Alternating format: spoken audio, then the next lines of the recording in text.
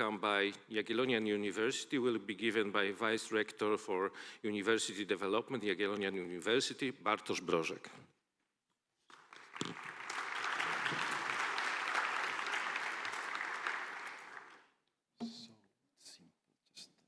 If you have slides. I have no slides. Okay. No, thank you. Well, hello everyone. Ladies and gentlemen, dear colleagues.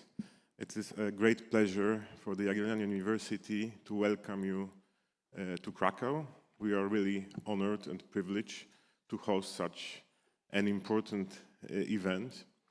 I would like to apologize on behalf of the rector of the Jagiellonian University, Piotr Jedynak, who unfortunately couldn't be here, but he sends his regards.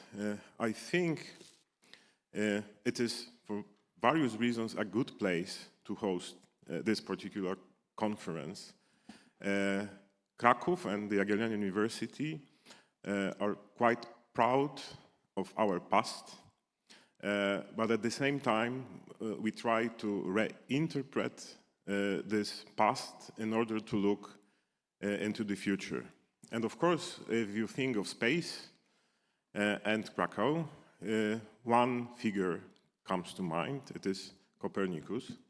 Everybody knows that Copernicus did the impossible in a way because he made the Earth go around the sun. I have a bad news for you. This is not true. This is not what Copernicus really did. Because as we know, the question of whether the Earth comes around the sun or vice versa depends on your reference framework. Copernicus, I believe, did something completely different. His was an exercise in imagination. So what he did back then was that he asked us to imagine that we inhabit a different world than we thought we did. And this exercise in imagination proved extremely successful because it opened the way to new inquiries, to new developments, and to a better understanding of the world, the universe we live in. And I think what has been happening in the last decade or more in the space industry may also be described as a kind of exercise in imagination. Of course, there have been many great scientific and technological developments, but if you think of it from a more general perspective, what is needed for all those current and future developments is imagination. Albert Einstein is credited with saying that logic can take you from A to B, imagination can take you everywhere. This is an apocryph. He never said that. But indeed, in an interview given to an American newspaper somewhere in the 1920s, he said that about the method of science and the method of scientific discovery, that it is not based on logic, but it is based on imagination, and according to him, imagination is something which encircles the world. And it is in this Einsteinian spirit that I wish you a very successful conference, great discussions, and a very bright future. Thank you.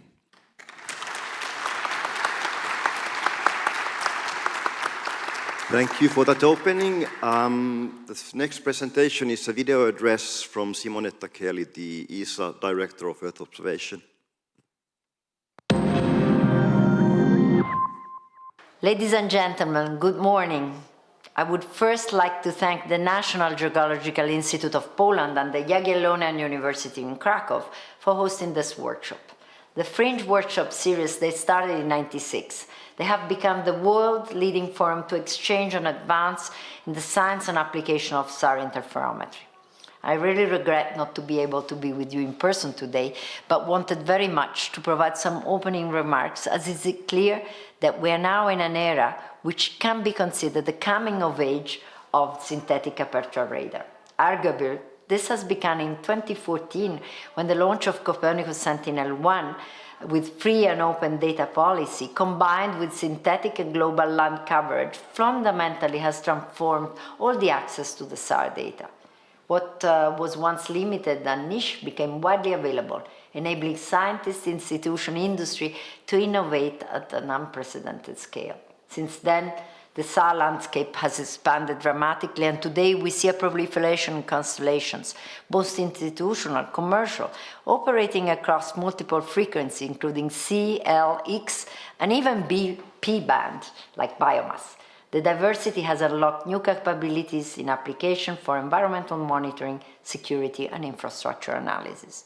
At the heart of this evolution lies SAR interferometry. The focus of this workshop, interferometry, allows us to fully exploit SAR potential, enabling precise measurements of ground deformation, ice motion, forest structure, and more. It's no exaggeration to say that INSAR is essentially transforming SAR data into actionable insight. The European Space Agency has been and continues to be a central driver in this evolution. Sentinel-1 mission is a backbone for SAR operation. Sentinel-1B was lost in 2022 due to an anomaly, but we have been since launching Sentinel-1C in 24, Sentinel-1D in 25, that now has been ending its commissioning, is providing data, including EIS for maritime surveillance. We carefully manage the transition and also the overlap between the missions, and we also carefully look at using the reminiscence data from the ERS-1 and 2 era, and we also look at continuity of enhanced data with Sentinel-1 Next Generation. We are pushing technological frontier with new mission, the biomass mission launched in 25, with the first ever spaceborne P-band radar ever launched, and looking ahead, the Harmony mission that will complement Sentinel-1 with novel system on board, Roselle with L-band SAR data, and also triggering next revolution of INSAR application. And further ahead, we have the Sentinel-1 Next Generation with even higher resolution. And it's important to remember that ESA leadership in INSAR dates back decades. With the launch of ERS-1 in 91, followed by ERS-2, we have had always SAR interferometry on Sardinia, the Bonn experiment, the ERS tandem mission, and all of those have laid the scientific foundation that have always been discussed in this forum, the Fringe Forum. This 13th edition continues that legacy, and finally, this important conference is in Krakow, fitting to the remarkable growth of the Polish space sector.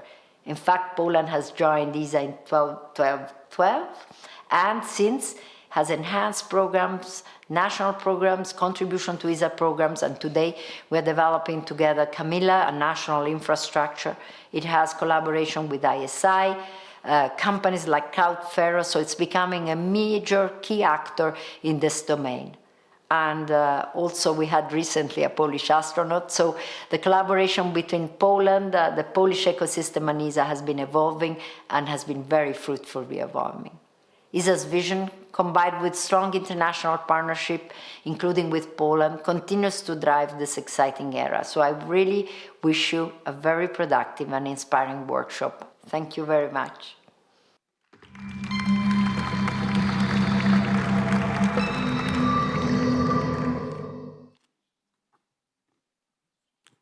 So the next presentation is also video.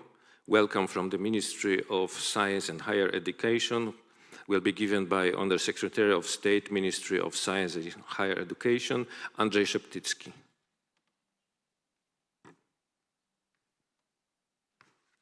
Dear ladies and gentlemen, dear colleagues, dear friends, welcome to Krakow and welcome to International Workshop on Advances in Science and Applications of SAR Interferometry, ESA Fringe 2026. It is a pleasure to see here such a diverse and outstanding community, scientists, researchers, students, representatives of space agencies, and the space industry, all brought together by a shared interest in SAR interferometry and its rapidly expanding applications. Over the next 5 days, this workshop will be a space for intensive exchange of ideas, experience, and cutting-edge knowledge. SAR interferometry is one of the most powerful tools in Earth observation today, and its applications continue to grow, from environmental monitoring to infrastructure assessment and risk management. We are especially proud to host this event in Poland at the Jagiellonian University, one of Europe's oldest and most distinguished academic institutions. It is a fitting place for discussions that combine scientific excellence with real-world impact. At the Ministry of Science and Higher Education, we place strong emphasis on the development of space technologies, particularly in the field of Earth observation. This is not just a matter of scientific ambition, but also of strategic importance.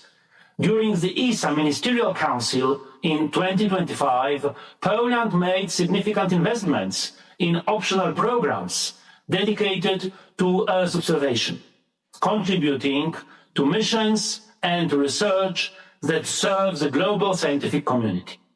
I am confident that ESA Fringe 2026 will not only advance knowledge, but also strengthen collaboration across disciplines, sectors, and countries.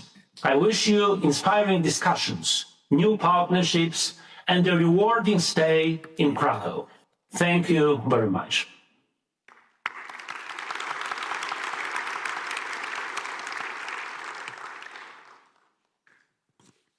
The next video presentation will be given by Stanisław Mikulski, Deputy Director for Science and Scientific Support of the Polish Geological Survey.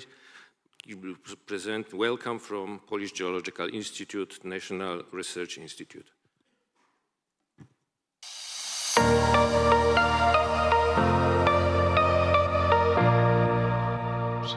Good morning, dear guests, distinguished participants of the European Space Agency Fringe 2026 International Workshop. It's my great pleasure to welcome you to Poland and to Kraków, a city of rich scientific heritage and long-standing academic tradition, home of the Carpathian branch of the Polish Geological Institute, National Research Institute, and Geohazard Center.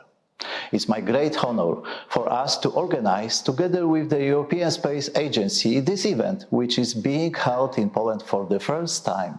For more than 100 years, the Polish Geological Institute, National Research Institute, while fulfilling the responsibility of the National Geological Survey, has supported scientific advancement and provided knowledge essential for ensuring raw material security and supporting countries' energy transition.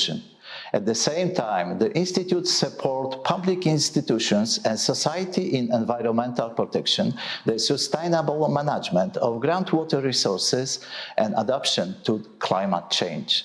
Equally important to us are development of digital geological data resources, information security, and the dissemination of geological knowledge.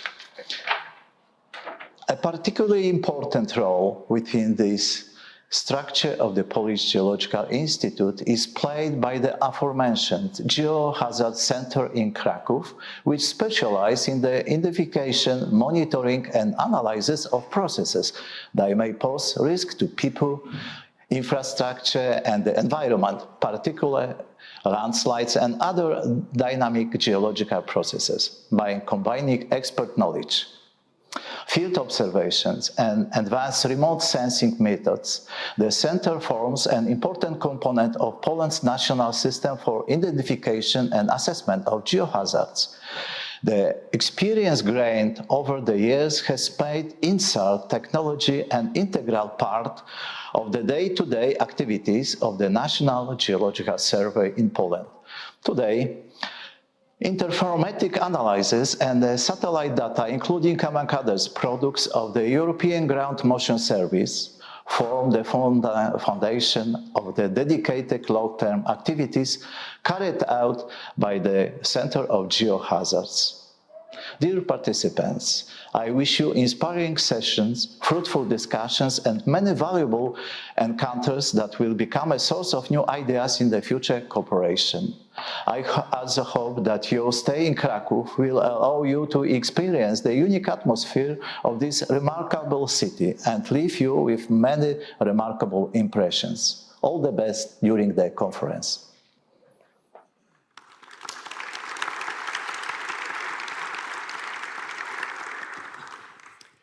I'd like to invite the next presenter, Marcin Mazur, the Vice President of the Polish Space Agency.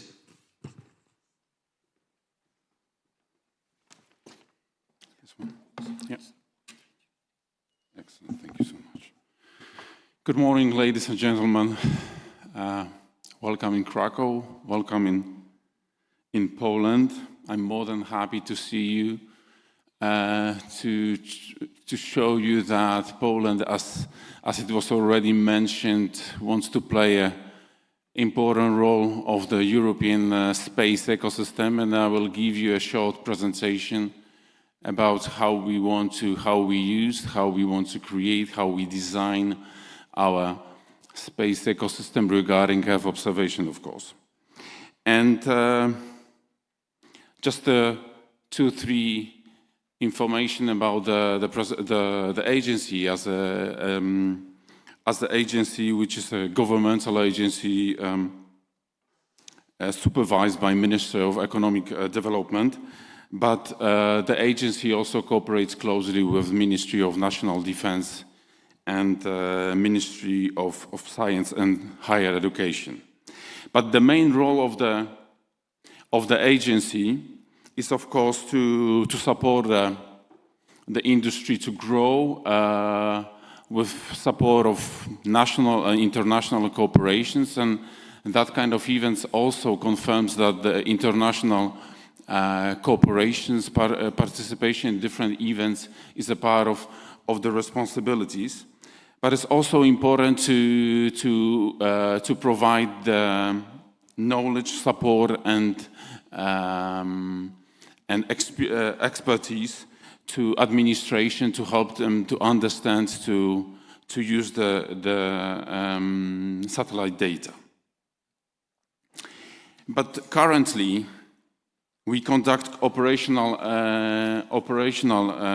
activities in 4 main different areas. One is connected to global navigation satellite systems and the interferences which we conduct activities in northeastern part of Poland on the daily basis. The activities which are connected to space situational awareness, in practice the space safety issues. The role of operational national registration of space objects, which is connected to the mandate which we received with our recent regulations. And finally, the national satellite data operator and the platform which we conduct, National Satellite Information System. And that's the system which I will concentrate on and which is connected actually to the topic of this event. So the platform, the system, is to collect, storage, disseminate, and to provide the service to the different users. You can use the QR code which will navigate you directly to the English version of the system. But the role of the platform is, of course, to promote the knowledge and information from the satellite data, but also, or which is the most important, to provide product data and services to the final users. But the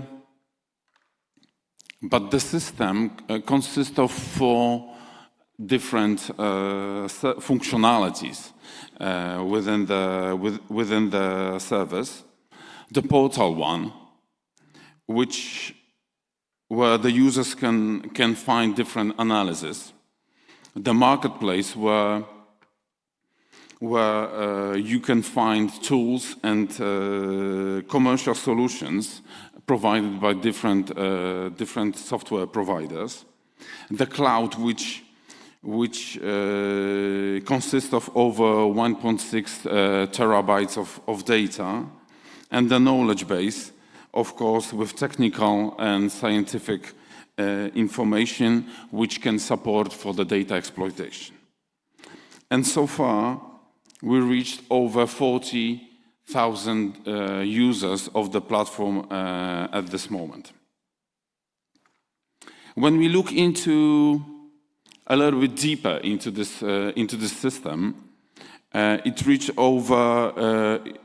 almost 20 different products which are stored on the platform. Half of them are electro-optical, and the second half are synthetic aperture radar services for different providers, for different customers.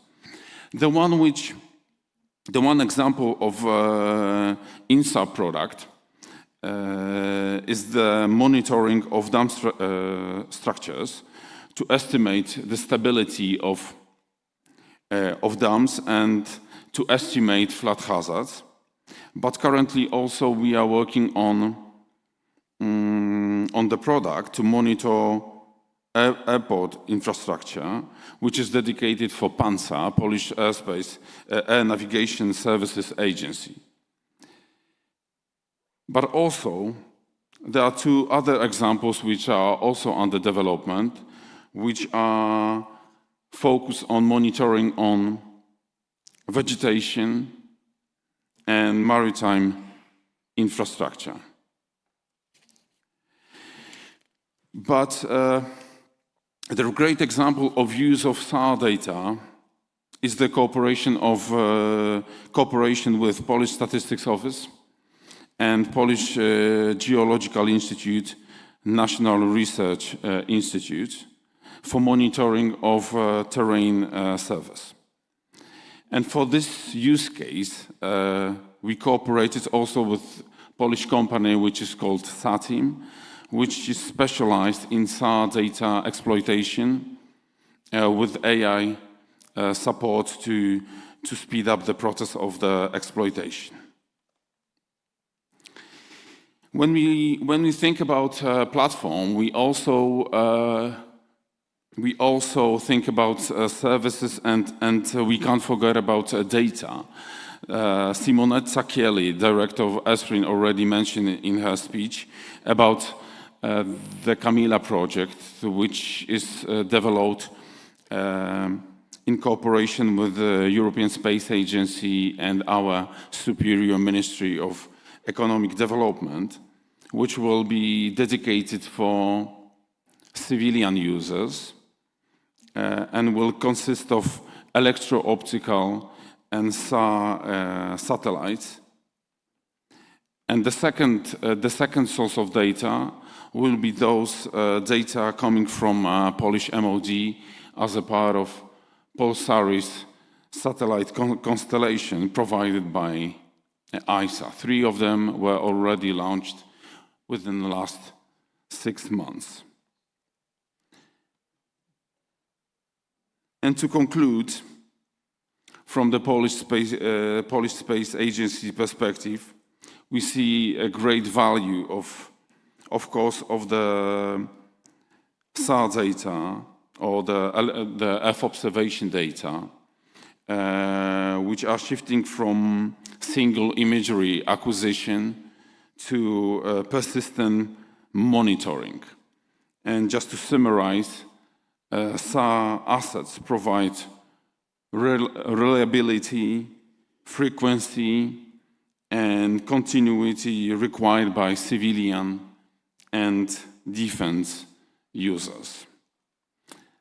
That's it from my side, and I wish you effective and fruitful discussion at the event. Thank you so much.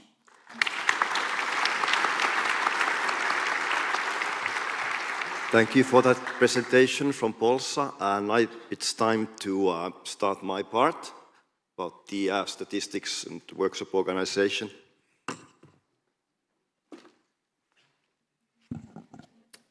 Okay, so as Simonetta was mentioning, this was the 13th or 14th INSA workshop that ISA has organized, and I've been around for a while, so I have to say that I'm quite shocked that I've already been involved in organizing 10 of these events in the name of under the name of Fringe. I'd like to, I'm not sure this is working. I would like to thank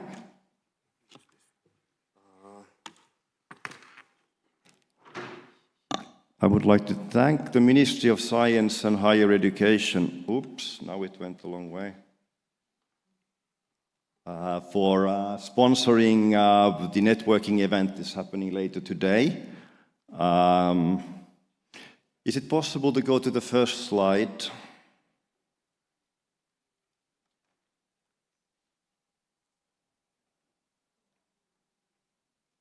Yeah, so now I'll try it one at a time. So yeah, I wanted to thank the Polish Ministry of Science and Higher Education for sponsoring the networking event later this evening, and then also the kind INSA industry sponsors who have their stands at the poster session space. Then yeah, these are the 10 Fringe workshops that have been done under the name of Fringe, and we institutionally have to figure out whether this is the 13th or 14th INSA event that ISA has organized. So we've been in this business from the beginning almost. For the statistics for this workshop, so we had a very nice selection of submissions from 50 countries, European, the Americas, Asian, so it's a very, very nice mix.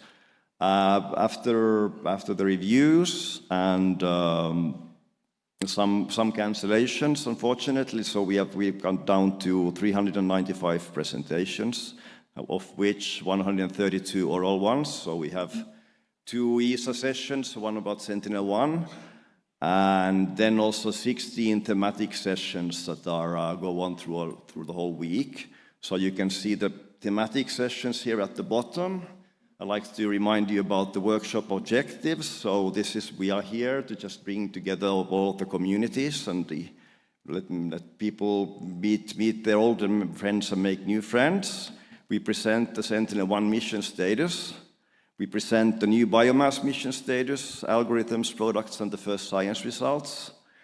We look at what's happened to the recommendations coming from the previous Fringe workshop in 2023 in Leeds. And then we gather recommendations from you for ESA to start science and R&D activities for the future missions that are in the pipeline. So Sentinel-1 next generation, biomass, well, biomass is flying, but we do more R&D with it, and the Rose Cell and Harmony. And now that I had the podium, I'll also inserted a slide about SNAP. So this is our official toolbox for SAR and INSA processing. So this is what happened since 2023, the last Fringe workshop. So we, of course, fully support Sentinel-1. We've improved how we handle ocean and wind and wave products from Sentinel-1. We have full ETHAD support now in the INSA processing chains, including seamless download of the ETHAD face screen files from the servers. We've added biomass and ISA level 1 support, ALOS 4, Cosmos SkyMesh second generation, ISA improvements.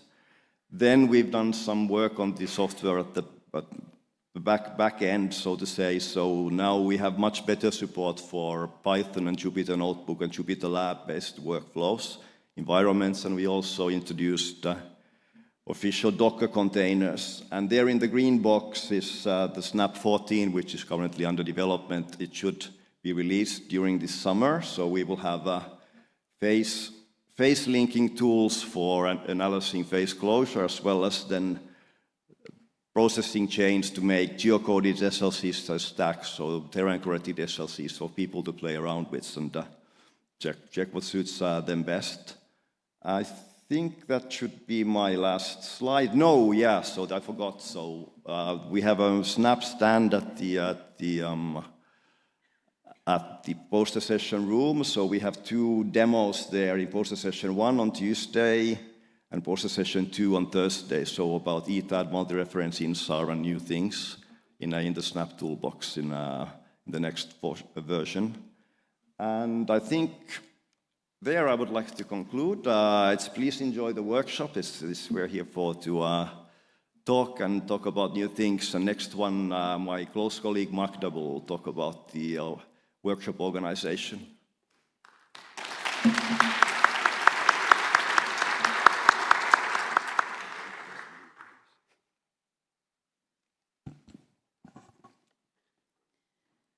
Ladies and gentlemen, welcome to Poland, which is also my country. So I'm very pleased that we could organize Fringe in Poland this time.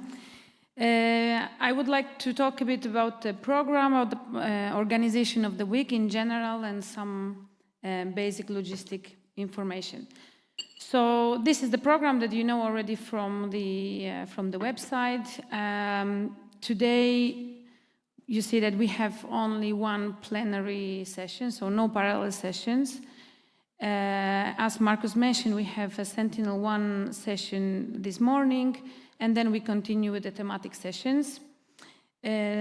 Tomorrow, actually, okay, the first one will be not parallel, it will be also plenary session, but only in half of this room. So this room will be divided into 2 rooms this evening.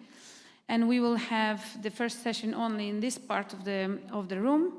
And then later on, we will split into 2 parallel sessions. So Aula Duza 1 and Aula Duza 2, so these 2 rooms. Then on Wednesday, we will continue with parallel sessions. This time will be 3 parallel sessions, one here, and one in another room that is the Aula Średnia. On Thursday, we will have 2 sessions, and on Friday, also the 2 parallel sessions. As Marcus mentioned, we have 2 poster sessions on Tuesday and Thursday from 4:30 to, I think, 6 or 7. I don't see it well. 7. So I will show you later on map, and you can see where this poster session will take place. For the poster presenters, so the one on Tuesday is poster session 01, and the Thursday one is poster session 02.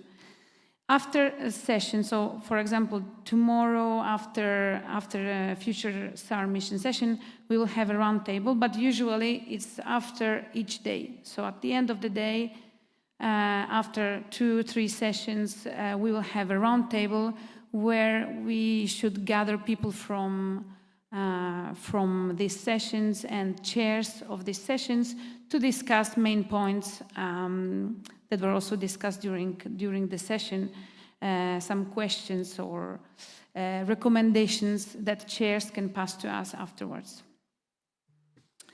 And then on Friday, it is quite important session. I know that people very often skip Friday, but I would really highly encourage you to come. This is a session, summarization session, where basically we are getting inputs from all the chairs, from all the sessions over the week, and we are discussing the outcomes of the workshop. We are gathering your recommendations and trying to also get your recommendations for future studies, for future missions, and so on. So you are highly encouraged to take part in this session, and if you cannot and you have some important remarks, please make sure to pass them to the chairs of the sessions in which you are presenting or in which you are participating. Then today we have a welcome cocktail as the networking event, as mentioned by Marcus earlier, kindly sponsored by the ministry. So you are all welcome to this. networking event. Here is the map, so you know where's the entrance, I guess, because you are here. So we have the entrance, we have the registration area that you already passed by, I guess. We are here in Aula Duza. There is a catering downstairs, also on the other floors. I will show you later. There's a cloakroom. If you want to leave some luggages or stuff, you can also go there. This is the third room for the third parallel session, so Aula Średnia. So this is on this floor. Then here it's important for all the speakers, so the speaker-ready area, where you can upload your presentations. Then upstairs, it's on the second floor, because actually the first floor is the one of the gallery of this room. So, no, so, yeah, in the second floor, okay? This is the second floor. We have the poster session rooms. So one is Aula Seminarina, and then the exhibition area. Here we have also catering tables, and here you can find also the exhibition booths. Close to the Aula Seminarina, you have Aula Conferencina, which is a working area. There are some tables, there are some spaces for you to work, sit and relax. So you can also go there during the day. Okay, I think there is also catering in the corridor, so you will find it, I'm sure. The welcome cocktail, the networking event today will take place on the second floor. Okay, so coffee breaks is also downstairs, but the networking event will be only upstairs. So these are the sponsors that you will find, the booths that you will find in the exhibition area. So you are also invited to check today and also during the week. Now, a couple of remarks for the authors. So in general, you have 20-minute slot for a presentation, but we recommend you to have a 15-minute presentation to leave some time for questions. The presentations should be uploaded to the dedicated laptops that are in the speaker-ready area. There are some our technical staff volunteers that will help you to load your presentations into correct folders. So try to do it as early as possible, not later than 15 minutes prior to the session. So we have time still to upload everything to the rooms. So as you see, I don't have a laptop here. The presentation is launched by our technicians, and you will have only the slide changer and the laser. So yes, I think this is mainly the instructions for the authors. For the oral presentations, for posters, okay, again, the two poster sessions, Tuesday, Thursday. You can start for the first session, you can already start mounting your posters today. But you will be requested to remove your poster by lunchtime on Wednesday, when the poster session 2 participants and authors can start mounting their posters. And then at the end of the conference, of course, please remove your posters, otherwise we will need to throw them away. So please make sure to take if you need it. The poster boards are numbered. There is when you enter to the exhibition area, to the poster area, there is one poster with the table with all the numbers, and you can find the list of the posters. It's in the alphabetic order, so you can find easily your name and the poster number, and then you can mount it on the correct poster board. The materials for mounting posters are there, so you don't need to provide anything. Last thing, you will also get this information via email for the chairs. Each session is chaired by 2 co-chairs, so of course the chairs will briefly introduce the speakers and ensure that the session runs smoothly. And then, of course, one of the tasks of the chairs is to capture main messages, recommendations, and ideas. So if you have anything, as I said before, please be sure to pass your information and remarks to the chairs. And then, if you, as a chair, cannot participate in the Friday session summaries, please send us your presentation and find someone, a colleague or co-chair, who can present for you. And I will say the same what Marcus said, enjoy the workshop. I think we are a bit in advance, but I think we can go on the coffee break unless someone has other remarks. Okay, in 5 minutes we can go to the coffee break. So thank you and enjoy. Thank you, Sandra. So the next session is at 11:10, so we have a very generous coffee break, and there's also something small to eat outside. So we start at 11:10 sharp with the first presentation. Thank you.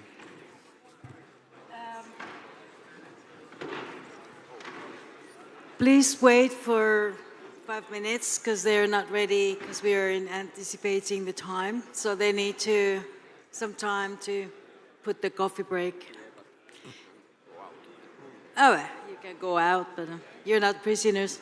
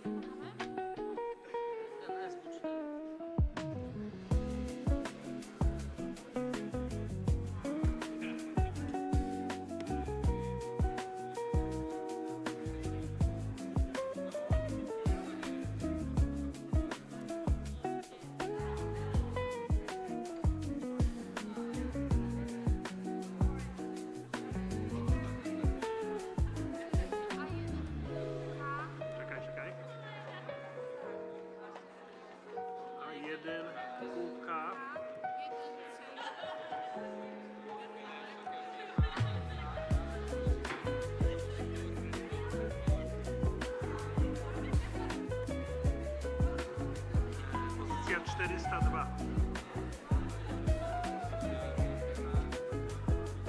Kocik, tak?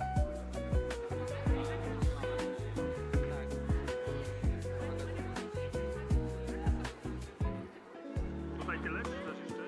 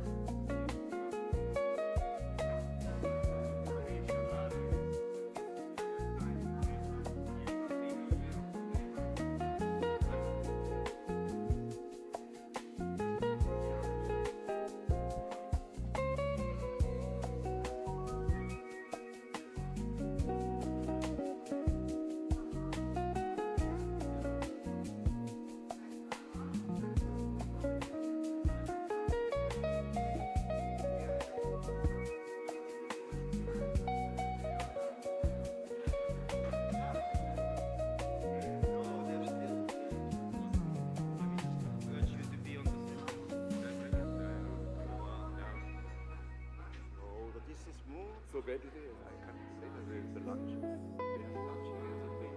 No, it's university campus. Oh, this is very recent. So you have to go. Oh, yeah. Any recommendation? I don't have any, but I mean, I just know that yesterday I was somewhere that can't eat a soup. It was all like fast food. Oh, yeah. Burgers, crackle sausage. So yeah, just Magdalena, which is or OCB, my was local organ. Oh, okay, yeah.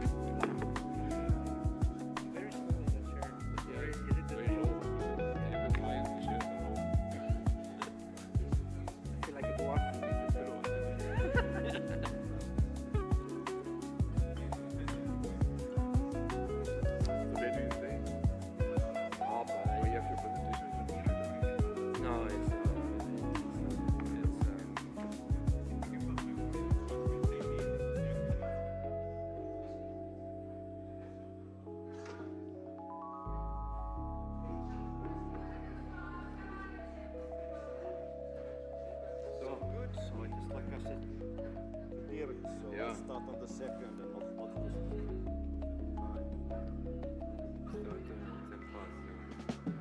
So these are working, but I mean, don't put many things in the buffer. They control all the presentation. Oh, yeah. But the one is for clicking the slide. Yeah, so, but I mean, they pull it out. Yeah, yeah.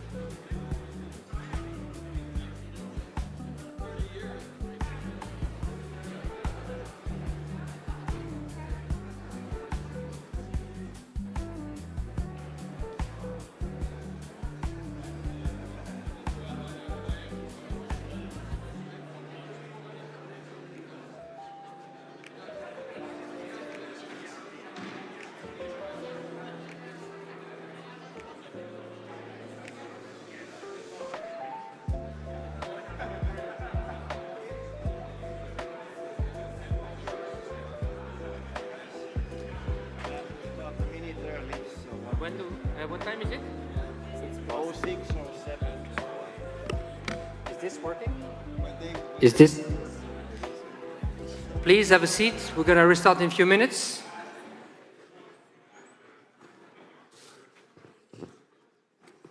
Marcus, is there still a lot of people in the coffee there? Sorry? Is there still a lot of people in the coffee? Not a huge amount, but I will go and make sound. But let's start in time, or even if 1 minute. Yes, okay, yeah, the clock. I introduce the session, you introduce me, and then we do ping pong basically.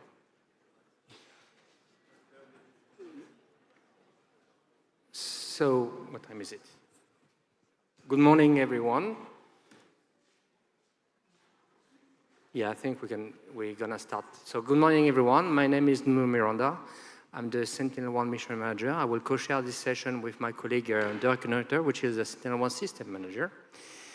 This first session is about Sentinel-1. We'll give you a brief overview of where we stand with what we call now the first generation of Sentinel-1.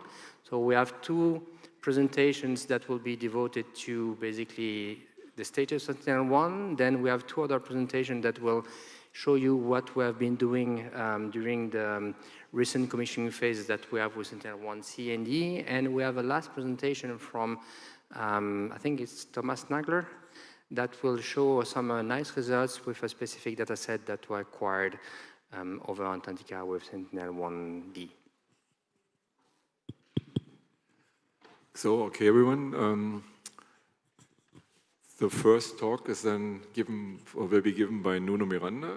So Nuno is the ESA Sentinel-1 mission manager, and he will give a talk about the Sentinel-1 mission status. Is it working? Yes. Good. So we can start. We are on time? Yeah. We are a bit ahead of schedule. So thank you very much. So thank you, Dirk, for the introduction. So I need to look here. So, and I apologize for those that were at USAR last week, because you will see some of, you have seen already most of the presentation that I will give today. So my name is the first name, but there is actually a lot of people behind this presentation, because there is a lot of contribution from Sentinel-1. Sentinel-1 is a dinosaur. It's 12 years in space, so I think that most of you are using Sentinel-1 and know most of it. So it's a constellation of two satellites. We start the mission with the A and B units. Now we are flying with the C and D units. Each satellite has 12 days a repeat cycle, 6 days if we consider the constellations. The main payload for Sentinel-1 is a C-band SAR with dual pole capacity, very stringent radiometric accuracy requirements, INSAR capacity, very fairly good no-decay sigma 0. And we have a new payload that is flying since Sentinel-1 C and D, which is an AES payload. In terms of imaging modes, I think that you all know that by now. We have 4 exclusive modes. Strip map, which is a legacy mode that we just use over small islands or volcanic islands. The main mode for interferometry is the IW mode. Extra wide swath is mostly used for the sea ice monitoring, and there is another mode that we won't see here in this presentation, that is the wave mode. The primary users is the Copernicus services.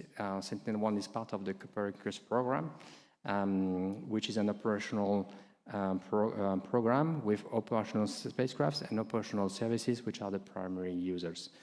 Secondary users are, of course, the national needs, and then the scientific community, which is all of you here. And I can think I move for, one of the important things of the mission is that it's all the data that we are collecting for Sentinel-1, but not only for Sentinel-1, for the others, that the data is full, free, and open. So this is the timeline of the first generations. So we had a lot of progress with respect to the last Fringe. For those of you, and I know that you are numerous that are following the life of Sentinel-1, you know that the mission had a complex life, starting from the premature loss of Sentinel-1B back in December 2021, and with numerous, we'll see that later, issues with the Sentinel-1 propulsion system. Hopefully now, with the launch of Sentinel-1 C and D over the last year and a half, we finally recover our full capacity. We are now in a situation where we are flying the 3 satellites in parallel, still for a few weeks.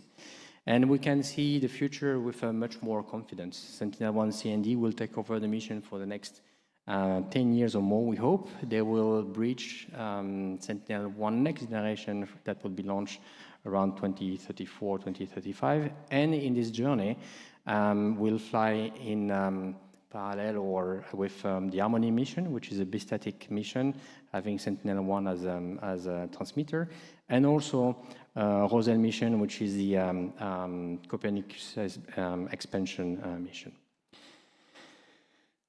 So we have been iterating over the last months and years with the member states and with the European Commission on the need to dispose Sentinel-1 spacecraft sooner or later, and this will happen soon. Yeah, what I mentioned to forget here is that here you see that if you look at the timeline, you see that so Sentinel-1 basically will be Sentinel-1A.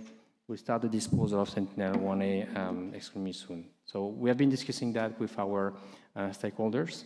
And the reason for that, the reason for the need of disposal is the fact that we need to comply with our clean space commitments. So this is a slide that I'm not used to show. Basically, clean space commitments are kind of driven by 2 aspects. The amount of hydrazine that you have on board, and we have plenty of hydrazine. We can operate still up into Sentinel-1 for 90 years. And which is the case of Sentinel-1, the overall health of the systems. And this is a diagram, a schematic diagram of the propulsion system of Sentinel-1A. You can see that basically we have lost the main branch or the primary branch of the Sentinel-1A propulsion system back in 2022, I think, with a failure that we believe is located close to the RCT-3A. So we are operating with the secondary branches now. And this secondary branch has shown several degradation in the propulsion systems as well. So overall, we believe that the wise decision, because we want to protect this orbit, in this orbit we'll have Roselle, Harmony, and next-gen flying, we believe it's the right moment to dispose Sentinel-1A. Because of this degradation of the propulsion system, we have decided a year and a half ago to relax our orbit control. Our colleagues from the ground, from the flight dynamics, are controlling the orbital tube. Actually, they are not controlling the orbital tube, they are controlling the ground track deviation in 2 different positions at the equator. So you can see here in violet the evolution at the equator. So at equator we correct the eccentricity, and at pole we correct for the inclinations. So basically, as a result of this degradation of the propulsion system, basically we decided to stop doing the inclination control, which results in a kind of fluctuating or oscillating pattern of the ground track that immediately turns out in increase in the baseline for you guys doing INSAR. We have done that pretty in a smart way, because you can see also that for those that are doing short in time interferometry, the baseline is still very small. We are talking about 200 meters away. But for those that are doing interferograms with a long time span, you can have a variation of the baseline around maximum 600 meters at the maximum latitude. So basically, this is the maximum baseline that we can have done. So in blue, it's our prediction, and in red is what we're actually doing. And you can see that our what we're actually achieving is very well following our prediction, and very soon in time we'll stop operating the spacecraft. Overall, we have discussed this with you some time ago, and we believe that this has no impact in any of applications relying on INSAR. Where is my Sentinel-1C data? This is a question that I had to answer last week to my colleague Riccardo Lanari. We are now in last steps of what we call the Sentinel-1 take-up duty. Since the beginning of the Sentinel-1D commissioning phase, we are operating in an orbit configuration that you see here, with Sentinel-1C that is phased 6 days with Sentinel-1A, and Sentinel-1D, which is 1 day apart, Sentinel-1C. We have the intention to recover the 6 days phasing between C and D, and the way we're going to do that is basically to hop Sentinel-1C, and we are actually doing that now. So because of this, basically Sentinel-1C is available since the 9th of June. It will arrive at the right position on the 24th of June. So, and then a few days after, on the 29th of June, we'll definitely stop operating Sentinel-1A, and the mission will continue with Sentinel-1C and D overall. So one important aspect of this strategy is that at any moment in time, you'll have 2 satellites providing you data. So this is so we have now 3 satellites in operations, basically providing an unprecedented capacity in space. Sentinel-1A is operating with its nominal scenario, 6 days with Sentinel-1C, which has a kind of complementary observation scenario with Sentinel-1C. And Sentinel-1D, since mid-April, is mimicking the observation scenario of Sentinel-1C in order to collect an interesting one-day tandem dataset. This is the observation scenario of the 2 satellites. So this is what we have been achieving 2 weeks ago with Sentinel-1A and C, and that will be what we're achieving with Sentinel-1C and D starting July this year.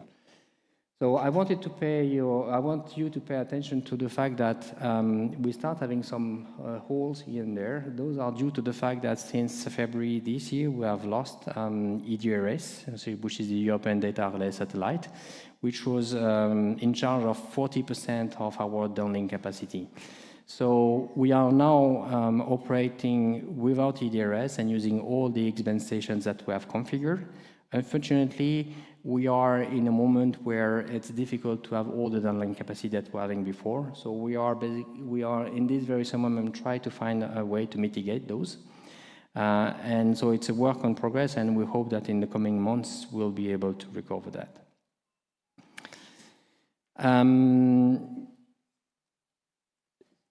Land ice is a primary requirement for the mission. During Sentinel-1C commissioning phase, we have acquired a limited data set at a one-day tandem between Sentinel-1C and Sentinel-1A and C over Antarctica.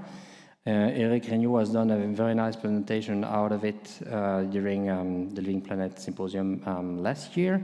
So we decided to continue this experiment with Sentinel-1D, but with a much more ambitious and systematic collection or observation scenario over Antarctica. So you can see that basically this is observation scenario, Sentinel-1C and D that we put forward since I think February or June this year up to January or February this year to June this year.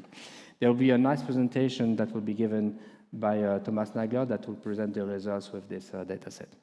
Of course, we are doing the same with Greenland, but only starting from mid-April. This data is also available to you in our nominal app. So this is the observation scenario that we are putting forward with Sentinel-1A, Sentinel-1 with 1 satellite. This was the situation when we were just flying with Sentinel-1A alone. And you can see that with 1 satellite, we are losing our capacity to do global coverage. And this is the situation now since we have Sentinel-1C and D flying. And this will be what we replicate for the next 10 years also. So this is something extremely good because we repeat this pattern every basically 12 days.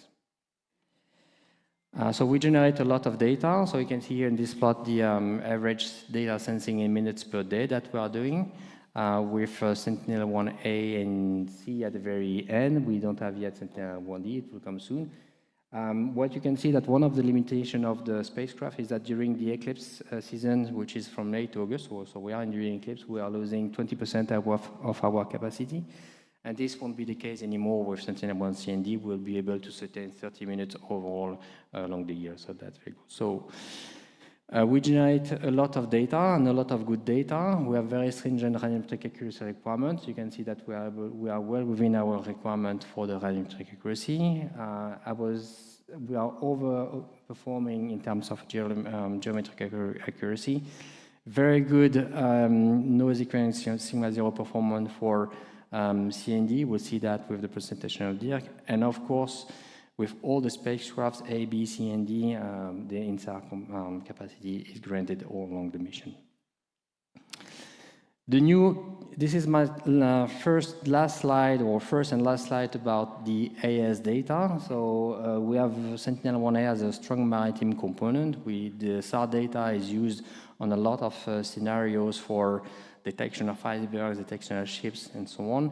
And thanks to this AS payload, we believe that the maritime component of Sentinel-1 will be further reinforced for the detection of dark vessels or tactical navigation over sea ice. This data is not directly accessible to you. Your user needs to be vetted because there is some sensitivity that goes with this data. So if you are interested in accessing it, you can come to me and I'll explain you the way to access this data.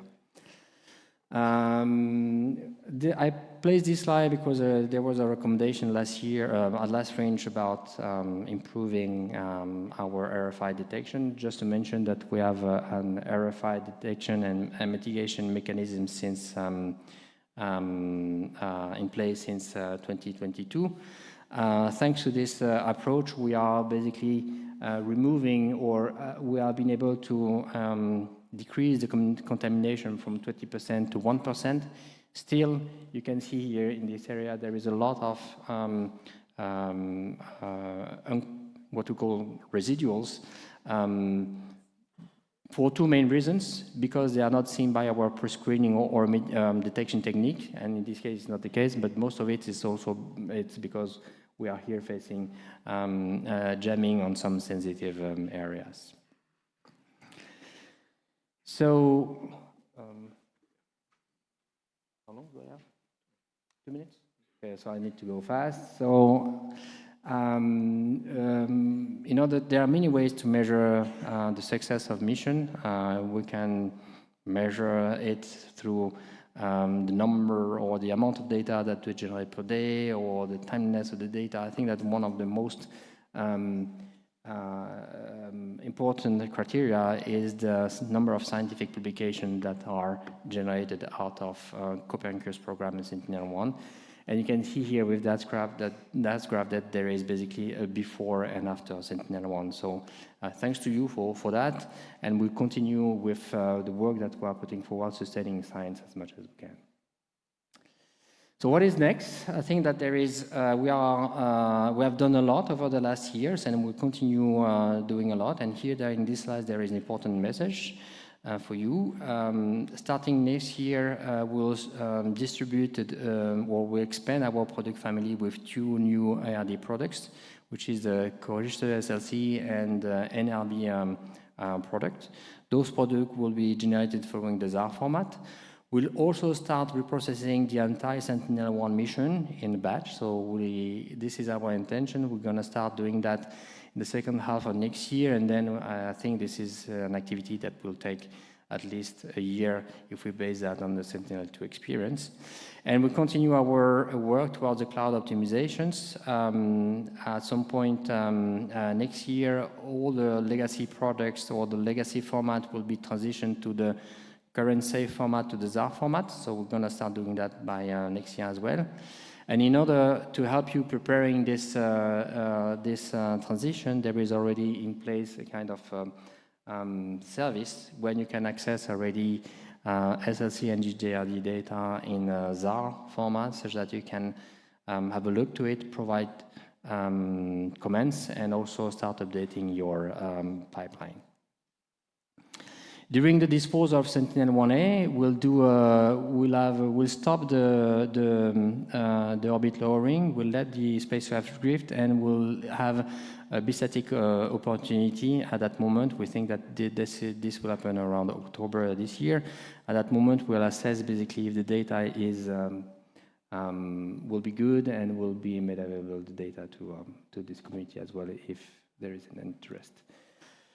Last slides, I have 2 slides about ERS and LSAT missions. So we continue working a bit on ERS and ASAR. If for those of you that are interested, we have an ERS and ASAR on-the-fly processing service. If you want to access the data, the so-called PRI and LCC data, there is some collection over snow, over some volcano or some areas for which the data is already available, already processed. You can just download it in bulk. So if you are interested, you can access this data in these sites.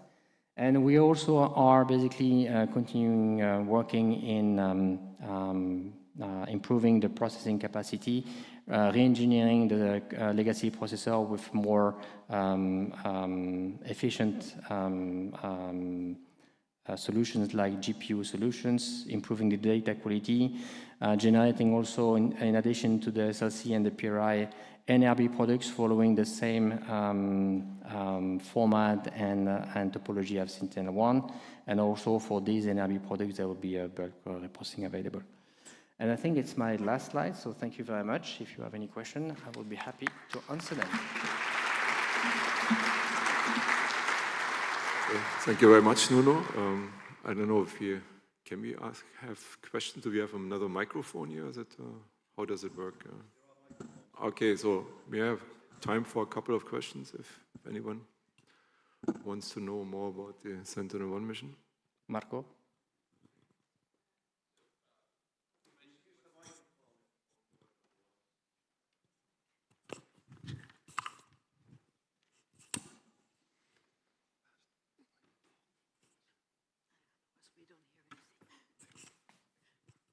Thanks, Nuno. So you mentioned what is next. You listed ARDs, and one of the ARDs is geocoded SLCs. I was wondering if Sentinel-1 is planning to produce geocoded SLCs. We are working on it as well. The two that I mentioned are the ones that are most advanced, and we are planning to do. And at some point, when the GSLC will be ready enough, we'll also announce it. So that's in the plan. Also because we are doing that not only in the frame of Sentinel-1, but in the frame of Roselle. So we wanted to expand our product family, not only for Sentinel-1, but to have a similar product family for Sentinel-1 and Roselle at some point, yeah. Thanks. Okay, any other question? Yeah, here front. There in front. Second row. Come in. Good exercise. Thanks. When you say dispose a satellite, what does it mean? That it stays in orbit and become a space junk, or there is plans to bring it back to burn it or something like that? That's a very good question. Our intention with Sentinel-1A was to operate Sentinel-1A until we could bridge Sentinel-1C and D, because the worst that could happen with the mission is that we have a gap in the mission. So now, basically, as this is now done, we'll start doing the disposal of Sentinel-1, meaning that we will lower it in orbit. We'll place it in an area where I believe it's safe, and at this moment in time, we'll let it gradually re-enter in Earth. So you can see it at a space junk. We'll see at a very well controlled object that will re-enter naturally in the Earth. Yeah. Okay, last question. So I heard you briefly mentioning Sentinel-1E. So can you give us more E that you mentioned, the next missions after Sentinel-1D? Is there any further plans? Oh, so we don't call it Sentinel-1E. We call it Sentinel-1 Next Generation. So it has just started. I think that we can announce that the development phase has been just kicked off. We are in the process of revising or working with industry the system requirements. When those will be available, we will share them with you, of course. So it's a bit premature at this point in time to give you clear system requirements. But really, the intention is to have to have a launch of this by the mid of the 2030 decade, so 2035 more or less. Am I answering? There will be a talk given by Julia Kubanek, I think Tuesday, Wednesday, I believe. Sorry? Tuesday. So Tuesday, if you want to know about Sentinel-1E, you have to attend the talk of Julia. Okay, thank you very much, Nuno. And we move on to our next speaker, Muriel. No, it's not Muriel. Muriel is unfortunately not there. So now we're okay. So we'll have a presentation from our colleague from RSS that will make a status of where we are in terms of Sentinel-1 performance. Okay, so thank you. Good morning, everyone. I'm Chiara Passerini, and today I'll present the Sentinel-1 product performance on the behalf of the MPC, the consortium that is responsible for the end-to-end instrument and product performance for the SAR Sentinel-1 missions. Today we'll give highlights on the instrument performance monitoring, the level 1 quality and product evolution, the INSAR-related IPF changes since the last Fringe conference, and to conclude, the feedback on specific recommendations. So the MPC is responsible for the operation of the service, including calibration and validation, user support, quality monitoring, and also the maintenance of the level 2 part of the IPF, the SAR processor, that in this presentation will not be mentioned because of minor interest for the INSAR community. So as regards the constellation, and as explained in the previous presentation, we are currently in a transitional phase, started the 9th of June, in which the Sentinel-1C is being moved apart 180 degrees from the S1D. And in these 2 weeks, we will not expect acquisitions. So by the end of June, the S1A will be effectively decommissioned, and the S1C will be 6 days behind the S1D. These are the relative orbit number formulas, and for the S1C, you could use the newest from the 24th of June. Moving on to the instrument performance, we are currently monitoring different parameters that are of interest for reliable data. And starting with the Doppler monitoring, here we have the plots for S1A and S1C. And the S1A Doppler pointing has shown jumps of around 30 Hz since the start of the mission, and they increased to 50 Hz till the 2024. Then in that year, it was implemented a Star Tracker realignment in the summer, and so the jumps were reduced and the values remained stable. However, at the beginning of the 2026, the frequency jumps of around 50 Hz has been observed again, but due to the lack of out-of-plane maneuvers, the realignment is not possible and feasible. On the other hand, the Doppler centroid is stable for S1C with only small jumps before, in correspondence of the changes of the Star Tracker configurations, but it is important to note that both for S1C and S1D, it was implemented that the last Star Tracker configuration that was in use before the shutdown is then reused at every instrument restart, and this is why in the plot you can see only 2 jumps due to the Star Tracker changes. And finally, you can see also in the S1C plot the annual trend, the annual seasonal trend that is a behavior linked to the eclipse season and observed for all the satellites. Okay, this is sorry. the plot for the Doppler monitoring for S1D, and since the beginning of the commissioning phase, a shift of around 100 of Hertz was observed, and then it was implemented a mechanical pointing correction on the 23rd of February. And then a slightly disalignment between HH and VV polarization was observed, and then corrected with the RDB5 file update on the 19th of March. And then we can confirm that during the nominal acquisition plan, the Doppler value remained stable. And the little jump you can see at the end of the IOC is actually due to the annual trend I mentioned before.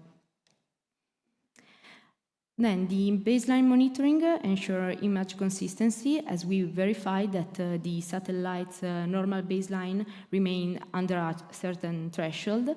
And for S1A, and as for all the other satellites, this requirement is currently met. However, from the 2024, the S1A normal baseline showed an increase, in particular during summer and at higher latitudes, due to the lack of out-of-plane maneuvers. On the other hand, due to an anomaly in the initial S1C reference orbit, the S1C ground track was shifted of about 460 meters in respect to the S1A ground track, and this issue was observed after the end of the IOC and by early users. Then a correction was applied by the flight dynamics on the 21st of May of the 2025, and now the baseline is nominal.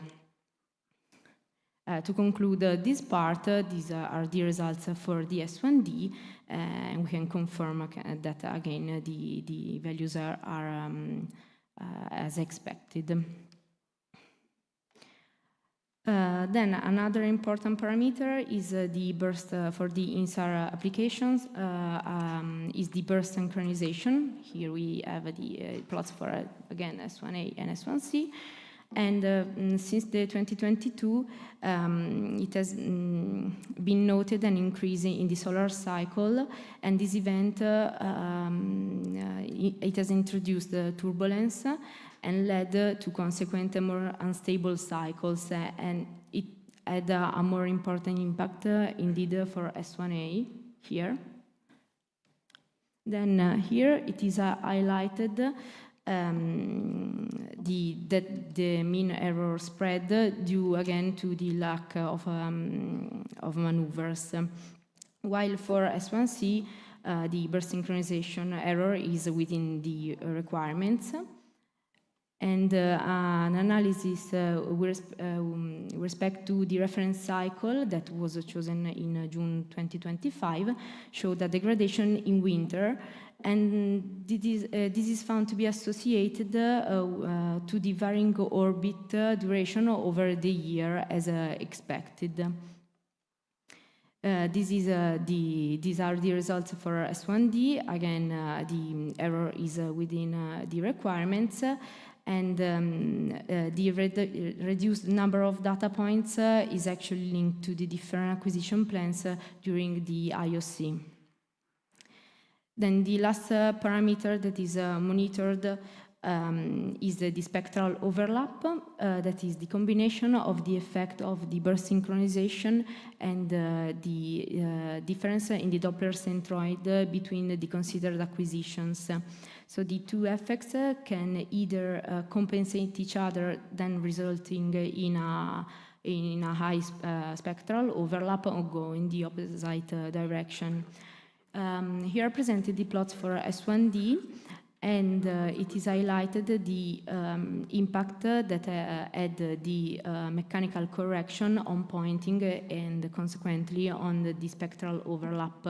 Also highlighted by the fact that the cycle that was chosen as a reference is one after the correction, and so we see in the last part of the plots an accuracy around 100%. And this same impact we can see it also with reference with the S1C reference cycle, even if less pronounced. And so to conclude the first part on the instrument performance, we included the plots for S1C, from which the impact of the seasonal trend is again evident. So in the top, we can see that the reference cycle is the one of June, and in winter we have a spread of the values, while in the plot which used the reference cycle as the previous one, the plot is more stable, as is expected. Then, moving on the level 1 quality, the MPC carried out the pre-screening using noise and or rank echoes and the mitigation of the RFIs. The latter may be not possible if the RFI occupies a big part of the spectrum, or if it passes the pre-screening phase. This can occur because, for example, for S1C and S1D, we are using only the noise pulses and then reducing the pre-screening statistics. But for further information, you can, on this topic, please refer to our quality disclaimers that have a detail on the activities ongoing relating to RFI. Another product that is made available by the MPC is the ETAD, Extended Timing Annotation dataset for S1 SAR data, which contain the atmospheric related geometric correction layers. They are available in the CDSC for S1C and S1D, and they enabled the geolocation error to be of the order of decimeters. The new correction introduced regard the tropospheric gradient and the ocean tidal loading layers, but the most important effect is that the timelines has been reduced from 21 days to 7 since the last fringe.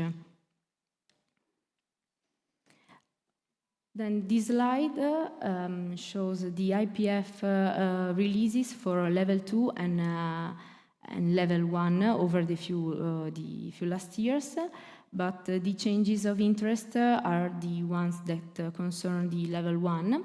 So the first is in the version 3.92, and in which we switched from using a geocentric model to a geodetic one, and that had only a small impact for the INSAR applications of around 1 degree, and as to not impact the timelines of the S1A, it has never been implemented for this specific satellite. And then the other two corrections were implemented in the version 4.0 and 4.02 on the delta K correction and the chirp parameters. The version of 4.0 was developed because it was noted that the split spectrum that is performed by the IPF introduced some artifacts due to a bug in the focusing kernel that is a very internal function, and for this reason it took some time to resolve this issue, and a slight correction was implemented in version 4.01. While in the version of 4.02 resolved an issue that was noted since the beginning of the S1C IOC, as the asymmetric range RRF was observed over the point targets, and it was due to a higher order phase term that was not compensated during the range compression. Then the parameters were modified in the auxins, and now the RRF asymmetry is no longer observed. However, currently a small phase residual is still observed for S1C that introduces small jumps between the subsWOT when the split spectrum technique is applied to cross-sensor data. So in this case, between S1C and S1A and S1C and S1D. As a MPC, we are also responsible for the quality disclaimers that are reports of the issue of level 1 products, such as products with RFI or in general with errors that affect the quality of the data. And the latest major quality issue was encountered between the 29th of May and the 1st of June impacted S1D. So due to a corruption of the SAR instrument internal clock, there was a shift of about 0.18 seconds following a SAR instrument reset. The major effects were a shift around 1,250 kilometers in azimuth direction, as can be seen in this slide. Here the islands are a little bit shifted, and the loss of burst synchronization, making an issue for the INSAR applications. Moreover, a shift in the Doppler centroid was noted, and now it has been resolved, but the cause is still under investigation. Okay, to conclude, this is an outline of the activities related to the 23 Fringe recommendations. And currently, the CPOD provides 4 S1 orbit types, of which the AUX MOE orb is the latest one. With it, we achieved an accuracy similar to the one of POE orb, so of around 5 centimeters. But with a latency of only 30 hours instead of 21 days. Finally, at the Fringe conference of the 2021, a request was made for the acknowledgement of the site with the corner reflectors and transponder and their networking, while in the last conference to define and provide the test areas together with the SAR and auxiliary datasets. And these requests have been summarized in the CircleNet ASIOS proposal that is aimed at fulfilling this proposal, indeed, such as provide the reference data and tools, CAL guidelines and standards, standardize CAL validation and facilitate collaboration between sensors, define requirements for natural and artificial targets. You can find out more of what I've presented on our website and here in the performance reports and quality disclaimers. Thank you for your attention. Thank you, Chiara. Any questions?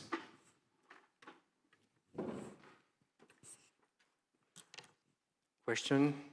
Yes.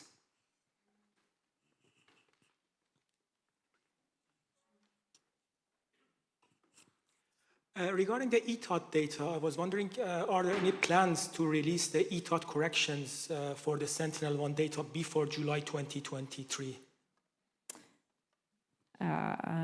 Yes. This is something that we'll plan to do as part of the reprocessing. So we're going to start the reprocessing of the mission next year, and this also includes the ETOT product. So at this point in time, we'll start from the beginning, and it'll be, yeah. Another question? Yes. Arash.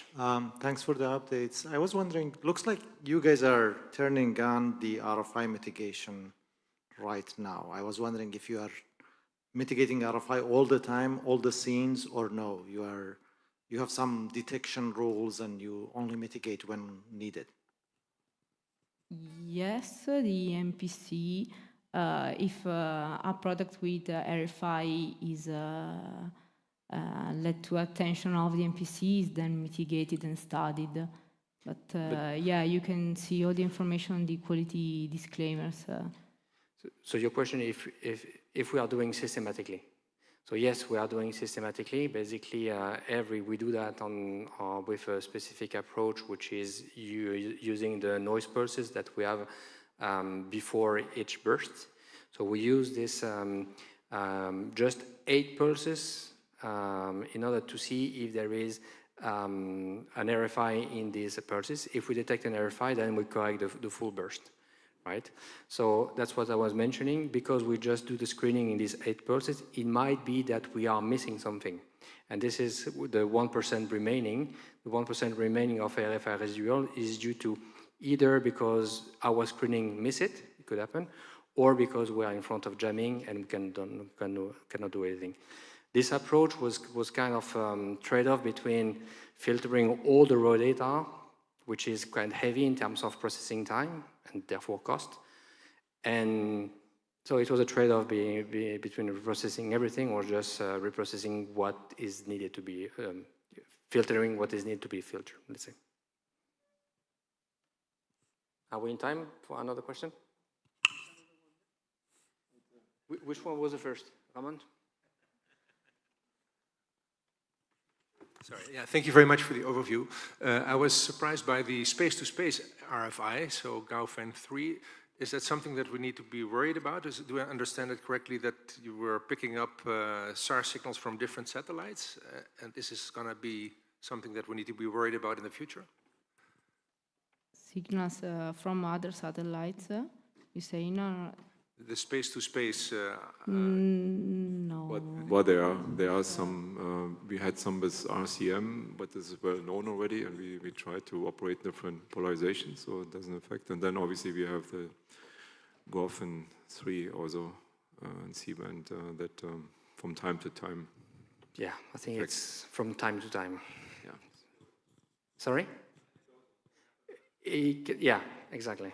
I think that if you want the exact statistics, the MPC can provide them, but it's not something that we consider as a major problem for now. One last question. I have another question regarding ETAT product. Have you maybe considered to provide ETAT already corrected data instead of ETAT correction as a separate data set? Yes, but then we will degrade the timeliness. So if you want to wait for 3 days before having a product, then we can do that. However, our Copernicus services, they are requesting to have the data for some of them in 3 hours or within a day. So it means that we cannot wait ETAT for processing. So that's the reason why ETAT comes when it comes, basically when the environmental information like the troposphere or the ionosphere is available. So that's why we decouple.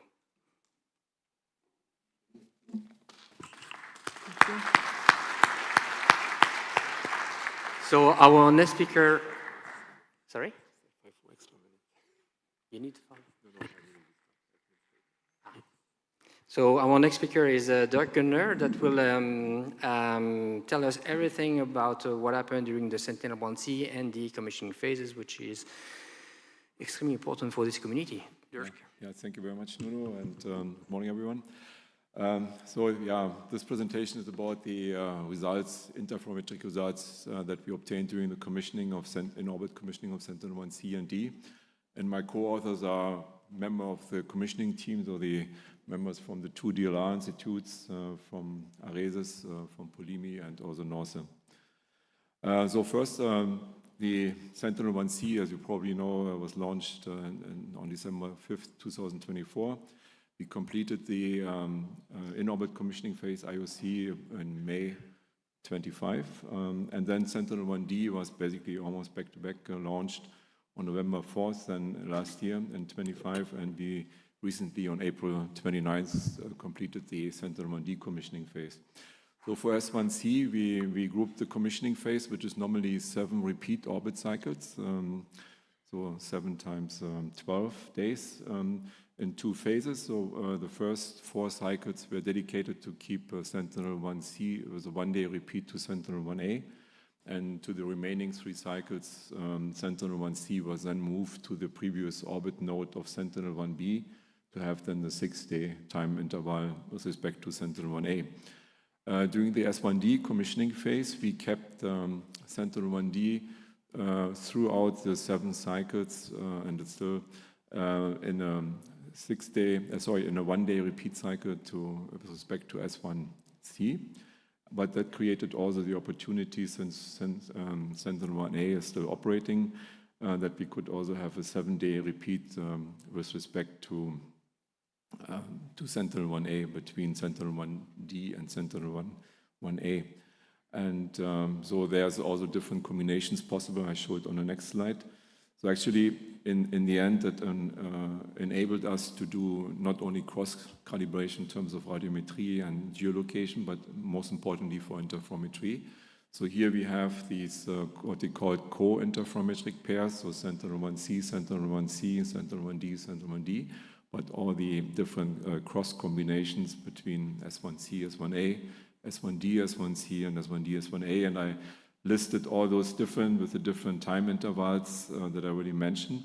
And we use then these commissioning activities to analyze end-to-end the INSA performance. So first of all, we looked at the SAR instrument phase stability over the repeat orbit cycles. Most importantly, checked the compatibility between all the 3 sensors in terms for the SAR instrument, in terms of burst synchronization. And also what is important, the pointing or stable platform. So basically, platform and SAR antenna pointing both together have an impact on the azimuth spectral alignment, so the common Doppler bandwidth, so the spectral shift that you see there. Then orbit control, basically in the orbital tube, is impacting the interferometric baseline.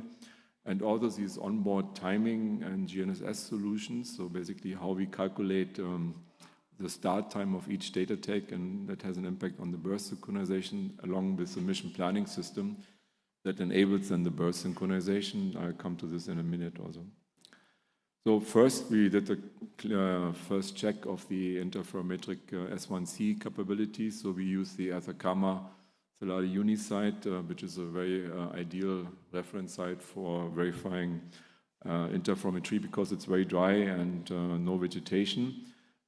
Provides basic stable backscatter and all the phase characteristics, so over the repeat pass interval.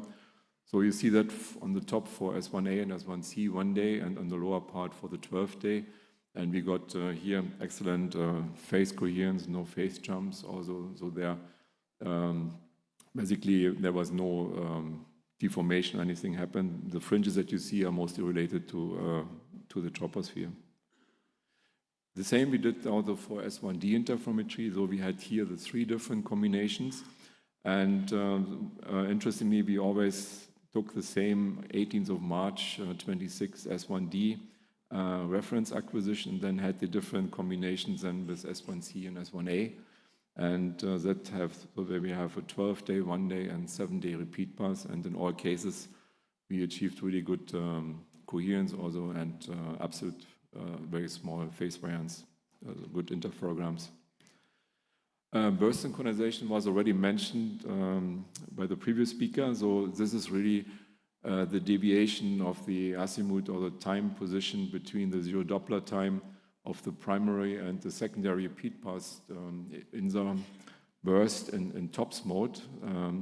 Having a burst missynchronization would cause a relative shift of the Doppler spectra, which is illustrated there on the top right, and that would basically cause a different, basically a misalignment and or loss in the Doppler common Doppler bandwidth. So on the top you can see the results that we achieved for S1D, S1D, S1D, S1C, and S1D, S1A, for S1D combinations, we had the burst synchronization very small, only a few milliseconds RMS, so that translates into potential loss in the Doppler bandwidth of about or even less than 1%. For S1C, we almost had similar results. The only thing for S1C, S1A, we had a slightly larger offset in the burst missynchronization, because here we had also the impact of the relaxed orbit control that was already mentioned before. The other point is the impact of the SAR pointing on the azimuth spectral alignment. On the top right, you see that impact when you have two bursts which are not correctly from the pointing view aligned. You have a shift in Doppler. Obviously, TOPS is more forgiving than any scanner because it scales with a TOPS factor alpha. So in the end, for Sentinel-1D, we had initially a Doppler centroid offset of about 90 to 100 Hertz. When you do S1D interferograms, as long as the Doppler remains stable, it doesn't matter. But when you do the combination then with S1C and S1A, you see in the middle and top right plot that there basically is a larger difference in Doppler centroid. In this case, the 90 or 100 Hertz scale then down to almost 20 Hertz to the tops. And for Sentinel-1D, we performed then in mid-February an attitude correction in yaw of 34 millidegree and then pitch of about 19 millidegree. And you can see on the top left for S1D in the beige part, this is where the attitude correction happened. And then obviously there was a big jump then, but then afterwards you can see all the different lines here. They align perfectly here. We get a small Doppler centroid difference. And on the lower part of Sentinel-1C, so we had for S1C, again, the difference is close to zero. But between S1C and S1A, we had a similar actually offset in Doppler centroid, about 20 Hertz for Sentinel-1A. And that would basically cause then also a loss in the azimuth spectral shift. And so the overall loss is relatively low. You can see here for S1D combinations, it's less than 1%. And only for S1C, S1A, we had initially, because of this larger burst missynchronization, a shift of 2.5%. So the total azimuth spectral alignment is a combination of the two effects. So, and that requires burst missynchronization and SAR mispointing. On the top part, you see the combinations again for Sentinel-1D and Sentinel-1C. Interesting is for the Sentinel-1C in the lower part combination, you can see really clearly that for Sentinel-1C and Sentinel-1A, the different colors basically show in green is the resulting total Doppler shift. And that just means that burst missynchronization and pointing can basically cancel each other out. And that even if you have a larger pointing offset or larger missynchronization, by chance, it can basically be in opposite directions. So this is our basically secret design parameter that we are using to achieve good interferometric results. We also showed what was interesting, extra white spots INSA capability for both Sentinel-1C and Sentinel-1D co-interferograms. This is important because we have interferometric white spots. We only get the SLC data so far during the commissioning phase. So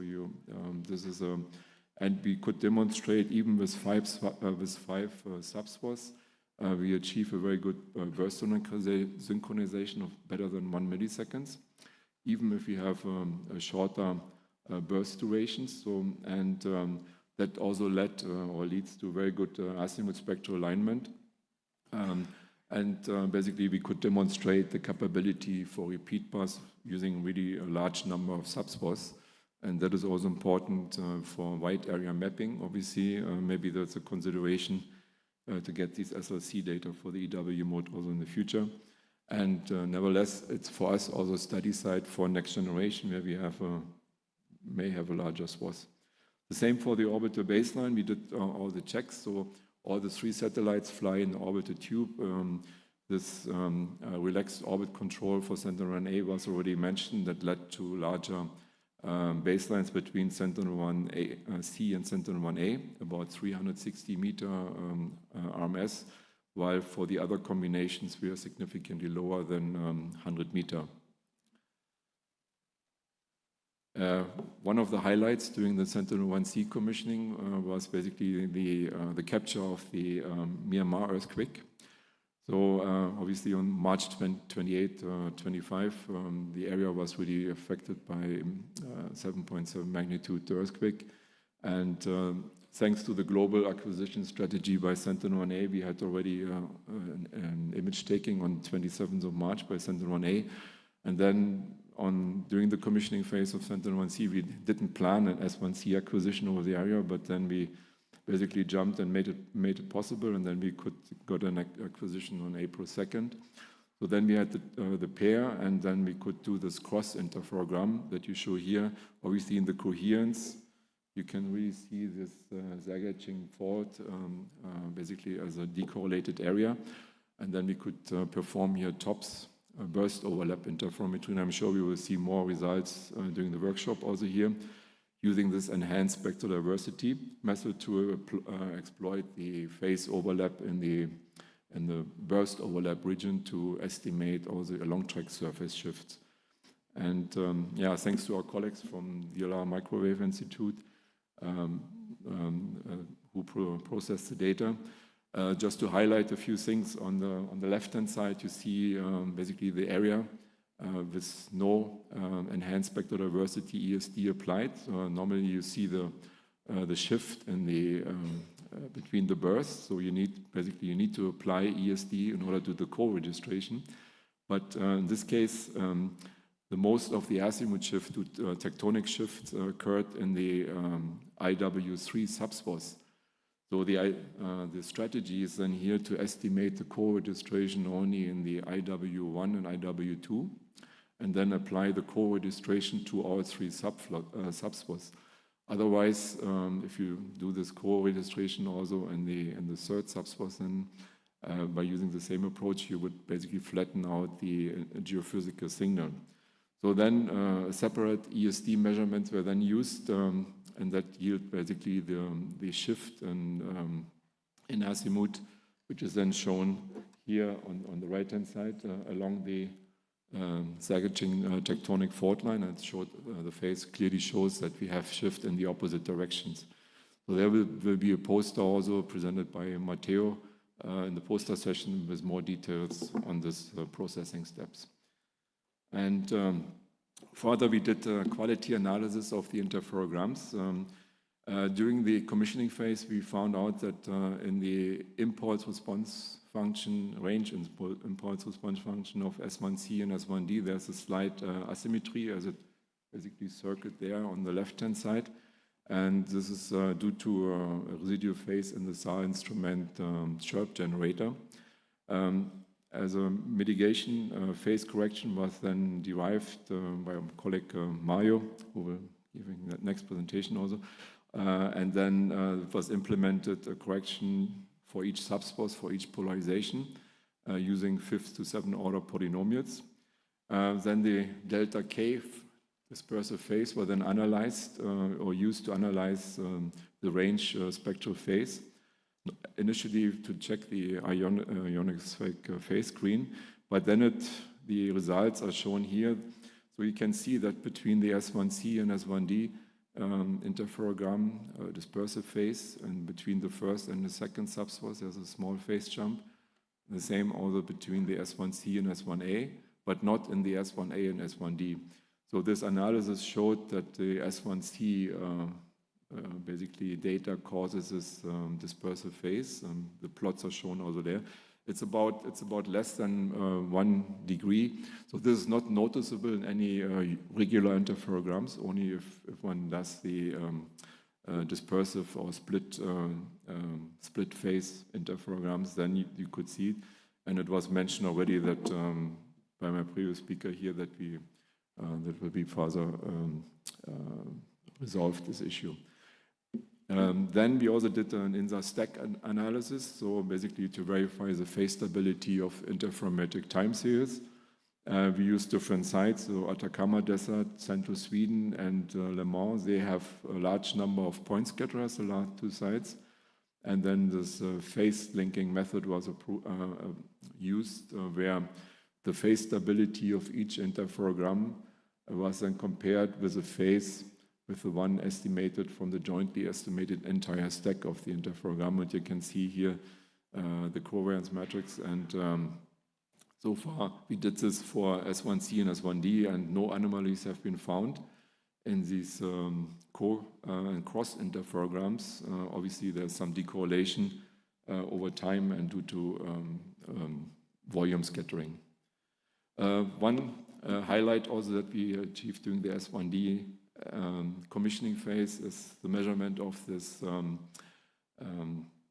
Antarctic ice flow velocity and grounding line, and there will be a talk actually later on by Thomas Nagler, who actually processed the data also, and this is really remarkable. So the fringes are related to the ice flow velocity, and he will be giving more details about the processing step, but this is really incredible, especially the 1 day. It's a unique feature that we could exploit during the commissioning phase, and that clearly shows the potential of the Sentinel-1 mission, not only for surface deformation measurement, but also in this case for ice flow velocity and also grounding line measurements. So in conclusion, so the Sentinel-1 mission, so previously with Sentinel-1A and Sentinel-1B, has already set the benchmark for achieving high quality end-to-end SAR and interferometric performance. We could demonstrate the core and cross INSA capabilities by combining the different combinations of S1C, S1D, and S1A INSA pairs. So in this case, for mapping surface deformation, the Myanmar quake, but also to ice flow velocities. We verified the key INSA performance parameters. So these are the burst synchronization, platform, and SAR antenna pointing. That led to very large common Doppler bandwidths between 97–99% of the azimuth bandwidth, and we have very small interferometric baselines except for these S1A, S1C combinations at that time. We have so far consistent dispersive phase, and we have only a small jump in the S1C, S1D interferograms, which is, however, unnoticeable in regular interferograms. And we also demonstrated for the extra wide source mode that we can have this interferometric capability and accurate burst synchronization.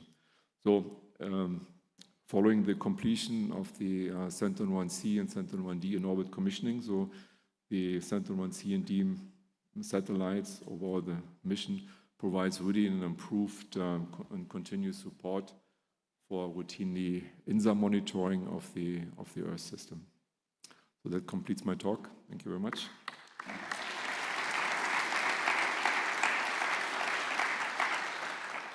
I'm sure you have plenty of questions.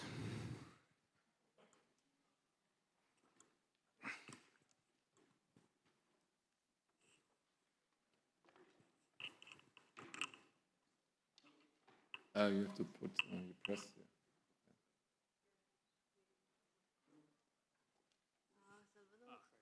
Try this one. So yes, thank you. Very nice to see the extra wide swath interferogram. I believe in at least the last Fringe meeting, or maybe the last two Fringe meetings, we recommended that extra wide swath data would be provided as SLCs. Mm-hmm. So what you mentioned there, I totally agree. So I wonder if there has been any progress on this. Nuno, maybe.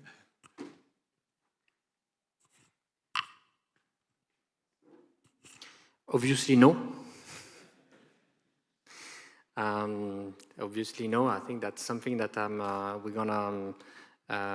we want to maybe try to put that on a specific areas for specific things, like, for example, monitoring the interior of Antarctica, where their extra wide can access more area than IW.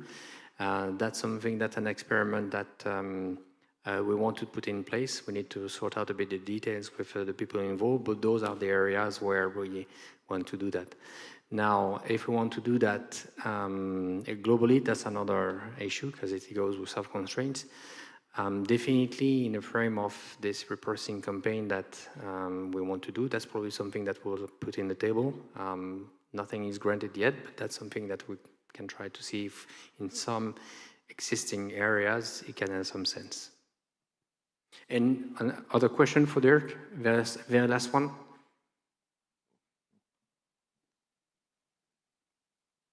Okay. So thank you very much, Dirk.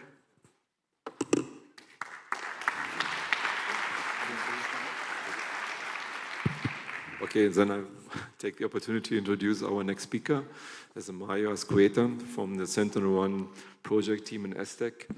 And his talk is about the long-track interferometry experiment that we did with Sentinel-1 C and D during the commissioning phase. Yes, good morning, everyone. I'm Mario Asqueta. I work at the payload section for the Sentinel-1 project at ESTEC. And I will present some of the results on this experiment that we did to achieve the long-track interferometry capability with Sentinel-1C and Sentinel-1D during their commissioning phases. First on 2025 with 1C, and then on 2026 with 1D. So separately, but not with the two of them flying information, as you may perhaps think from the title. Yeah, so first off, what is ATI? I guess perhaps most here are pretty familiar with the technique, but just in case. It's an interferometric technique to measure the radial velocity of moving targets, which can potentially achieve better sensitivity than what we can get based on Doppler measurements as we do now with Sentinel-1. The rationale is quite simple. You have two phase centers separated along track, as depicted here by the red and green squares. At time t, one of them images the target and measures a range distance r. Then a brief time later, in the order of milliseconds, delta t, the green phase center senses the same target again, and the target has moved a distance which is there named as delta r. And the radial velocity is basically proportional to the ATI phase, which is the phase difference between these two acquisitions, listed down there. So basically it's the range wave number times the delta range that has been elapsed between the two measurements. And from there we can obtain the radial velocity. Yeah? And the radial velocity is just the velocity of the target measured along the line of sight of the satellite, just in case anyone is not familiar with that term. Yeah, so why did we do this experiment? The main motivation comes because we are developing the next generation of Sentinel-1, which is that satellite that you see there. And at its current stage of development, it will feature a MAPS-8 SAR antenna. So a MAPS antenna means a multi-azimuth phase centers. And it's an architecture with which you can achieve a high-resolution wide swath type of system in which the different azimuth channels of the antenna are recorded individually and then downlinked individually to be processed on the ground. And yeah, basically, having access to the different azimuth channels of the antenna gives us a system that inherently carries the capacity of being able to perform ATI. The key features of the Sentinel-1 next gen are listed there. We'll have a resolution of 25 square kilometers, noise equivalent sigma 0 better than minus 25 dB, a swath larger than 250 kilometers, and of course ATI capability, quad-pole capability, and a list of other things that I have not written here just for briefly. And yeah, the aim of this experiment was, okay, we would like to explore a bit what we can achieve with ATI on a single antenna system that is not really a multi-aperture system like it is Sentinel-1, but nevertheless, it was interesting to see how we could achieve this capability, and also to explore a bit the challenges, especially as we're interested in my section, the calibration challenges and the potentiality to get let's say an ATI operational product for the next generation of Sentinel-1. Yeah, so the main thing perhaps here is, okay, Sentinel-1 first generation is a single channel antenna, and even though it has 14 different elements on each tile, they are the signals received by them are all combined by the RF backend, so there is no chance of getting 2 channels out of the system as we have it now. So the thing is, how did we do to get these red and green channels separated along track that I mentioned before? And this was achieved basically. We implemented a new mode, a new SAR mode to observe, which achieved this ATI capability. And as you can see here, this figure basically depicts the SAR antenna. The yellow part is the transmit, the lower part in gray is the receive. And what is here highlighted are the phases, different phases that we set to each of the antenna elements. So this mode basically operates at a high PRF, and it toggles half of the receive antenna phases by 180 degrees from PRI to PRI, as you can see here. Yeah. So we get basically 2 interleaved sequences, one that has this phase shift applied to the receiving channel of the antenna and one that doesn't. And then the magic to get the 2 channels is performed on ground, by which basically we apply a time shift to the sequence that is, the subsequence that is obtained with the even PRIs, to have it co-aligned with the one that have the phase shift applied. And then we just add and subtract the 2 sequences, and that's called the recombination step. And by those 2 operations, we get 2 different signals. One is called sigma, and another is called delta. One is obtained by adding the 2 sequences and another by subtracting them. And basically, we obtain what you see here, which is an equivalent system that has a common transmit and a split receive between the 2 channels, with which we can perform ATI.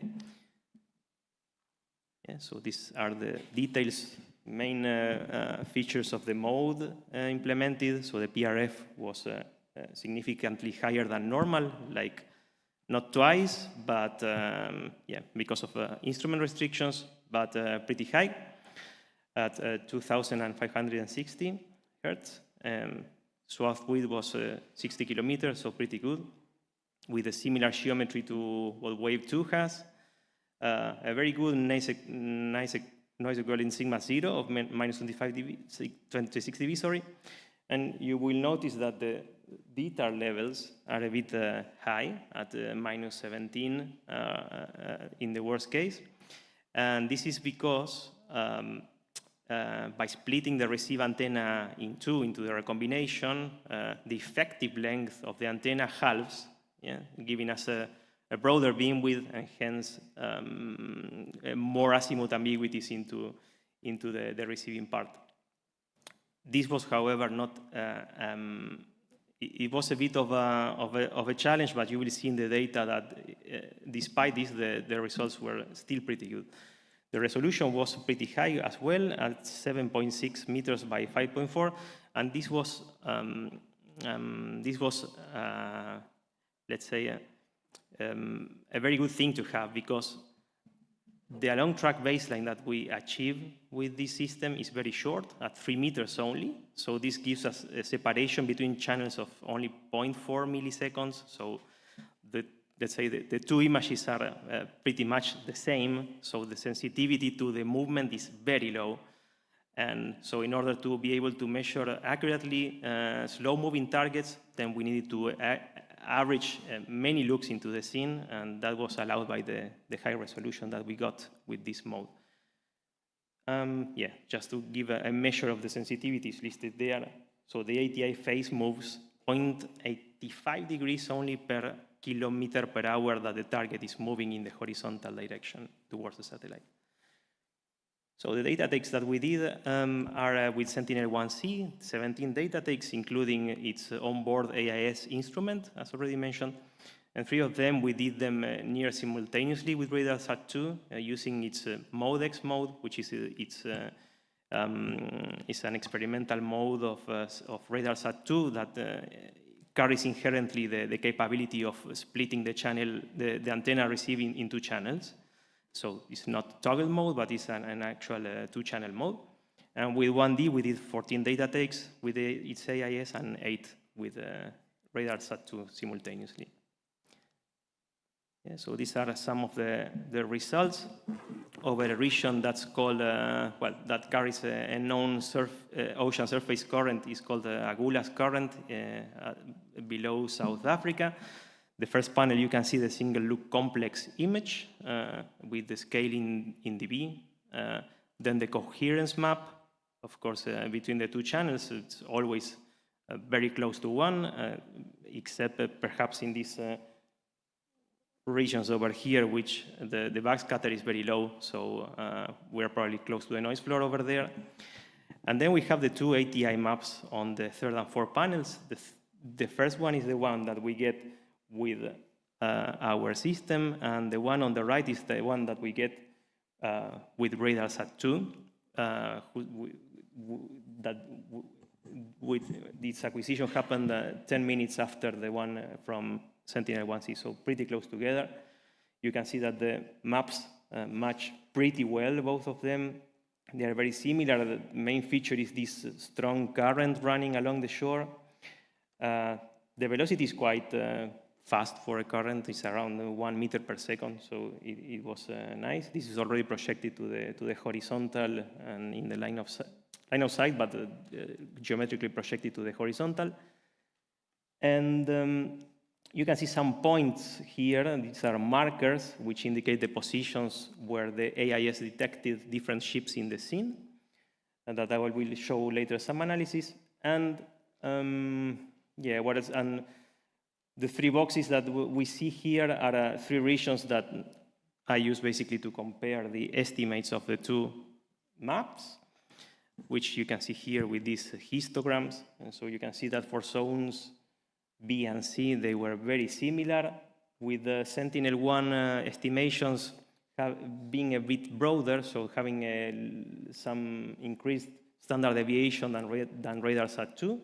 And this is mainly because in our system, which operates in a toggle way, we have higher azimuth ambiguities than the native ModeX mode from RadarSat-2, and that increases a bit the standard deviation that we get in our estimations. But still pretty close together, except for zone A, that you see the histograms departing. But as you can see, zone A lies in this part, which is, it has, let's say, a very sharp contour. And at least my hypothesis, but I'm not an ocean expert at all, but my hypothesis is that in between the 2 acquisitions that happened 10 minutes apart, something changed in the wind conditions, yeah, that caused basically the water surface to start moving, which was not present in the previous acquisition, and this is basically the difference we are measuring between the 2 for this particular area. Yeah, then some comparison with the results from the ships. We detected a total of 12 ships in the scene. In the left plot, you can see how the AIS velocities in the x-axis and the ATI velocities in the y-axis, how they agree really, really well. The dotted line is the identity, so it's not a fit, but the identity, and you can see all points there lying pretty well aligned. And then just included also a picture of what our AIS antennas look like. They are these 4 crosses that you see sticking out from the SAR antenna towards the exterior. Yeah, this is an example of a ship detected in the scene. You can see pretty strong response from the bridge. And the ship, of course, was traveling towards the right, so moving away from the SAR. And this is its corresponding radial velocity map. And the velocity is negative in blue because the ship was getting away from the SAR, and that's the convention that we used. And this is the actual ship that caused that return.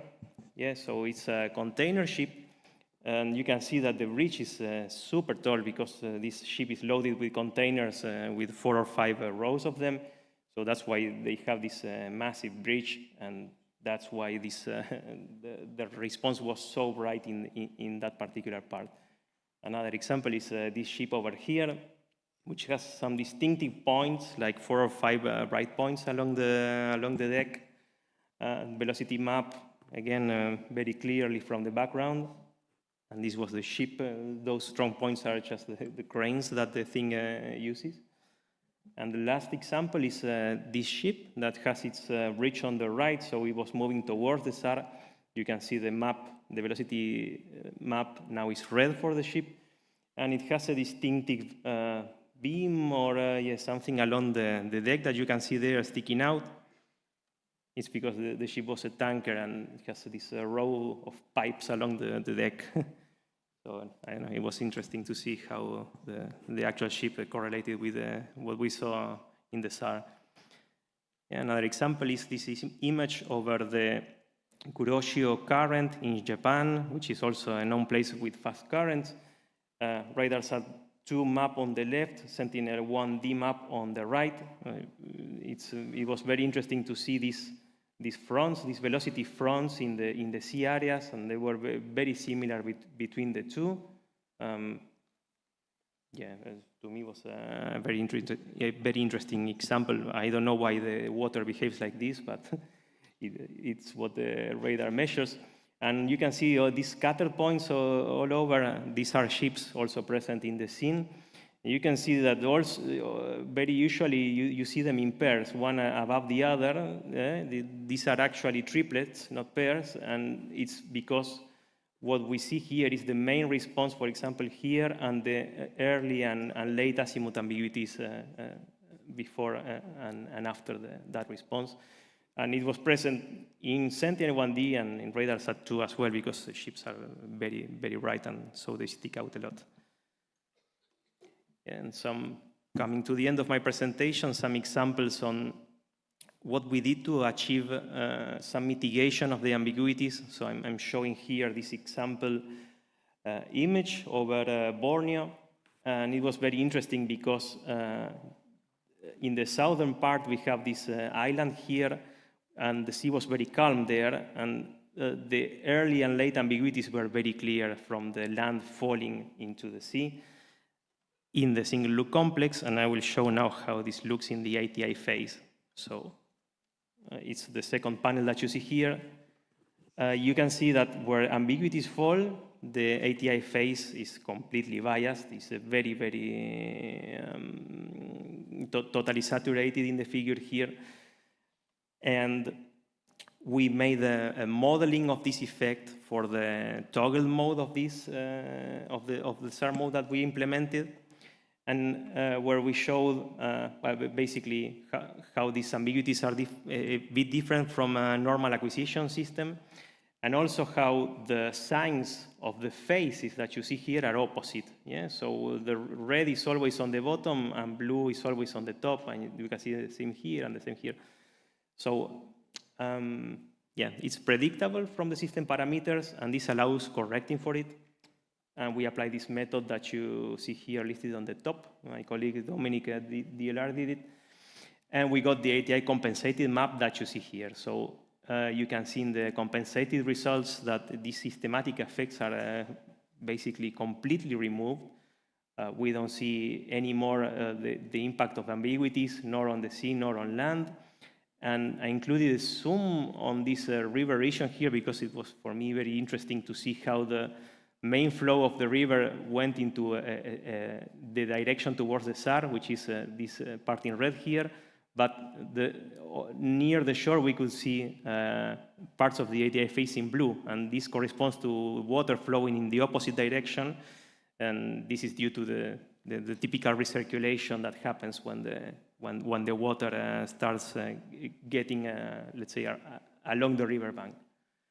So yeah, these were very fine or slight effects that were pretty well visible despite our system with high ambiguities.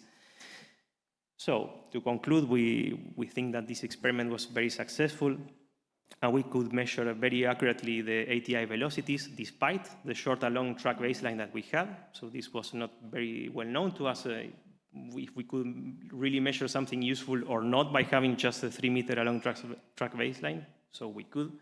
We got a very good agreement with RadarSat-2 and the AIS. And this method for mitigating the ambiguities also worked really well. So it's for us something to be explored and perhaps incorporated operationally into the generation of AIS products in the next generation system. And yeah, this is basically what we are doing now. So this concludes my talk, and thank you very much. Thank you very much, Mario. Maybe any question, quick question? Okay, so maybe one comment, we use the RadarSat-2 was the benchmark really that we use here for the ATI. Yeah, sorry? Okay. Yeah, thanks for the nice presentation. I was wondering how much Doppler variations you had at the end with the S1C that you were experimenting with. And for the next generation, how much Doppler variation you will get with the new system if it goes through?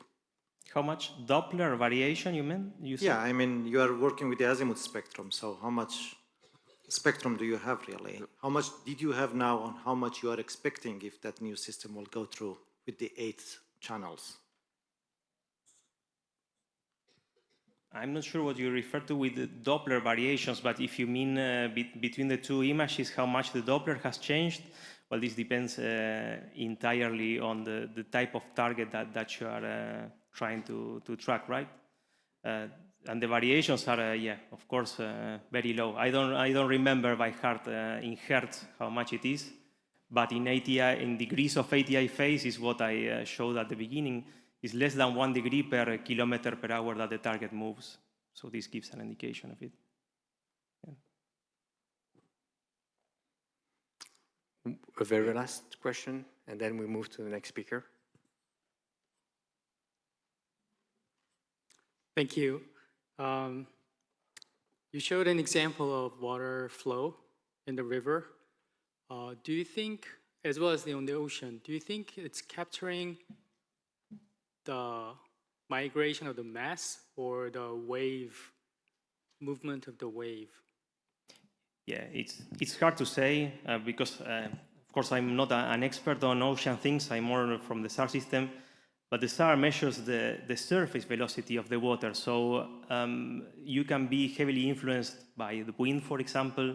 Yeah, if you have a high wind, the SAR will measure how the surface is moving because of that. That doesn't mean that the water underneath is moving like a block. Of course, it's not. So it's quite variable. Yeah. So the interpretation of these results to associate it with the mass movement or water discharge volumes or these kind of things is not trivial. But this is what the SAR can give you. And yeah, then the geophysical interpretation, I think it's quite a separate and deep topic to investigate. I think it's interesting and easy to check with ground truth. Yeah, obviously that requires more modeling, I think, but yeah. Okay, I think we move on to our next speaker. Yeah. Okay. Thank you very much, Mario.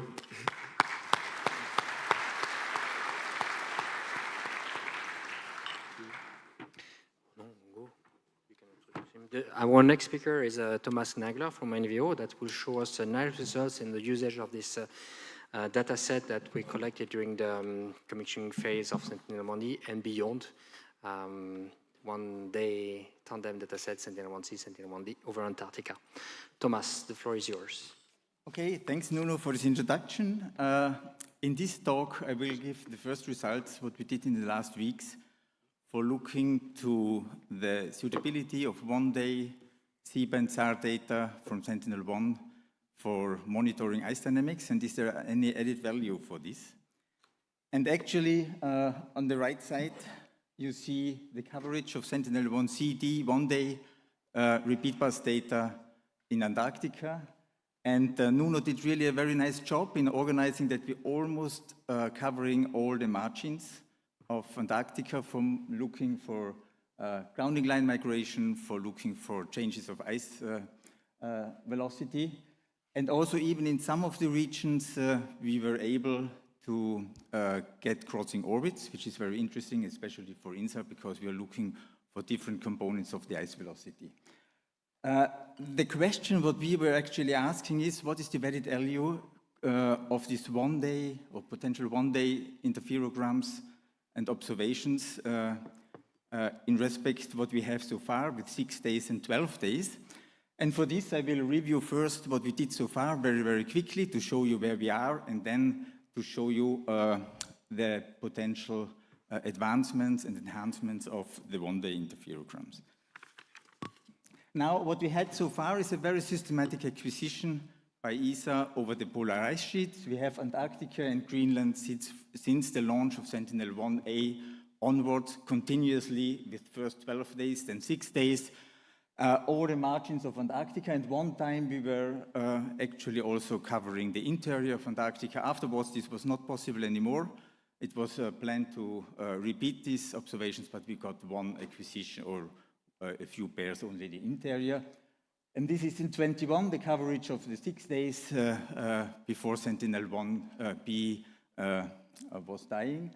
And then finally for Greenland, we started in 15 a very dense acquisition of the margins continuously 12 days, 6 days, which was really a big jump forward in this.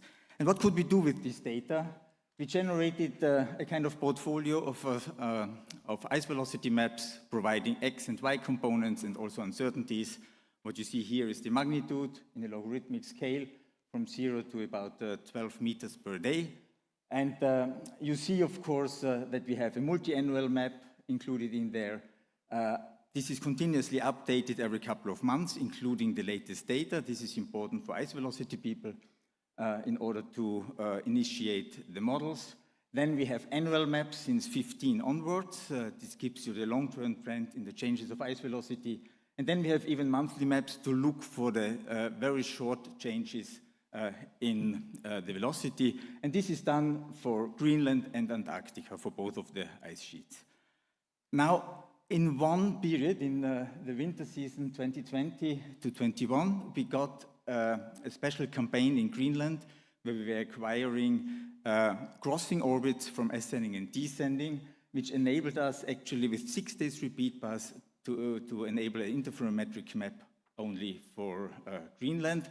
And you see here the coverage, it was almost fully covered. So the purple one, the purple color gives you the idea where we have ascending and descending, only a few spots where we have only one look direction. And based on this, we can actually generate an almost complete map of Greenland with 50-meter spatial resolution and very accurately, much better than the offset tracking one. We can also combine one line of sight observation with the flow direction, which is coming from the multi-annual map. So there we are also covering those regions where we have only one small part. But we still miss over 6 days. When you look in detail, for example, for the fast-moving outlet glaciers, we need another technique like offset tracking in order to monitor this. In 6 days, the glaciers, the outlet glaciers are too fast, the fringes are too narrow, and we cannot observe this. Now, we can combine it with the offset tracking, and finally we have a complete map. And I show you here a profile over the interior, where it's very, very slow moving. And you see the comparison of the offset tracking and the different techniques, and the combined technique, of course, provides us a very stable and robust result. And of course, this was also validated with one site here on the northeast Greenland ice stream, where we had a set of GPS stations which were observing the ice velocity, and this was a validation part. Of course, in just a small area, but there was a very nice fit to this. Now, actually, what can we do with this data? So we don't do it just for observing this. The output is that we can look actually for a monthly change of the ice velocity, and this can be really very strong. So it's jumping during the summer period. And we're observing actually all the outlet glaciers, and this is for Greenland, where we can calculate the ice discharge as a contribution to the sea level rise in the ocean. Now, this is the application for this, but the question is now, what can we do actually with a one-day? Where is the improvement of this technique? I jump now to two test areas. One is the Evans Glacier, and Derek already mentioned this. It is located in West Antarctica, and the glacier is quite interesting for us because we have a part of the glacier actually starting here, then it turns around by almost 180 degrees flowing towards the north. So we have a change in the flow direction versus the operation, the look direction of the SAR. Then the region is covered by multiple tracks of Sentinel-1 with different heading angles. So we are looking in respect to the flow direction with a different heading. And then when we look to the nature of the glacier, so it's a long profile which starts here at the top, then it moves down and goes towards the ice shelf, to the ice edge. And the ice thickness is actually changing. So this is the blue color. So the ice is rather thick. It's a really thick piece of ice. It's up to 2,000 meters thickness. Then the velocity in the upper part is quite slow. It's about 0.5 meter. And then close to the grounding line, when the glacier moves from the bedrock towards the floating part of the ocean, then the velocity increases. And for this point of view, this glacier is quite nice because we can experiment with the different techniques. Now, let's first see to the coherence and compare the coherence of 1 day versus 6 days versus 12 days. It's obvious 1 day has by far the best coherence. So this is one example. And, but there are more features in there, actually. When we look for the 1 day, we see that at the shear zones, when the moving part goes to the nunataks, to the rock, and then we have a kind of sharing zones of the ice, we see this immediately in the coherence. We also see a degradation of the coherence at the grounding line, so where this glacier starts from grounded to the floating part. This is obviously. This is probably also visible, but much less in extent in the 6 days or 12 days because coherence is really low. So that's also the part. And there are several reasons for this. One reason is, of course, that within 6 days there is some weather events, or 12 days more weather events coming, so with primarily wind drift in this region. On the other hand, the glacier moves with about 1.5 meters, 2 meters, 3 meters per day. So within 1 day it's moving, within 12 days this is already 30, 40 meters. So therefore, of course, there is another reason for the correlation. Now let's have a look a little bit more to the temporal change for these 3 months of the coherence. It's also not always stable. We see the weather events in the different regions. You see the blue is 0 and this yellow part is very good. And we see in most of the images, we see the grounding line and the sharing zones, but weather events have in some region or the other region some impact. So also in the 1 day, we can really look to these features. Now, have a look to the interferograms for this region. So we have the 6 days and the 1 day interferogram. In 6 days, of course, we have 6 times more displacement in this region. The fringes are very well developed. I selected here a place for this. Even in some regions on the shear zones, we can resolve the fringes, but in many parts this is not possible. While on the other hand, for the 1 day interferogram, so here we remove the flat earth and with the DEM, the topography, we just see the motion. And we see that the sharing zones are a very nice result. We also indicate here already very nicely in this interferogram the grounding line, where we have this tidal flexure of the ice shelf. And finally, when we do a kind of double differencing between 2 of the interferograms of 2 days, then we can resolve actually this grounding line very nicely. And having a complete time series of this, then we can have, in principle, a snapshot of the grounding line of Antarctica when we do this for all the images. Now, we calculated a step, I skipped now the processing steps, but what we did is that we are calculating this line of sight velocity, we do a phase unwrapping and calculating the velocity and calibrating it versus the multi-annual map. And what we did actually, what is important to notice is that on the ice shelves itself, so this is this part of the glacier, the tides are influencing the line of sight velocity. The reason is that it's going up and down, and in dependence how the SAR is looking to the horizontal motion, it's a reduction or an increase of the velocity. So this is indicated here.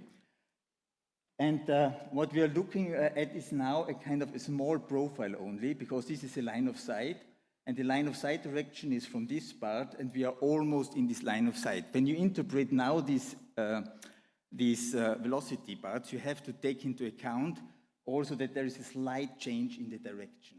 So that is so the range component is sensitive to the flow direction, and we have, in respect to the flow direction, some small change of the direction. So this is also included, especially in this part. When we look now from the top to the bottom here, then we see that we have an increase of the line of sight direction. So this is real because we are almost in the straight line of line of sight. But then, of course, when we are crossing the grounding zone, we have the impact of the tides. So we cannot interpret this now into velocity. We need to do a kind of combining crossing orbits, what we will do in the next weeks, but we didn't have the time to do it for this presentation. But the interesting part, what I want to see, is this spreading of the grounded ice. So what we see here is the impact of the tides on the horizontal motion on the grounded ice. So if the tides are high, the velocity is increasing. If the tides are low, then we have a decrease of this velocity, of course, with a kind of latency time. And this is not clear how big this is, also for the modelers not. So this is a kind of question. And this buttressing effect of the ice tide is getting smaller when we're going up. And according to GPS measurements of a glacier very close with, the Rutherford ice stream, so this can be 120 kilometers upstream of the grounding line. And with this technique, we can even observe this. And I show here two cross profiles. One is here, very close to the tidal flexure zone. So we see here that this spreading is relatively wide. When we go to the profile 2 in the upper part, then this spreading is relatively close. So the effect of this buttressing of the tides, of the ice shelves, has an impact on this velocity. And this is, of course, a very interesting thing, what we could observe the first time with Sentinel-1 in this case. Now, a second example is a totally different region. It's much more complex. So we go to the Antarctic Peninsula. So this is again the coherence image. And from 1st and 2nd of June, so this is 2 weeks ago. So this is coming out more or less really just from the computers. And we see very nice the fringes. So this is Larsen C ice shelf. And then there is the Larsen B ice shelf with the Scar Inlet, which is still remaining with two very nice glaciers, Flask and Leopard glaciers. We selected this region because it's influenced by climate warming. And of course, the changes of this is very interesting, what is going on there. And the interferometry gives us more insight. So let's have a look closer to this region here. So what we see here is Flask Glacier, Leopard Glacier, and the Scar Inlet. And in this part, I again show here now for the Flask Glacier the profile of the line of sight velocity. The lower part, so this is in this region here, includes the tidal information. But the glacier, or the ice shelf in front of the glacier is probably too small to resolve this buttressing effect.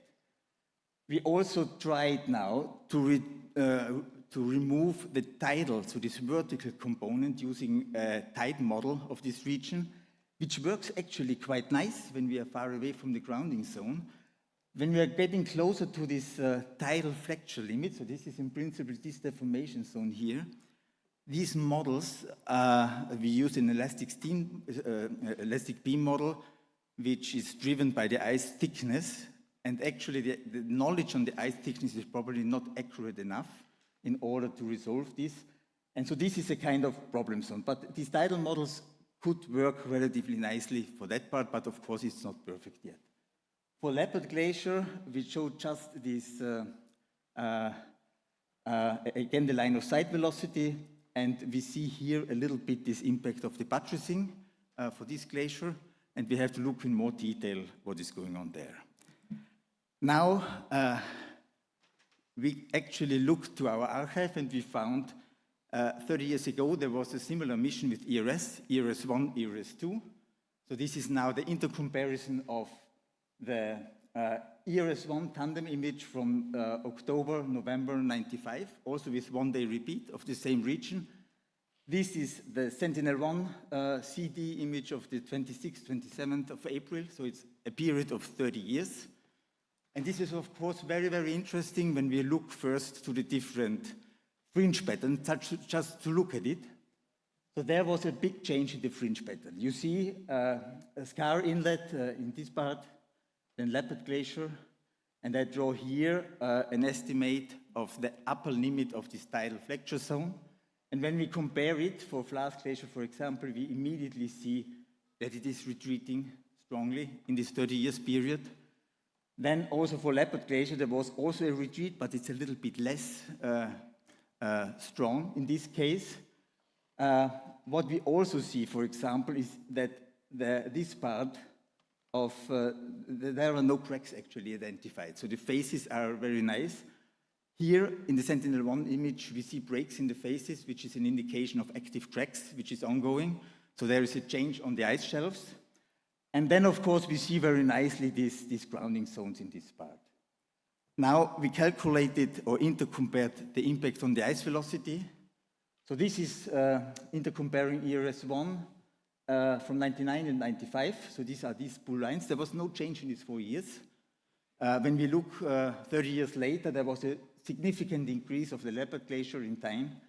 So this is an indication of this upper limit of the tidal flexure zone, which was retreating by 2-3 kilometers as an estimation. So the conclusions are that Sentinel-1, of course, is a key component. For us, it's a workhorse. It was a big step forward in the last 10 years for monitoring ice sheets with the 6 days and the 12 days, and we hope that this mission goes on for a long time. Then, and the combination of Sentinel-1, offset tracking, and INSAR is probably a very good method to do it, but for the INSAR method, we would require crossing orbits in order to get a good coverage of a good estimation of the velocity. The one-day actually provides additional information, in our opinion. This short time sequence gives a deeper insight in short processes which are going on. So it's really the next step, what is very interesting. And also this interferometric, the high quality of the data because of the good coherence, but also the shorter time interval where we have less displacement has a good impact on the quality of the interferograms and also on the interpretation of the results. And in principle, what would be a very nice part is if the synergy of the one-day INSAR and combine it with the 6-day and 12-day interferometric and offset tracking products would give a deeper insight in this variability in this highly sensitive region. And coming up to the question from the beginning, does Sentinel-1 one-day interferograms provide additional information? I would say yes. So these first results show that such a mission could actually improve the ice observations. Thank you. Thank you very much, Thomas. Very impressive results. The 30 plus years, years 1, 2 as a reference. Okay, maybe before we go for lunch, a couple of questions up there. Thank you for your presentation. I have a question about the phase difference between the different berths when you calculate the glaciers, because your glaciers do not show any kind of phase discontinuity across the berths. So I wonder, how do you correct them? Because the ice motion is sensitive. I mean, because the double difference phase is sensitive to the ice motion in the along track direction. Yeah, this is not a nice feature of TOPS mode, I have to say. Actually, what we struggled a lot, we did a couple of developments on this. So what you need is actually an average velocity map or an information of the velocity in order to correct it. So what we use is the offset tracking part of the complete map or of a certain map in order to co-register the images. But still some places have reduced phase jumps between the bursts, and you see those. And then we are analyzing this burst overlap, the phase, and we are actually applying a kind of improvement of the resampling, which is not only on the burst overlap, but it's spreading out towards the center of the bursts. The problem was, what we were struggling is when we have the phase jumps in the image, then you cannot unwrap the whole scene, and that's of course then much more labor intensive. So this is the only way what we found so far. But it worked quite nicely, I would say, in almost all the cases, but in some places sometimes it does not match, and the reason is that in some regions, like Pine Island Glacier or other regions, the velocity is changing a lot. So you have to take an up-to-date velocity map for co-registration. Okay, any question? So obviously with TOPS, you have these geophysical signal, different line of sights that can be exploited. I think there's one, yeah. Okay. Thank you for presenting these amazing results. I have a question. Is it any plans for follow-up? I mean, in the future to, we'll be able to have again this one-day temporal baseline data like this in the future? You have to ask Nuno for this, or the Commission, I don't know. So this is, I wish so. No, there is no plan for that. It was this configuration that we had after the one-day commissioning was a unique occasion to run this, and there is no plan for the next 10 years or more to repeat that. So we actually waited now 30 years for this opportunity. So the next time, I'm not sure if I will stand here. So that's the problem. Don't be too pessimistic. Okay, I think maybe everybody's hungry. One more question, or I think that's it. Anyway, we can continue the discussion or during the breaks, and I'm sure during the next few days. Well, thank you very much, everyone, for your attention. Yeah.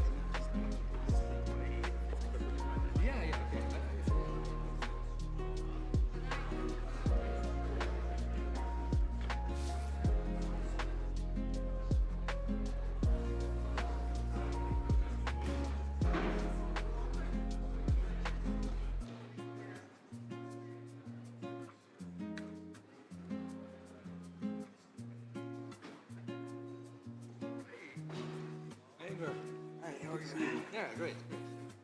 All set with the presentation? So, since the work is system, so Yeah.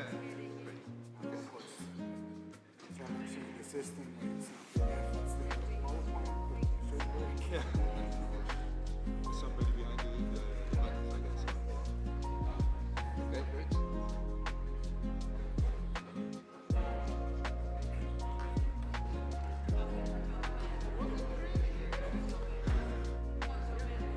Okay, if you could try to find a spot.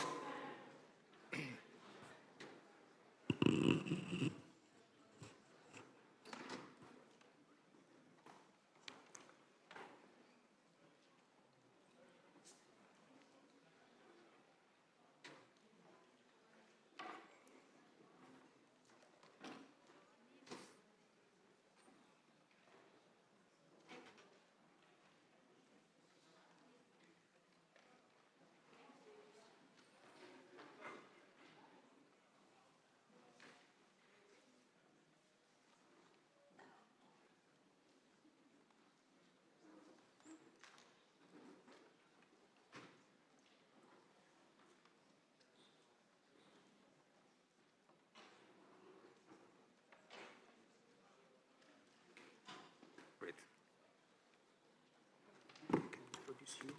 Yes, that's fine. Yeah. Okay, good afternoon. Welcome back. Hope you all enjoyed your lunch. My name is Ramon Hansen, and Giovanni Nico and I will be chairing this session. We'll have 5 talks. It's called Advances in Theory and Methodology. And I'll give you the honor to introduce me. Yeah, with pleasure. So Ramon will present the first work, which is titled Instantaneous State in SAR, a new framework for near real-time displacement estimation and evaluation. Please, Ramon, the stage is yours. Thank you very much. Yes, I was thinking about the title for this talk, and in the end, yesterday I came up with what is written on top. In hindsight, everybody's an expert, because that is basically what this talk will be about. It's a procedure that we call an instantaneous state INSAR to work towards near real-time displacement estimation evaluation. And it's work that is largely the PhD work of Yuxing Wang and also with contributions from Xiaoyu Du. So I thought let's start with where are we now in the INSAR community as an overview, basically. So we can do wider areas. We have examples for the whole of continents, China, Europe, the US. That's possible. We can do analysis-ready data. Many groups are working on those kind of products. We can do higher resolution. There will be new missions. We go to even higher and higher resolutions. We can do different wavelengths. We're going to hear about P-band, and there will be S-band, and new wavelengths coming up. New satellite missions. All these things are, I think, great. But in my opinion, we're systematically underperforming in one aspect, and that is basically in exploiting the near continuous update capability of the existing missions. In other words, what are we doing once a new image becomes available? And this is the topic that I would like to address today. So if you look at it from a bit of a perspective, I think you can use INSAR technology in 2 ways. One is as a diagnostic method, so basically retrospective. You try to figure out what happened using a time series or a data set that you have acquired in the past, and you can learn and you can interpret. Or you can use it as a monitoring tool or an anomaly detection tool. And that's a totally different story, because then you have to basically work in the moment. As the moment when data become available, you have to assess whether there's a reason for concern every day of the week, basically, because these data come in basically on a daily basis. So think about a landslide, which is perhaps may accelerate at a certain moment in time, or in the built environment, if we have infrastructure or dams or dikes that happen to move at some point, then you would like to be there rather quickly, and that means that you need to be, you need to be fast, and it also has consequences for the way that you analyze the data. So the question is, do we have the capabilities to do that? And what are these capabilities? Well, maybe 3 main groups, you could say.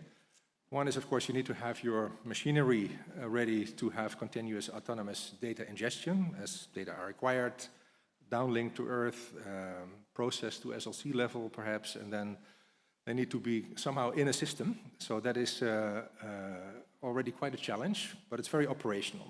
And I would like to note this is not the same as annual updates, right? I'm really trying to my interest is in trying to exploit the capabilities and the information that is in the acquisition that is being acquired this morning, for example. The second thing is that we need to define the output product. What is it now exactly that we want to have? Is that a map with or the fringes, or is it linear velocities, or anything like that? So it needs to be defined because it will be different for any particular kind of stakeholder and every different kind of case study that we're doing. And we need to get these stakeholders involved because usually it's not us who are doing the final interpretation, but if you would like to do anomaly detection, it's usually for another goal. Somebody else is interested in that. So we call that an application-aware and aligned way, or AAA type of product. And finally, you need to have the required mathematics and methodology to do that. This is what I was focusing on. So here's a vision. I'll show you kind of a dummy. Suppose that at 10:44 in the morning, there is a WhatsApp group, and there is a message of the system that 5 anomalies are detected in the center of Amsterdam, and that there is a request to have a look at that. And there is a link to a portal, and then maybe some people say, okay, we're going to have a link, we're going to have a look. And that group of people should be people from different disciplines, right? There should be INSAR engineers and geodesists, but also maybe geotechnical people who know how strong a dam is and when it will break, or a street or a house or so. Maybe if it's related to infrastructure, there may need to be transport authorities involved, emergency services perhaps. This is just an idea. But suppose that you would be able to get something like that. That could be rather automated in a way. And then you could have a look what that looks like. And here, as I said, this is a dummy just to give you my vision of where we should be heading for. So this is a part of Amsterdam. This is our case study area. And perhaps this morning, a number of anomalies were detected. Some are red, some are orange, some are yellow, based on certain criteria that have to be decided based on the case study. And then for those anomalies, we already know that maybe 90% of them will be false warnings, but some of them may be important. So they need to, at some point, to be scrutinized, and hopefully in the future, machine learning could help, but in the first instance, probably we need to have a look at it ourselves. Now, if you would have a standard product, this is the result from the processing of Amsterdam, you will have, I don't know, millions of points, and these anomalies will be on top of that. But that will be completely useless, because in these kind of products, we look at an average velocity over several years, and we're not interested, or we're not sensitive to a change that happened in the image that was acquired yesterday. So basically, we need to look at it in a different way, and that means that we basically need to look at every single anomaly in first instance. This is how we think that we should go ahead in this. So we look at one particular area, Grimburg Wall in this case, and this was a case that was also relevant. There was a collapse of a key wall over here. So if you look at the data points on this, there was an acceleration of points. And actually, the colors here do not represent the traditional velocities, but they represent a certain risk level that was decided on by the algorithm and by the design of the whole thing. So that means that for those locations there, we now know that something happened, something collapsed. You can see in the airborne picture that the key wall has been repaired already. But this is what we want to do. This is what happened there. There was a piece of the street next to the canal. It collapsed. And if you look at it in hindsight, and of course in hindsight everybody's an expert, you see that at the location we have all these kind of red dots from the ascending and the descending orbit, so probably makes sense. If you look at the time series, we see that it was already moving before it collapsed. We also see an acceleration in the couple of acquisitions before it collapsed. So there is really information there, right? But again, like so many studies that we're doing, we're only analyzing the post-mortem, right? And it already happened, and we're trying to figure whether we could have seen it.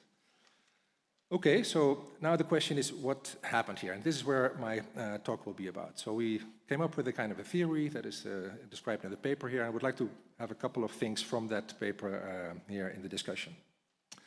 So what is, I think, key is that we need to parameterize our problem in a different way. So not anymore with an average velocity or these kind of, or a seasonal component, we need to have different parameters. We can build on Kalman filter theory, so we don't have to do everything new, so we did that also. But there are different modes, whether you want to follow a particle or whether you would like to detect an anomaly. And the fourth point is actually important. I will conclude with that in my talk, the smoothness input. We need to have some kind of information that we use in order to assess whether something is anomalous or not. So let's have a look at the parameterization. On the left-hand side, you see basically the conventional way, how we tend to do that. Is with fixed parameters, like, for example, the topographic component or the cross-range position, maybe a thermal factor for a particular point. We're only talking about an arc here, to the difference between 2 points. But maybe an average line of sight velocity over a period of so many years. And then if we would have a new image, we compute that average line of sight velocity again, but now for a longer set of data. So this is called batch estimation, right? We have all this data, we have a computer, we start processing it, and it's valid over a longer time period. And if we have new data, we can re-estimate those parameters, and they will have new values, updates. On the right-hand side is what we call ISI, so instantaneous state INSAR, and there we describe it with a state space, so a state vector. Most important fixed ones are the cross-range position again, we need to know where the point is, the thermal factor again, but then the two new things are the instantaneous line of sight velocity and the instantaneous line of sight position. And these are describing what is happening at the moment, right? It's basically like driving in your car and looking at your dashboard and looking where you are. That is the velocity that you have now, and you're not interested where you were driving yesterday.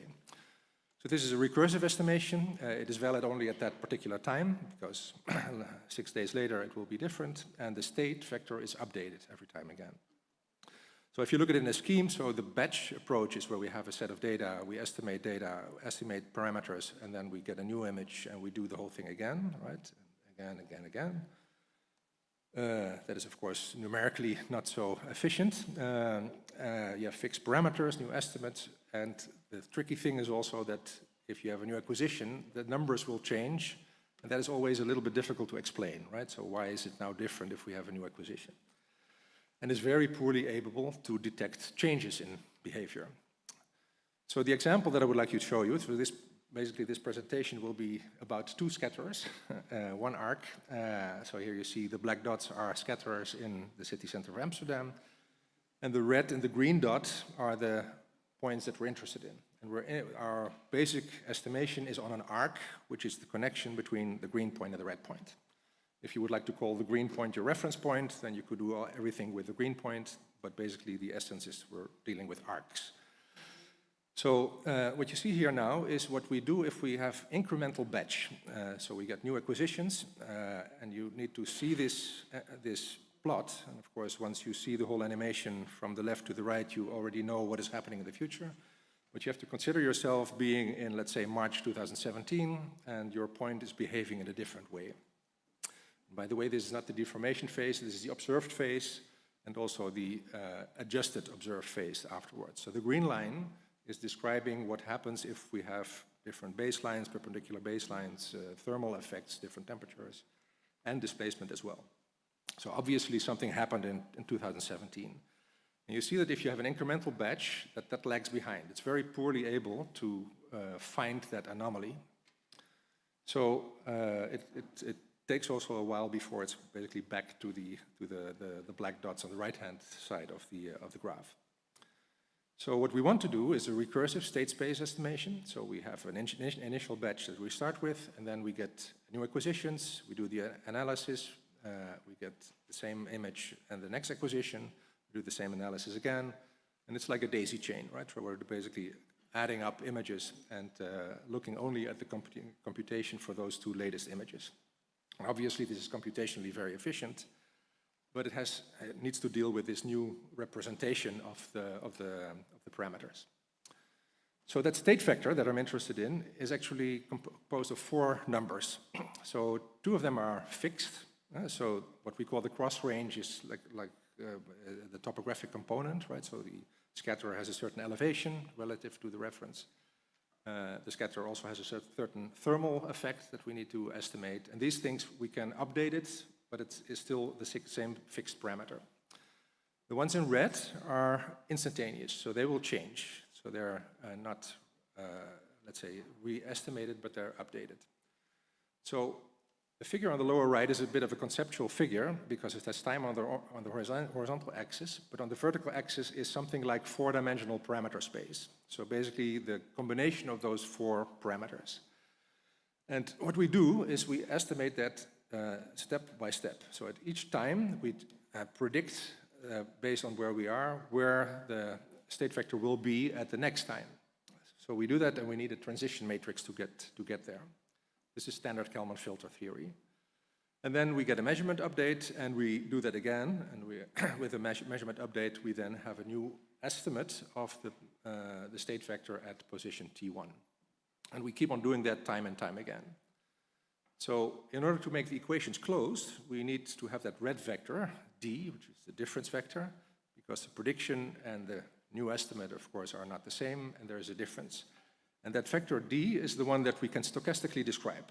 So basically, this is the main equation. So we have a position at x hat t minus 1, so where were we 6 days ago?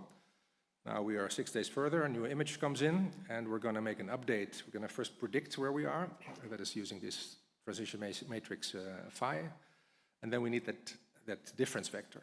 And the difference vector we don't know, of course, so it's a stochastic parameter that describes the smoothness of the signal. And this is an interesting thing if you think about it, and this is all kind of new stuff for us, we're also learning on the fly. But basically, I tend to look at it as the difference between an oil tanker and a bike, right? If I'm in my oil tanker and I'm heading in a certain direction, I know more or less where I will be in 5 seconds. If I'm in my bike, that is probably not the case. Now, a house or a railway or a landslide is similar like an oil tanker. It has just different parameters. So if we can describe those smoothness parameters of the signal, then we are in business and we can work this out. So the key thing there is this smoothness doublet, as I call it. So we need to have information on how smooth the signal is. And I would like to repeat, this is not something in the measurements, it's something in the signal that we're interested in. So we need to know stuff about what we're measuring. And basically there are 2 numbers here that are playing a big role. That is the tau, which is a decorrelation time of the instantaneous velocity, and there is a variance component here. What they exactly mean is not so important. The mathematics is not so important. The interesting thing is we need them. And what do they mean and how do we get them? So basically, what we figured out is that if you if you expect a behavior of a point to be rather linear in time, then you would like to have a large decorrelation time, and perhaps, and then depending on the velocity that you expect, you are either in the upper quadrant of this graph or in the lower quadrant. So for example, if you expect that there could be a deformation trend of 5 millimeters per year, probably you're in the upper quadrant of this area. So we can try, we need to have numbers here from this area, and we need to figure out what it is. Now, to get to the solution, if we do that, and if we do it right, then actually this works pretty well. And here you can see the same examples again. On top, the incremental batch, adding an image every time, the batch gets longer and longer. And in the bottom, ISI, so we're just having those 4 parameters that we're estimating. And if you do that analysis, actually it works remarkably well. I was quite a bit surprised that it works so well. So we're able to capture the dynamic behavior that is happening here. We have the same ambiguities that we resolve and the same fixed parameters. So this is not so bad. So the final part is on the robustness of this estimation. And this is a very interesting way of visualizing things that I hope that you find interesting. So these 2 numbers, they mean something. And so one of our students, Xiao Yudu, developed this kind of tool where you see on the left-hand side an image of map of Amsterdam, and you see again dots like we're used to. And again, these colors do not represent velocity. What they represent is how many solutions are possible for such a point. If the dot is gray, it means that there's only one solution. So let's pick one, a gray dot. Here you see it in the color, the whole solution space has one color, so basically there's one solution. If I pick a random value here, I click somewhere in this domain, you see that the time series of this point is rather linear, beautifully distributed, not so much to worry. But the important thing is that this is not an estimate that we do in hindsight, not if we're already in 2024 and looking back. This is the estimation that we're doing on the 1st of January in 2018, and then on the 7th of January of 2018. So we do not know the future, but we're able to kind of make the connection. So the good news is here, it doesn't really matter what that smoothness is. The bad news is this is not always the case, and that also has an important effect for traditional INSAR processing. This is another example. If I have a different point, nothing wrong. Here we have a problem where we have a point where something funny is happening. The point that we clicked on now has, depending on the smoothness criteria that you use, will have a totally different solution. And these are depicted in the colors in the figure in the middle top part. So if we choose a point over here, you see this time series. We depict it in gray, the 2π ambiguity levels. So if we choose our smoothness anywhere in this domain depicted in purple with the black line around it, we will get this solution. Doesn't matter which combination of parameters we're choosing. If I would choose something in the yellow part, then you see that it flips. I'll flip forth and back. So now, instead of a point moving upward, which in conventional interferometry would mean a blue point, for example, moving upward, now all of a sudden I have a red point because it's going down. Why? What is the difference? We have different assumptions on the smoothness that this point can have. And finally, the third one, that is a solution in which there is just a little anomaly in 2020, and then we're back. So the thing that I'm so excited about these kind of plots is that this tells us something about robustness. So maybe a different quality metric that we have not been working with so far. So far we're estimating parameters like an average velocity. We can compute the variance or the covariance matrix of many different parameters. But actually here we see what the difference is if we have a different smoothness expectation. So here we have one where there are even more, 35 different solutions, and you can see that here one of the options, an algorithm may choose to go upward in 2021 or to stay within the same range and flip forth and back. So this is all dependent on smoothness. So my conclusions, we came up with an idea how to work with instantaneous state INSAR, having a new acquisition, making decisions in the moment. If we want to apply this, our idea is to do it on cases in which things happen all of a sudden. So infrastructure could change, railways, roads, dams, whatever, the built environment in general, but also landslides, maybe volcanoes that become active at a certain moment, sinkholes, these kind of events where behavior can suddenly change over time. So if you don't have these anomalies, then actually the method works perfectly fine, and it gives us the same result as the standard batch approach, but it's just much faster. And the key thing that we're kind of working on, and where we also like to solicit input, and maybe if this gets some traction, we could work on this with more teams, is to learn how we need to include smoothness criteria in order to estimate our parameters. I conclude with this. There's a poster on this on Tuesday, tomorrow afternoon, and another talk on the anomaly detection part on Wednesday. So thank you very much.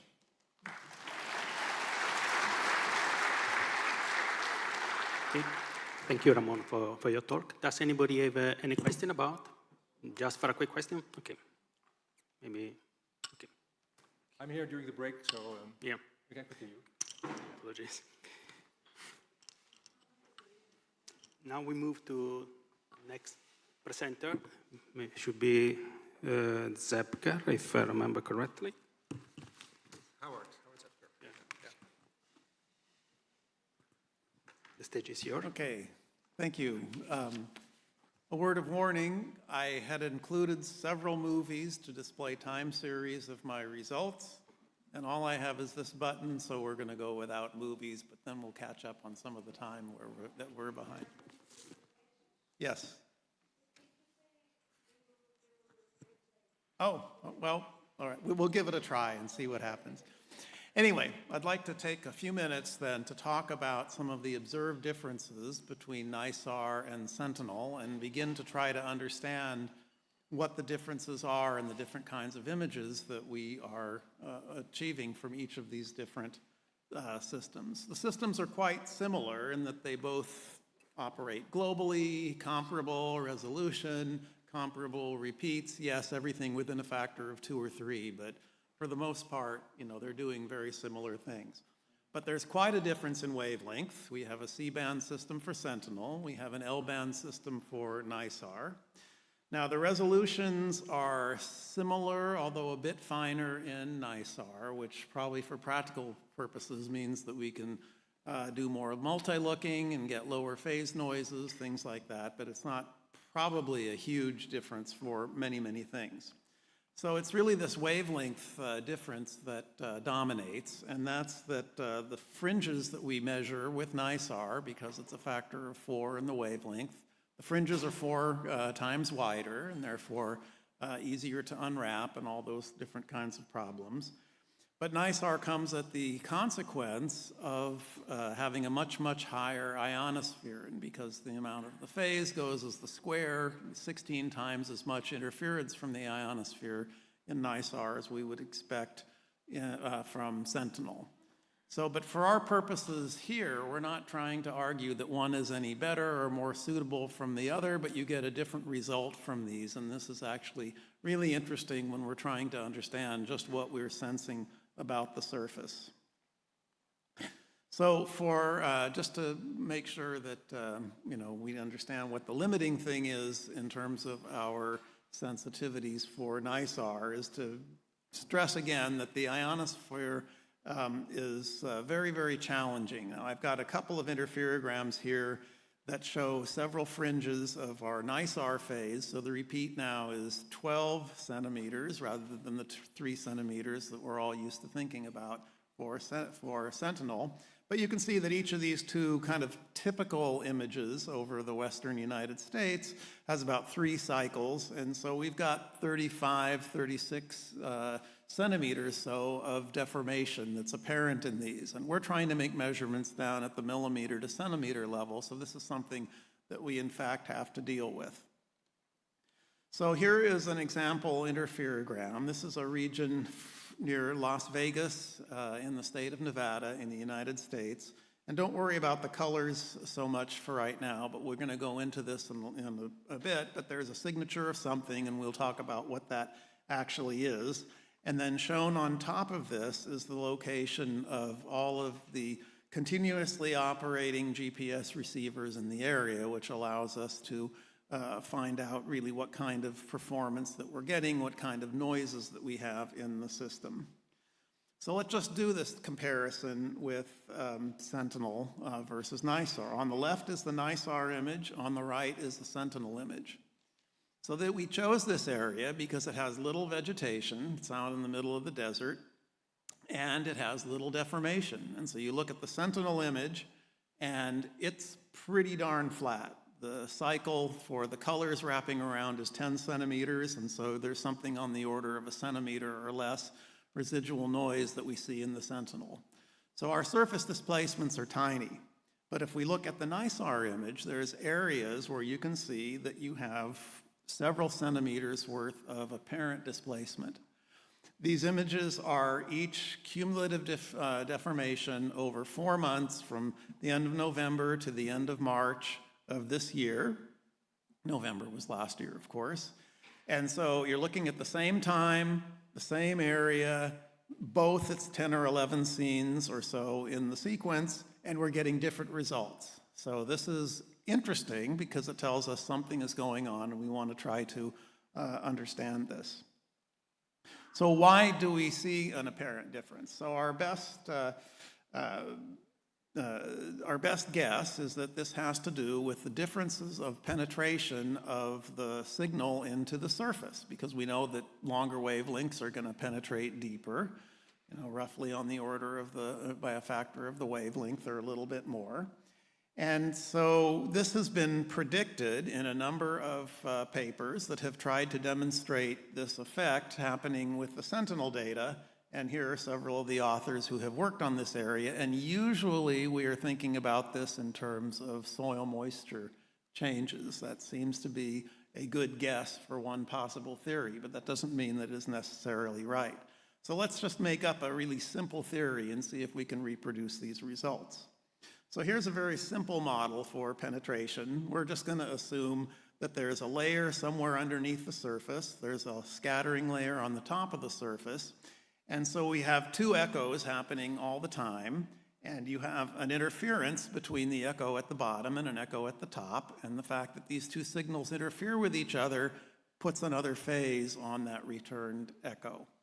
And because as the medium gets wetter and wetter, then the number of cycles in that layer becomes more, the phase gets much more, so it is sensitive to the amount of moisture in the soil, okay? If we go through all of the math, don't try to memorize all these equations, but the one on the bottom is our eventual model that contains scattering from the surface in terms of the sigma 0s, scattering at depth, sigma 0d, followed by a phase factor that shows that the interferogram phase will increase with depth, that's the x value, and a difference in the index of refraction, that's the n1 and the n2, which is a function of soil moisture. So this is a way to make an estimate of that.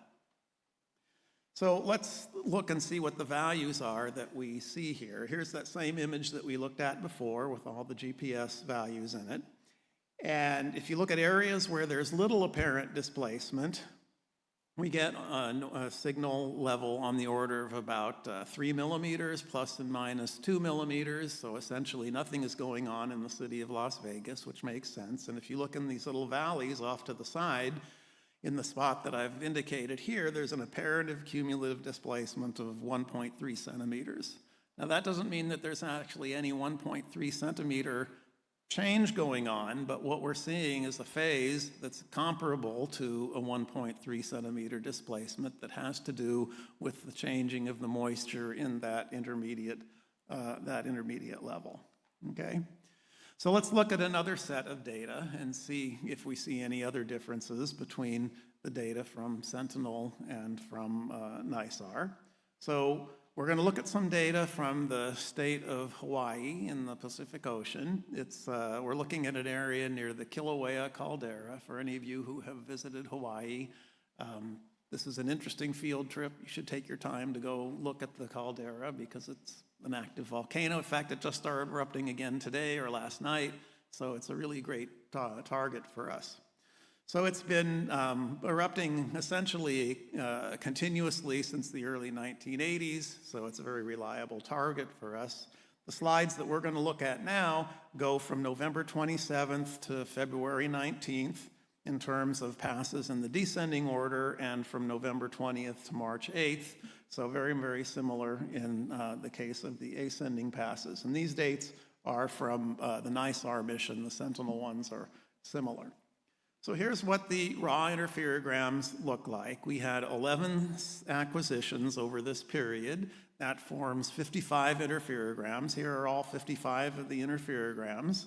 And what we're looking at here is primarily that ionospheric residual. You can see that it's 12 centimeters-ish kind of displacement everywhere.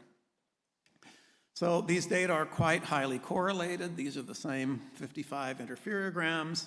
You'll notice, if you look a little bit carefully, that if you look in the upper right of each of these little subtiles, then the correlation drops a little bit. That's where the denser part of the rainforest is, whereas down in the lower left of these images, that is essentially bare lava. And so you get a much, much higher correlation. But the correlation is good in all of these images. It ranges probably from about 60 or 70% up to 90%. It's very, very high in these areas. So when we do the ionospheric correction, rather than having those 12 centimeters worth of displacement, these things come out all pretty flat. Except for, there's some anomalies up in the upper right. Again, this is that area that's heavily vegetated. It's probably related to some phase unwrapping problem, but we just process the data in bulk, and if we get a bad one, we can always toss it out because we have a lot of redundant interferograms. But if you look at the Kilauea caldera area, which is, there's two dark things in the middle of this. The one on the right is the caldera, and you look in the lower left from that, you can see there's a signal that appears and disappears, and that is related to something that's happening underground the surface. And this one, we think, is more likely to be related to actual deformation. So we can compare these results to what we get from the GPS stations in those areas. The red dots here are the individual INSAR time series. The blue lines are the GPS results of each area. These are from the ascending passes. Unfortunately, there are no GPS sites in the areas that have significant deformation, so it's pretty much zero everywhere, which is good, tells us the noise level, but it doesn't really tell us very much about calibration. Now, the ascending passes on NISAR happen at 6 a.m., so the ionosphere is lower. If we look at the descending passes, these happened at 6 p.m., and therefore the match with the GPS is worse because the ionosphere is a little bit higher in this particular case. And we can make these measurements. We can look at the RMS errors across the time series. So the names are those cryptic four-letter things that you see in the left-hand column here. The ascending error, the RMS difference between GPS and the NISAR data is on the order of a centimeter or so, so it's actually really pretty good. If you look at the descending pass where the ionosphere is a factor of several greater, then it's 2 to 3 centimeters. So it's at least it's behaving the way that we think we're behaving here. And this is the RMS value across the 10 scenes. So you have to take these numbers and multiply them by the square root of 3 to get the individual interferogram errors. So the individual interferogram errors are very approximately 5 centimeters or so. And so for all of us who work with Sentinel, we know that the atmosphere always leaves you a residual 2 centimeters. There's an additional 2 to 3 centimeters that we get in NISAR just because of the ionosphere. And this was the first movie that I was going to show.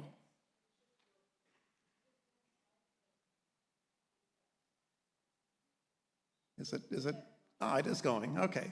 So because we have ascending and descending, we can decompose this, this motion to horizontal and vertical. It was actually quite little until the end, the last interferograms adding us a lot of noise. But this is the horizontal part, and this is the vertical part. And it is largely vertical in the case of the deformation here, but there's a little bit of a rifting event that's happening at the same time, which gives us a bit of a horizontal result. Now, these are both NISAR. We can compare then the NISAR ascending pass to the Sentinel descending pass, so we're getting similar geometry with each one. So in the case of the Sentinel image, you can see that the decorrelation in the forested region is very, very high, and we're getting these anomalous phases. And so our results are not going to be very reliable from Sentinel in this area. So this is a real advantage to NISAR because we get a lot less decorrelation in the vegetation. Let's see, and this is just a map of what the cumulative deformation was for each of those. So on the NISAR image, we get a really nice picture of the deformation happening, and we do have to worry about a lot of this decorrelation in this particular example when we're looking at Sentinel. Now, I have given the impression that the ionosphere is corrected perfectly all the time. It turns out that in the Las Vegas area and the Hawaii area, there was not a huge amount of the ionosphere. Here are some data from in Alaska, a little bit to the west of Fairbanks. There are 3 different interferograms here with large amounts of ionosphere. And when we apply our correction, we're left with the signals that you see on the bottom. That's the inferred displacements. We have bars that you see occurring in the azimuth direction that we have here. And these are basically due to if you have a gradient in the ionosphere, that gives you a linear phase, which you get misinterpreted as a Doppler. The pixels come out in the wrong place. So we have to apply some kind of a rubber sheeting algorithm And this is all part of the ongoing work to try and understand how we're going to reduce these data. So in summary, the wavelength difference between the two are quite significant. You can get a very, very different looking interferogram with one than the other. We believe that the NICE-R is more sensitive to subsurface echoes, and that's what we're seeing. Sentinel, we don't have any ionosphere or very little ionosphere for most of these cases, but the NICE-R data need to be corrected, and we are still working on algorithms to really optimize that. But we're near the beginning of the mission. It will probably be getting better. We know that the correlation is higher in vegetated areas with the L-band data, and Sentinel-1 is missing Kilauea deformation due to decorrelation in an area that we think is non-vegetated, and that might just be too much displacement to align the pixels. We haven't really talked about here, but Sentinel, we have 12 years already, so it's a really valuable system for looking at temporal changes. NICE-R is less than a year old. We're hoping it will go for 12 years, but we'll see where we are when we come to Fringe. It'll be 2038, so maybe one of my students will give that talk. In any case, there's a lot of opportunities coming up to look at data from both of those different systems. So thank you, everybody. Thank you very much, Howard. I think we should have time for one question at least.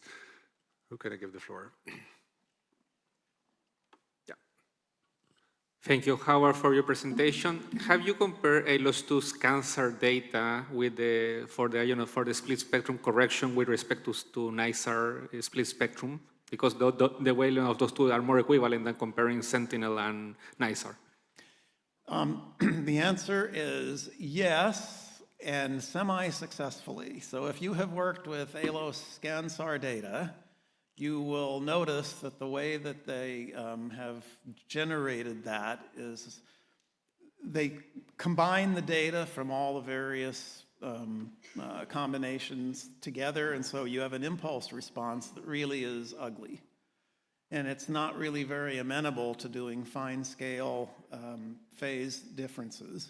So what you have to do is you have to average over 10 pixels in both dimensions, so you get some kind of aggregate phase, and it's great for showing a map of here's all of Europe in one Sentinel image, and yes, there's something here and there's something there.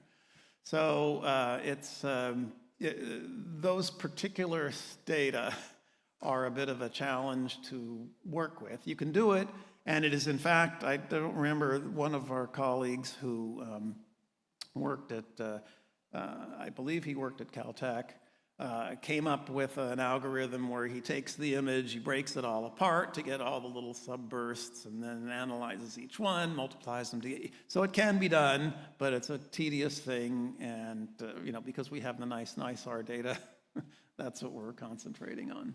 Okay. Thank you very much. I think in view of time, we should proceed. Thank you very much, Howard. And the next talk will be presented by Ingvar Larsen.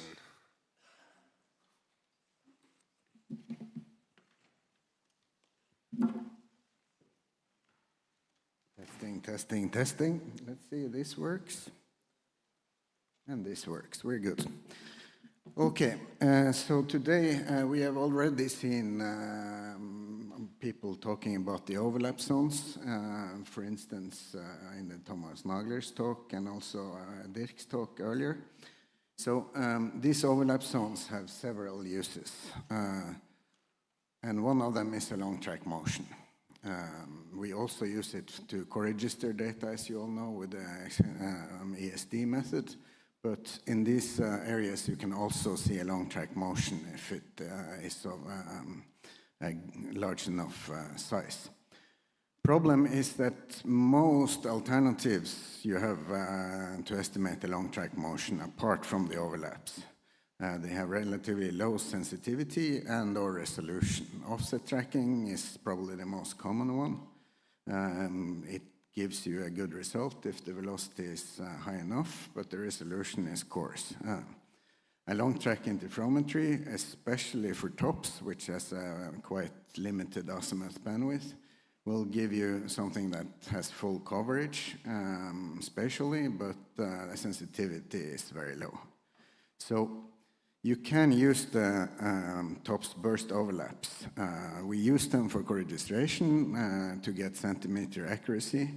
And that means we can also use it to estimate motion with more spatial resolution, but the coverage is very sparse, as we have seen. So what I'm going to show today is how we can exploit a bit of the signal in TOPS that is usually not available. When you focus SAR data, you usually throw away all the data that contains partially focused targets because these have lower resolution, various artifacts, etc., etc. But it turns out that these can still have a reasonable phase and be exploited for interferometry. So we can quickly have a look at the spectral properties of TOPSAR, and now we'll follow a series of time-frequency diagrams, azimuth only.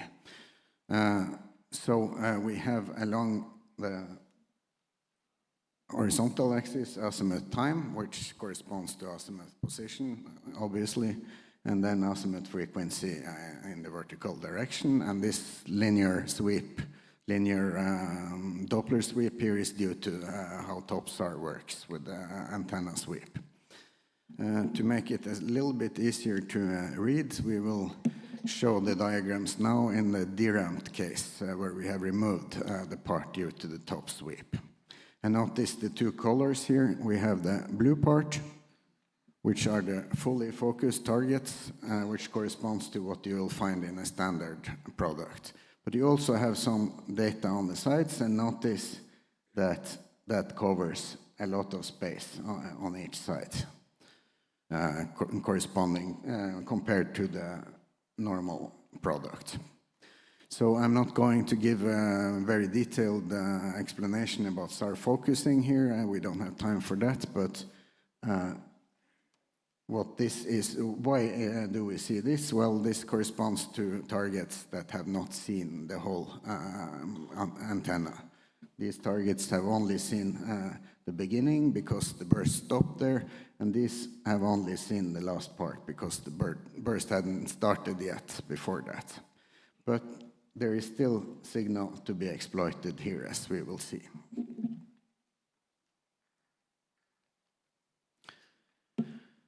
So standard products, and now I remember this is a deramped case.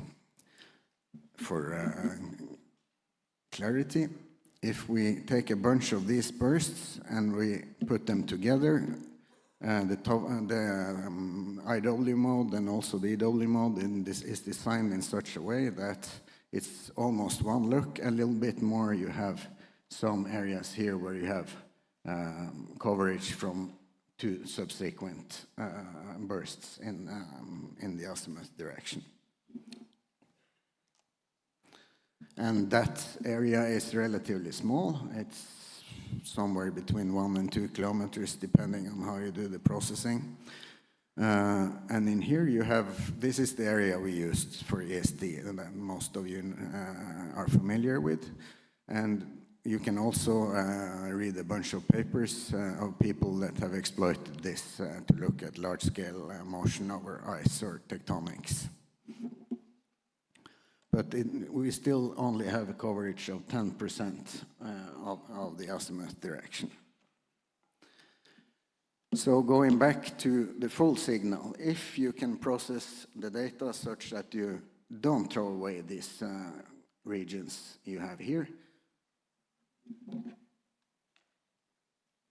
then the burst spectral support would look like this. If you look at this in the spatial domain, you would see that you still have data here, but they will have a linearly decreasing resolution because of the effective processed bandwidth is decreasing from full to 0. But in the middle here, there is a lot of information that you still can use. So what happens if we stick together a bunch of these bursts? Well, you can see the overlap area is significantly larger. In fact, about 10 kilometers if you go all the way down to the corner. However, the last part here, you almost have no resolution. So the useful part of it, you have to go to maybe 8 kilometers. But it's still, we would have hoped for 18, which is the distance between bursts, but at least we get 40% there. And 8 kilometers respect to 1.5, 2 is a lot more ground that can be exploited for a long track interferometry.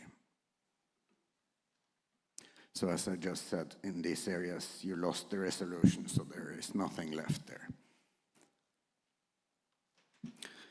So custom focusing. If you have access to a SAR processor, and there will be one available relatively soon, you can do some small tricks to preserve these things. There is nothing different in the way you process it, but you have to put some extra space for these partially focused targets, which will lower the efficiency of the processor a bit, but not a big deal really. You can also, while you're at it, try to optimize the processing bandwidth, maybe allowing for a bit more than the standard SLCs that are optimized for point target responses and ambiguity levels and things you might not care that much about. And also another option that I actually used in the figures I will show later is that you can also do the same trick in the slant range direction and keep the partially focused targets there. That's not a new idea. That's something people have been doing for decades to get a little bit more spatial coverage in range. So one example that has in fact been shown earlier today, it's the Myanmar earthquake. And this shows the standard overlap zone and differential phase. And on purpose, it looks a little bit sparse. You can visualize this much better. For instance, the same interferogram was shown in Dirk's talk earlier today, where they had compressed and actually showed only the parts with data in it in here. But the reason I did this is that I want to compare what happens when you use the extended overlaps, because then you see this. And as I said, we have about 40% overlap now. There are some extra pixels here because I also used the full 10 kilometers, but there is, you cannot see it here, but at the end of each burst here, there's basically only noise. But anyway, now you start to see the full patterns of this massive earthquake over this 500-kilometer fault.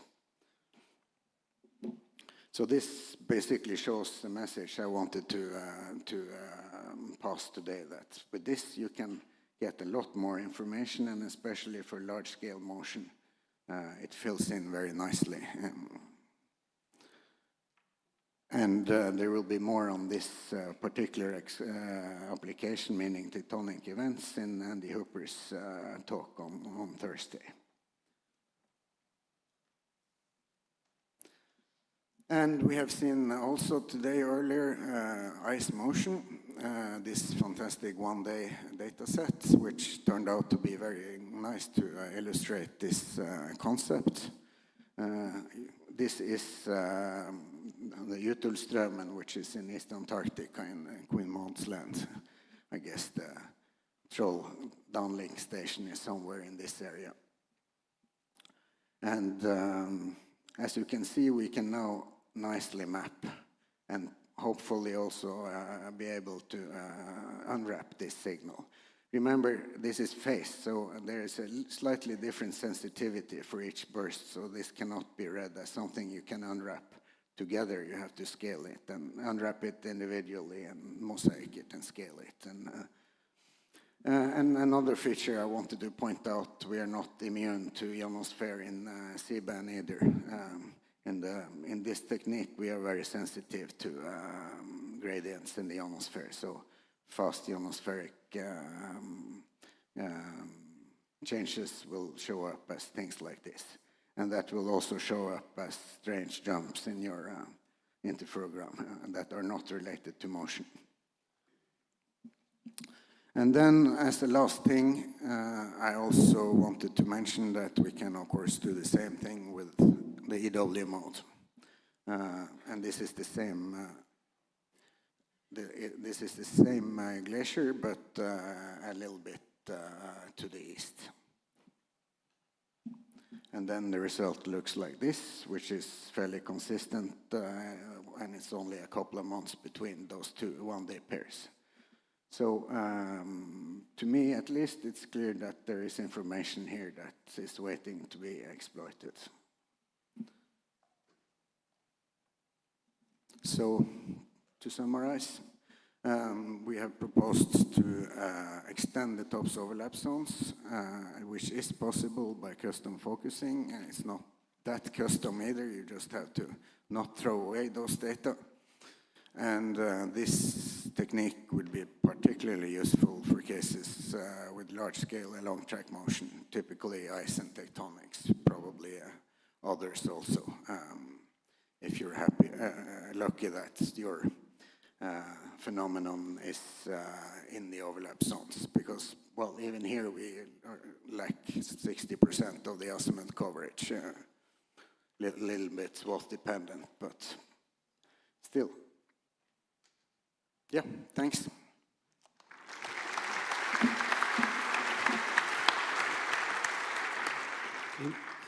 Thanks for the presentation. We have time for questions. Any question from the audience?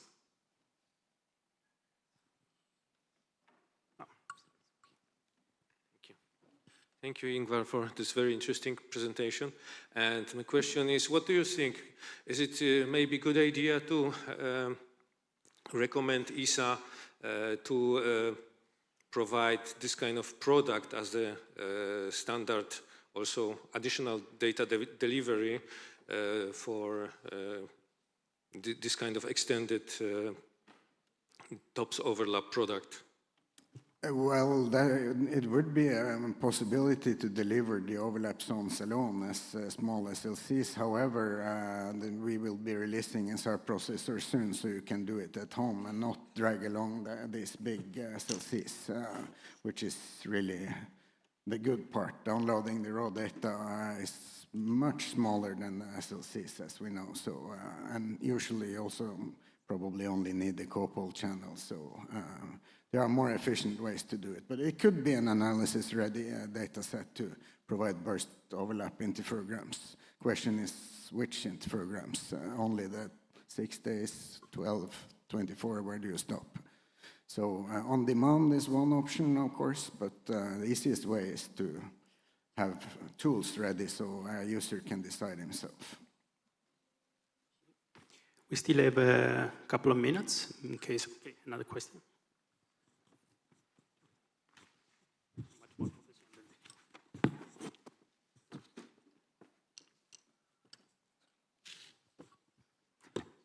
Did the extended overlapping region preserve coherence at the same level as the standard overlapping regions, especially over the vegetated and forest areas? The question is whether the coherence is the same as the usual. Yeah, I mean, in the extended overlapping regions, is the coherence as good as the standard overlapping area? So the middle part is the same, so that those 1 kilometer, those will have the same performance.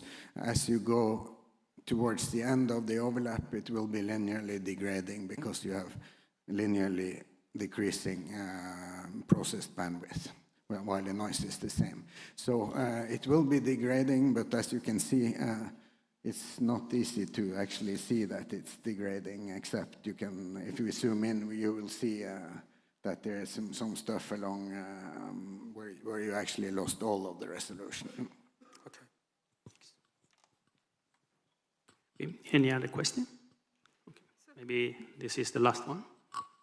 Thanks. I was just about to ask you about that. In the subswath where the bursts, subswath overlapping areas, could you use the continuation to help fix that issue?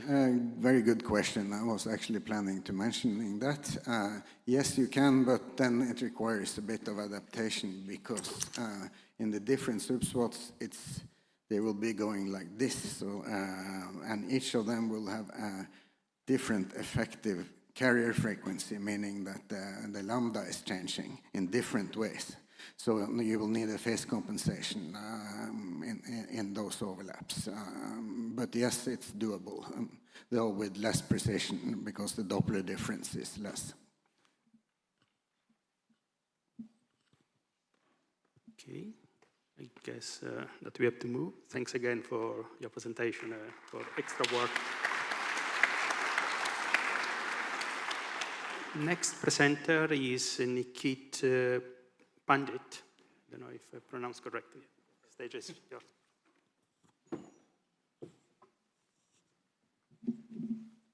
Hi, everyone. I'm here on behalf of Dylan Hickson, who carried out the work in the study, but unfortunately is unable to attend the conference himself. So I'm stepping in. The main objective here of this presentation is to really talk about how we can use compact pole data to enhance the deformation campaigns that we provide to our customers. So at MDA Space, we've been working really hard on our upcoming SAR mission. The mission is called Chorus, and it's expected to launch at the end of this year. It'll offer some pretty awesome capabilities for both land and maritime applications. One feature that's particularly noteworthy for INSAR is that Chorus C, which is one of the two SAR sensors in the Chorus constellation operating in a C-band, will actually provide the first operational repeat pass INSAR using commercially available compact pole data. So the SAR sensor will be completely taskable in its accessible swath. So to get ready for compact pole data from Chorus C, we are turning towards RadarSat Constellation Mission, RCM. That's a mission that's been built and operated by us at MDA Space, owned by the Canadian Space Agency. So using RCM compact pole data, we're looking at developing fast algorithms to use the polarimetric content that's available in compact pole to enhance the point density coverage that we can provide in our deformation maps and keep those points at high precision. And really, this application is just one of the many transformative applications that Chorus will enable. So to give you a little brief overview of the Chorus constellation, you have two satellites flying in tandem. The leading satellite is Chorus C, that's the C-band SAR. Then with a 1 hour delay, following in the same orbital ground track, you have Chorus X, the X-band SAR. And one of the coolest features of this configuration is the tipping queue. And you can imagine having some target of interest that you've identified in your leading C-band kind of wide area coarser resolution image. And in that same target, being able to come in and get some higher resolution information about that target in the X-band higher resolution image. So that's particularly useful for ship detection. When it comes to INSAR, the orbital configuration will be a mid-inclination orbit, so it's a little bit different than most C-band SAR, which are near-polar sun-synchronous orbit. So that mid-inclination will allow you to resolve and recover three-dimensional deformation measurements using INSAR. Some other features are the short repeat cycle and really precise orbital control, which help prove coherence and minimize baseline errors, respectively. For our INSAR-supported modes, we have Spotlight and Strip Map. So Strip Map 3 meters all the way to 8 meters resolution, all available in compact pole, dual pole, and single pole. And the incidence angles that are covered are quite far, from 24 degrees all the way out to 64. So as I mentioned, Chorus C, first operational repeat pass INSAR with compact pole data and fine resolution. And Chorus X, the X-band SAR, will also separately support repeat pass in SAR at a VV polarization, and all of this is expected to launch at the end of this year. So when it comes to talking about the advantages of compact pole, I think it makes most sense to start out with quad pole. For quad pole, you can recover the full complex 2x2 scattering matrix, which really can give you the full characterization of the scatterer and the scattering process itself. The challenge is in the quad pole architecture, you're transmitting horizontal waves, then vertical waves. So you need to double your pulse repetition frequency, and as a consequence, you get a reduction in the swath width. Another challenge is due to technical considerations when designing a quad pole mode, you also have reduced resolution. So while the quad pole modes have the most amount of polarimetric information, its commercial viability for our customers remains quite limited for these reasons. So that's really where compact pole comes in, and it sends out circular transmissions, and this is done by, in parallel, sending out horizontal and vertical waves with a 90-degree phase offset, which then summate out to send circular transmissions. And the polarimetric portrait or Stokes vector that you can recover from that circular transmission it actually approaches that of quad pole. So you get a really weak bias in the target response. And when you compare that to dual pole, where you can only transmit either horizontally or vertically and then have the dual receive, in compact pole you get a really great characterization and ability to characterize the different scatterers. So you can kind of orthogonally decompose into single bounce, double bounce, and volume scattering. So when it comes to deformation monitoring campaigns, you really want high density point coverage when we deliver our deformation maps. And you can do this by arbitrarily lowering your quality threshold. But what we want to do is see how we can use the information that's contained in compact pole to provide more points for the same precision requirement. The other consideration is that we also need our algorithms to be fast, because we need to deliver a fast turnaround for the products that we provide to our customers. So previous work in the literature we've seen has, I think, mostly focused on dual and quad pole and using the polarimetric information contained in those beam modes to enhance point density coverage, and this work is looking at compact pole to do so. So with all of this in mind, the goal of this study is really focusing here on persistent scatterers, with future work looking at distributed scatterers and seeing how we can use the information that's in compact pole. So the main method here is really to identify the dominant, most temporally stable polarization component and use that dominant polarization state and keep it fixed. So if you have your co-registered stack of pixels, keep this scattering mechanism or polarization state that you have, identify it on a per pixel basis, but along the co-registered stack, keep it constant so you have an equal scattering mechanism so that you can relate the phase differences to deformation instead of having different scattering mechanisms along your co-registered stack. So then it's not really that easy to recover the deformation time series. So have that equal scattering mechanism. The result of finding this dominant polarization state per pixel, we're seeing that we can increase the point coverage compared to the interferograms that are formed directly from the receive channel data. So RH stands for right-hand circular transmit and horizontal receive. And the method, it directly finds this component, this projection basis, and it avoids computing all potential projection basis, so it's a lot faster order magnitude than exhaustive pole INSAR techniques that we've seen in the literature. And as I mentioned, these interferograms, they're formed and directly projected onto this basis, so there's no actual optimization that's required. So we have a case study here from RCM, and it's over Poland, but I don't think that was planned. I think that's just lucky. And we have 5 meter resolution compact pole beam mode. This AOI was selected because we have the European Ground Motion Services as a ground truth to kind of validate our results. And there's a lot of different scattering mechanisms in that AOI. one thing to note is that the swath position 22B mode, it sits at a 52 degrees incidence angle, and RCM and probably Chorus as well, when they're steering either really near out in incidence or really far out in incidence, you kind of have some issues in the non-circularity of the beam mode, so the transmission becomes a little bit more elliptical. But due to the calibration that we have for RCM, it's stably non-elliptical. So I think, at least for our study, it's suitable. So we have a specific subset of the AOI, and here we do identical persistent scatter interferometry, comparing the receive channel interferogram and then our optimized interferogram, where the optimized interferogram is the interferogram that's formed by projecting the interferograms onto the basis that are the most stable dominant polarization component. And we look at a few different metrics: temporal coherence, number of persistent scatterers above common quality metric, and then, of course, agreement in the final deformation result to just make sure we're not accidentally introducing any biases or anything like that when we're performing the projection. So here I have a picture of the amplitude dispersion metrics for the receive channel data.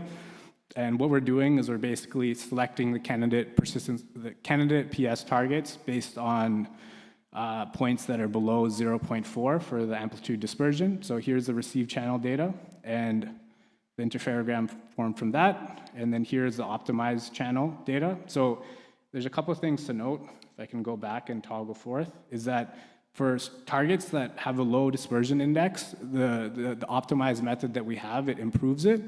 But for distributed scatters, it seems like it's not that effective. So this is kind of why we're focusing on PS for now. So I think it's a little bit easier to look at it in the histogram compared to the whole diagram. And this is where you can start to see the improvement in the method, where you have a 55% increase in the method if you arbitrarily set your dispersion index to have a quality threshold of 0.3, or 22% of 0.4.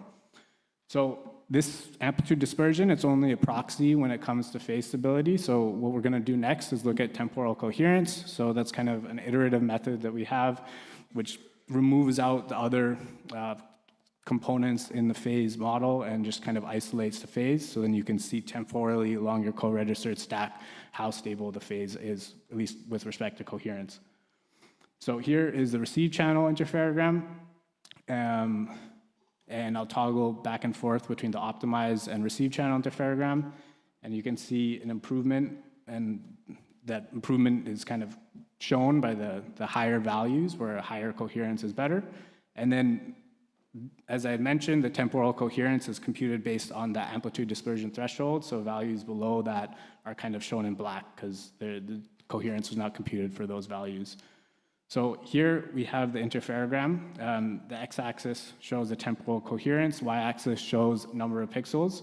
So for lower coherence pixels, the method is not as is, it's not really doing that well, but where it really shines is for the higher temporal coherence methods, or for higher temporal coherence, where you have persistent scatterers, and that's where you have a 63% increase in points above 0.9 temporal coherence threshold and 51% above a 0.8 threshold. So really what we're seeing is that by projecting the interferograms onto this basis, you can get more points for the same threshold when focusing on persistent scatterers. And this is one method that we have for compact pole, but really what we're trying to highlight is that there's a lot of opportunities for more advanced algorithms and more work to be done when it comes to compact pole, exploiting the information that can be exploited to kind of improve your point density coverage. So here I have some results of the identical processing for persistent scatterers. Here's the receive channel interferogram. RH, kind of main focus here is along the rail lines. So here's the receive channel interferogram. Here's the optimized channel interferogram. You see some more point density coverage over the rail lines. And this is great because when we're delivering in SAR for our customers, we're really focused on critical infrastructure monitoring. Here I have another example over bridges. And you can see the receive channel interferogram. It's a little bit sparse over the bridges. And I think I forgot to mention, this is showing cumulative deformation here, so it's in millimeters. And now if I toggle to the optimized channel, here we see some more points, and this is kind of what I'm trying to highlight. that when you have the compact pool data, only with a minor increase in processing, you can get more points for the same quality threshold. And just to give you a final set of results, here just to compare it against EGMS, which I think is probably quite hard for some of the people in the back to see, but this is the interferogram. We have this little subset of points. Main message here is that we're seeing overall agreement in the deformation signal between the received channel interferogram, optimized channel interferogram, and then the cumulative deformation time series provided from EGMS. So if I can provide a summary here, we have MDA Chorus. It's expected to launch at the end of this year. It'll provide compact pole INSAR, commercially available data, and the algorithms that we're looking at, that we want them to be fast, and only with a minor increase in processing, we can get more higher density point coverage with just a little bit extra processing, where we're projecting the interferograms onto this basis that has the most temporally stable dominant polarization component. The results have really focused on urban areas and urban structure or infrastructure monitoring. And really this is on PS, but I think we're trying to extend it over to distributed scatters, because as I was showing, the results are not that great for DS. Something else is that we didn't get time to do for this presentation is we never got to actually compare the results between dual pole and compact pole. We're kind of operating under the assumption, at least in this presentation, that compact pole would do better, and that's based on the theoretical understanding of the greater polarimetric content information that's in compact pole compared to dual pole.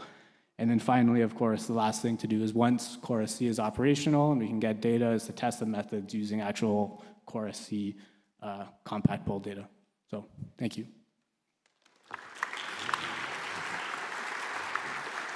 Thank you very much. Other questions? Yep. Hi. So you mentioned this this method overcomes the need of an exhaustive search to find the optimal scattering mechanism because you obtain it directly. I was wondering what directly means in this context, or what approach is used to actually get to this equal scattering mechanism. Okay, so I would say it's a Stokes-based approach, but for more details when it comes to the method, I think we would have to talk after this call. Okay. Other questions? Urs, could you bring the...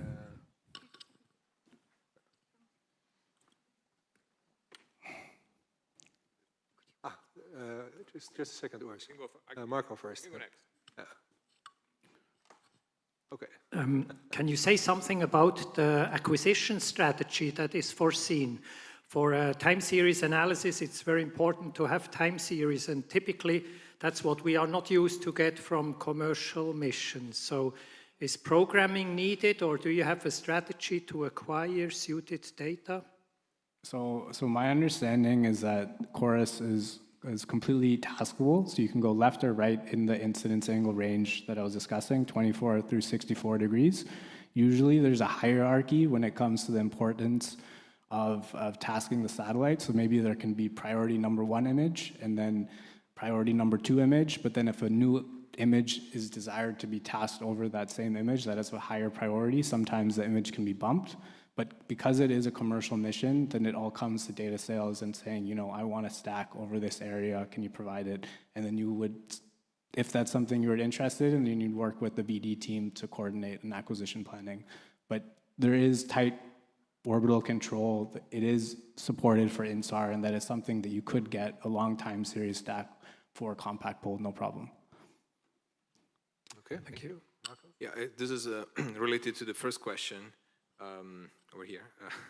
Sorry, I was looking over there. So have you estimated, maybe I missed it, but I guess you estimated the dominant scattering mechanism with the eigenvalue of the 2x2 polarimetric covariance matrix, and then you projected the eigenvector on the SLCs, and then you estimated the coherence. I think that's what you have done. Okay, so in this method, we're not projecting and computing eigenvectors, but the end result, I think, is probably quite similar. Similar, right? Yeah. And so I guess this is more of a suggestion. So it would be perhaps good to actually estimate that eigenvector over the averaged covariance matrix over time. I don't know if you have done it only on the first acquisition or on a few acquisitions. So some additional results that I have, but that we didn't include in the presentation, we're looking at single interferogram cases and then comparing our results against the primary eigenvector and the secondary eigenvector, then like the exhaustive search where you look at all the different projection bases and see what maximizes coherence. And then we looked at like some single bounce, double bounce, and volume scattering to see kind of where our method lied compared to what was provided in the literature. For single and double bounce, it was pretty close to those different methods, but for volume scattering, because it's not really a dominant polarization state, it was a little bit hard to kind of interpret actually what our method was doing in that case. So, yeah, okay. Thank you. Yeah. Final short question. Anybody?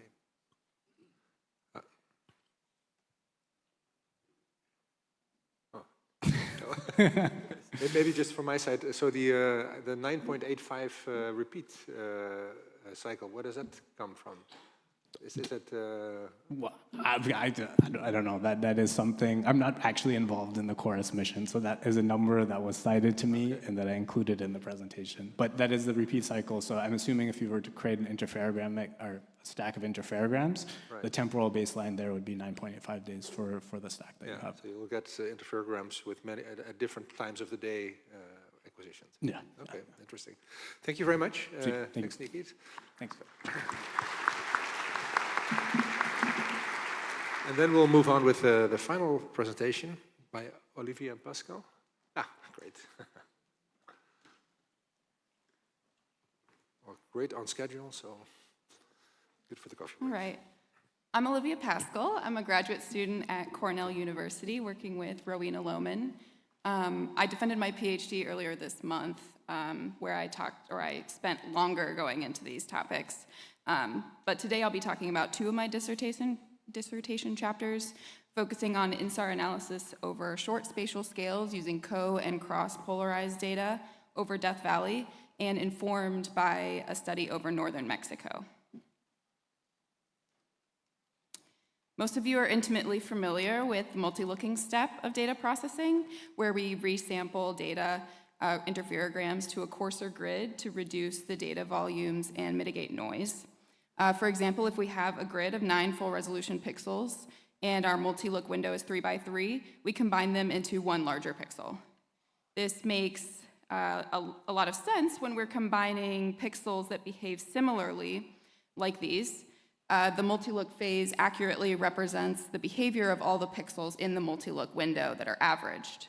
But when the phase values are not homogeneous, like these, doing a simple spatial average over the multi-look window may not represent the source of deformation that we're interested in. For example, if there are a subset of pixels that are consistently being affected by some sort of surface process, the phase at those pixels may be contaminated by surface effects, rather than being representative of tectonic or anthropogenic sources of deformation. I've shown a process that looks like wetting and drying, but I'll give a better example of the sort of process that could cause this in a few slides. If we can eliminate pixels that are being contaminated by the surface process, we can average the remaining pixels, and the multi-looked phase where, for these two subsets of pixels, will represent two different processes. We saw this pixel-to-pixel heterogeneity in my previous work, which focused on a small area at the northern tip of a dry salt lake in Baja California, Mexico, called Laguna Salada, which is here in maroon, brownish maroon. I performed full resolution analysis for the area in the green box, including unwrapping at full resolution, which means that my results are not also impacted by phase misclosure issues. I used rate-independent metrics to explore how rate changes as the quality of the pixels change. I zoomed into a small area, over here. I zoomed into a small area outlined in black here, black box, so that we know that the rates should be similar within that small area. Amplitude dispersion is the first data quality metric I used, which is commonly used in persistent scatter analysis, as we saw in the previous presentation. In gray is the histogram of amplitude dispersion values for the pixels in the small box. with more favorable values of amplitude dispersion on the left and worse quality pixels on the right. Now I'm adding the displacement rates that correspond to each amplitude dispersion value.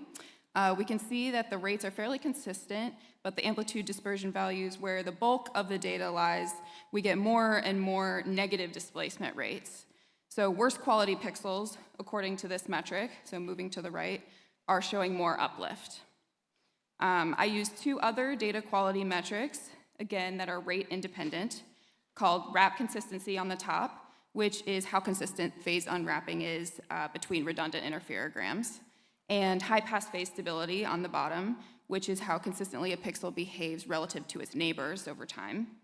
And for these additional plots, good or higher quality pixels are still on the left, and for the new plots, or the two plots I've added here, the points with values outside of the y-axis range are in triangles.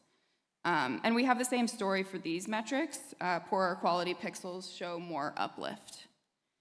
I'll also emphasize that rates converge to consistent values within more favorable value ranges of amplitude dispersion and high pass phase stability, which gives us more confidence that these pixels are representing the signal we want to measure and have limited contamination due to surface processes.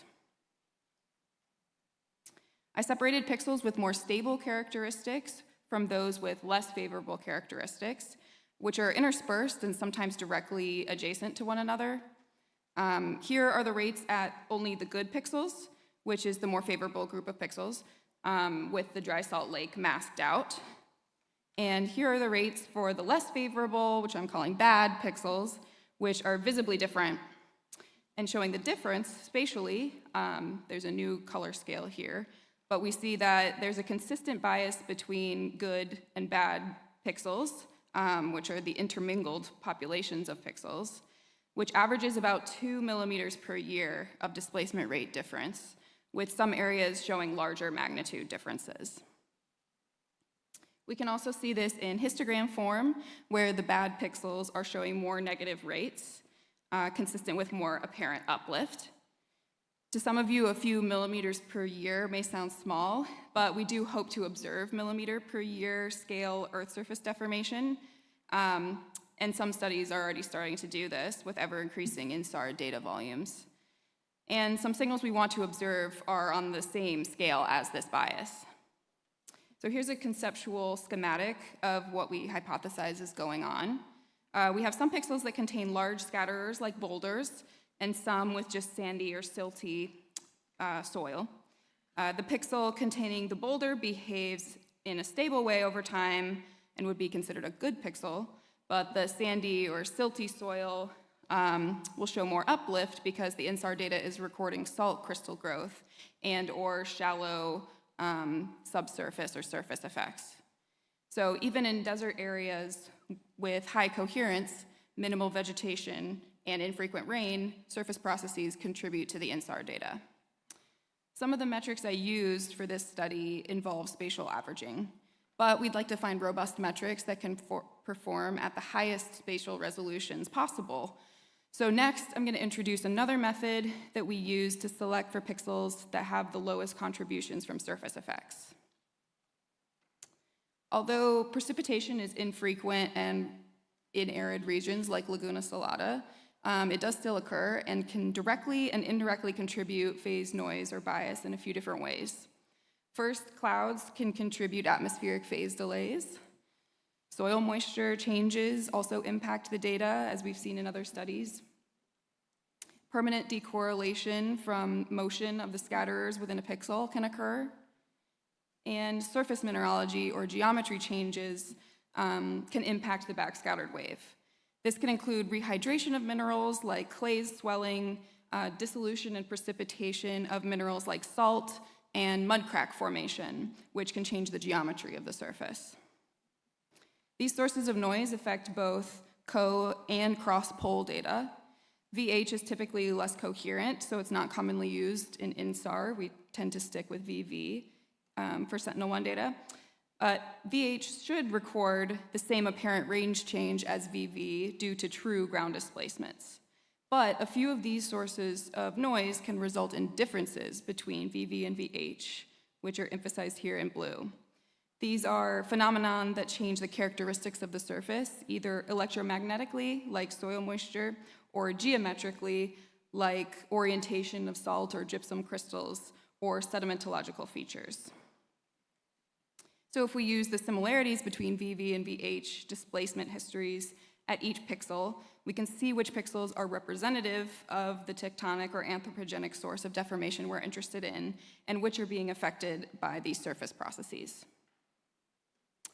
I used this approach at an area over Death Valley, California, to see if I could leverage the VH phase data to quantify potential rate biases of the same nature as at Laguna Salada. I used Sentinel-1 data between 2017 and 2025 for the region here in blue. Vegetated areas are shown in pink, and I primarily focused on the large complex of alluvial fans, which are highly coherent, which are just west of the vegetated area.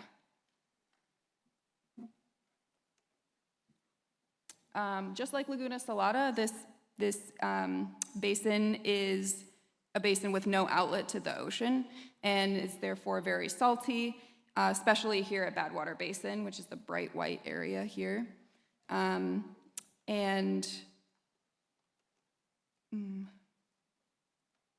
so this area is usually masked out because salty areas like this generally show large apparent uplift rates in INSAR. So I'm showing a different optical image here, now including faults in red. And I'm going to show some displacement time series at a few points along the alluvial fans. First, I'm just showing the precipitation events as vertical blue lines, with large events that accumulated over a centimeter of rain as thick blue lines. Now I'll overlay the VV time series at the point here in yellow. This point is very coherent majority of the time. And if we look at the VH time series at the same point, we see that they track one another quite well. I've offset these by 4 pi radians so we can see them both clearly and show that they match each other.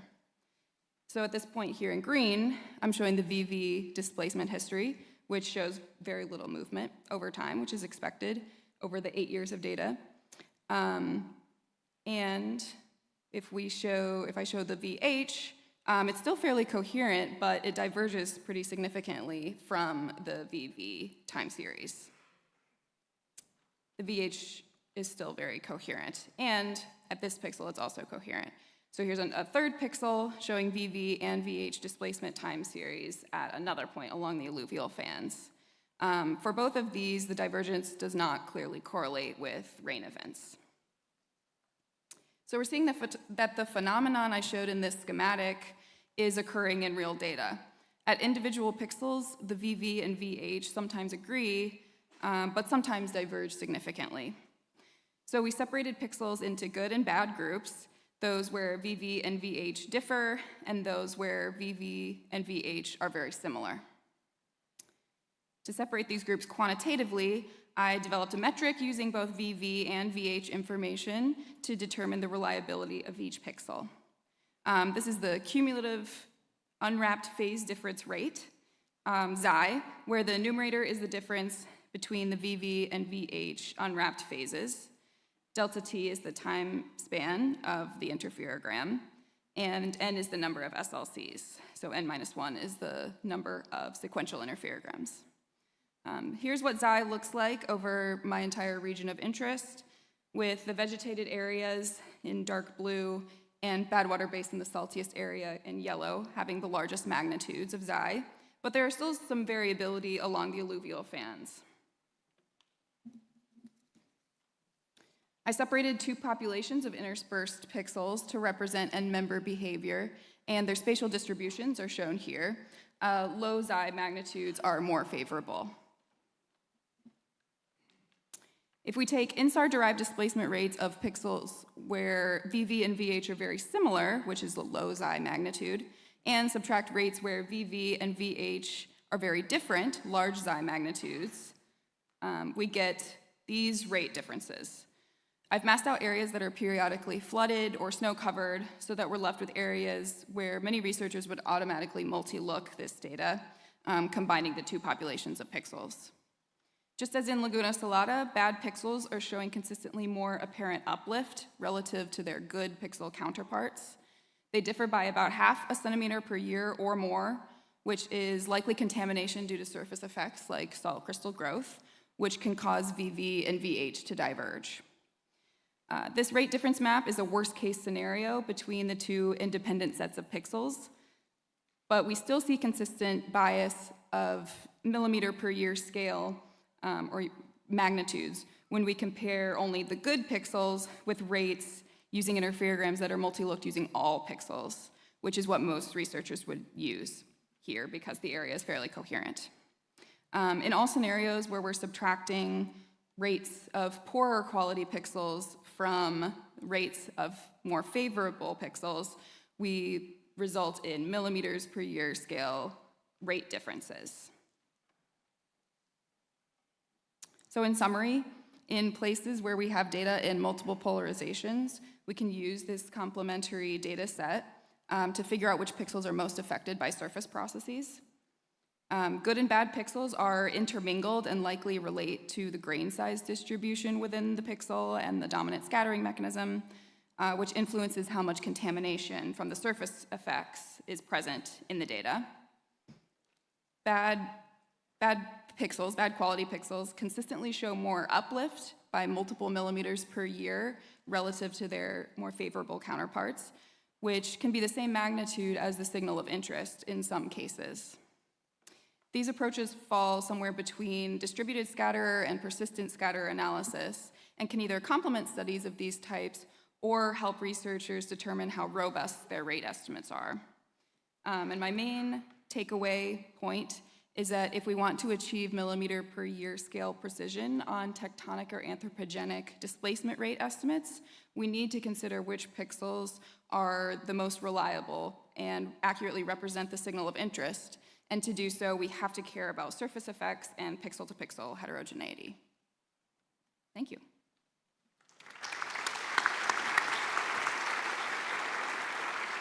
Thank you very much. And again, we have room for questions. Thank you. I really appreciate your illustration and presentation. Good versus bad. That was good framing. When you identify those bad guys, have you tried to see if they are related to non-zero closure phase? This was in full resolution, so we don't have right, closure but if you phase take issues. multi-look, and without the bad guys, would you not see non-zero closure phase? Yes, I haven't done anything quantitative with that, but I did early on in the processing, I looked at closure phase, and it does tend to be areas that are probably more affected by hydrological effects have larger or triple phase closure values. But again, I'm comparing sometimes adjacent pixels, and you wouldn't be able to observe those differences when you're averaging over a window. If they are related, you can potentially remove them and don't have to involve as large bandwidth in your processing and still achieve the high accuracy result. Remove the bad pixels?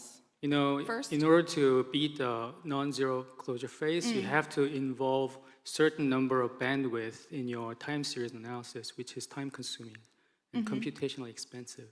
You mean temporal? You can make your processing time series analysis more efficient if you know if bad guys are the culprit of That's a good point. Thank you. Thank you.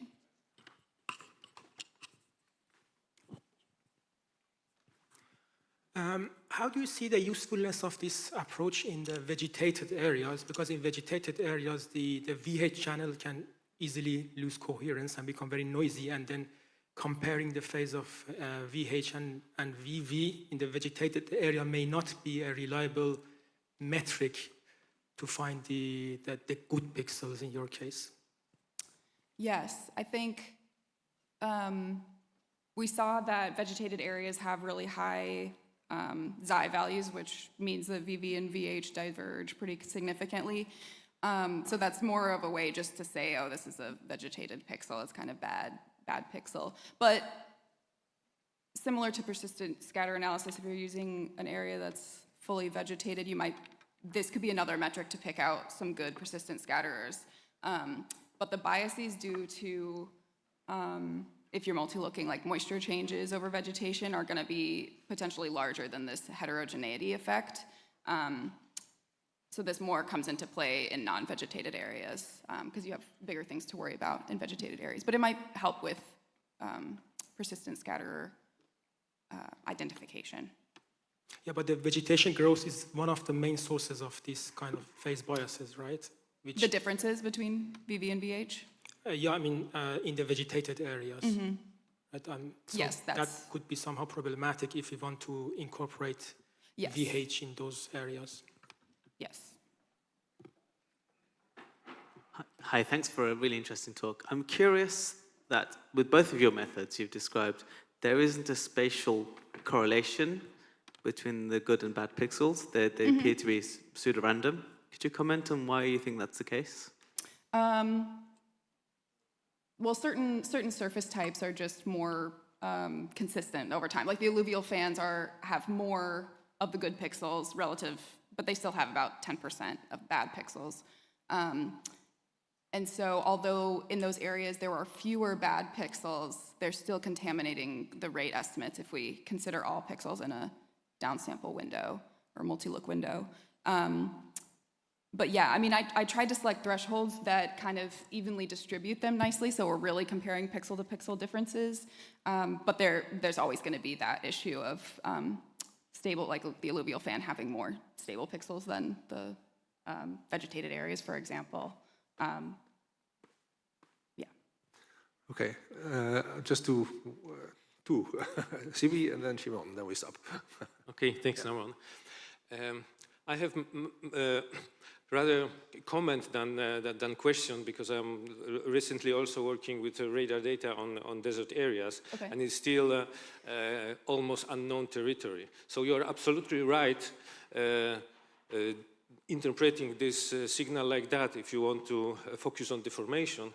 However, I would not name it as a bad pixel. It's just additional information that we need to discover. So it's another field for the next research, because maybe it's an important signal from a geological point of view or some other environmental factors. Thank you. Yes, in the papers I did not call them bad pixels, so don't worry. They're just two different populations of pixels. Yeah. So one man's They're not bad pixel intrinsically is better another man's than good the pixel. other. Yes, I'm here. Thanks. Yeah, it's along the same line. I think the bad pixels are the ones that don't have a consistent behavior. So you did a binary because you had maybe two distinguished groups. But in other environments, maybe you have a third intermediate that won't be consistent, and that would be the bad pixel for you. Really, these behave along a continuum. There's no real clear threshold. I just had to show, or I had to pick some threshold to show it spatially. But these histograms, I don't know if I could go back enough to get there fast enough. But the histogram kind of shows, or the three histograms of the three data quality metrics I used for the first study. Sorry.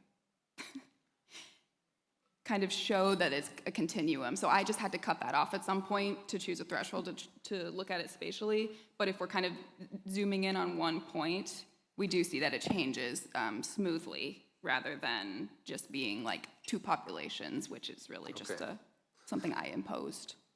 Good. I propose that we stop here for the break. Okay. I can't get there fast enough. Thank you very much. Maybe it's a good topic for the coffee break, distinguishing bad pixels from good pixels. And we'll see you after the coffee break. Thanks.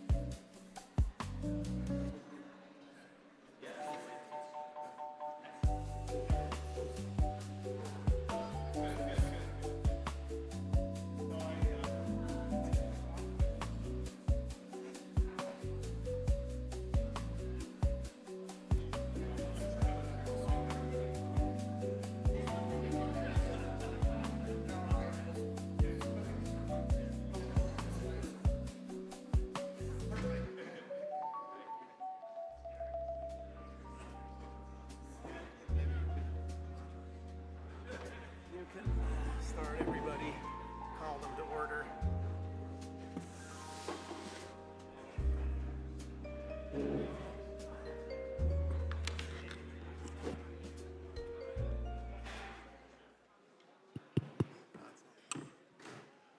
Okay, with the intention of not getting too far behind, welcome to the second half of this Advanced Techniques and Theory and Methodology. So we'll let people start to file in, but Ingvar will introduce the first speaker. Is the first speaker already here?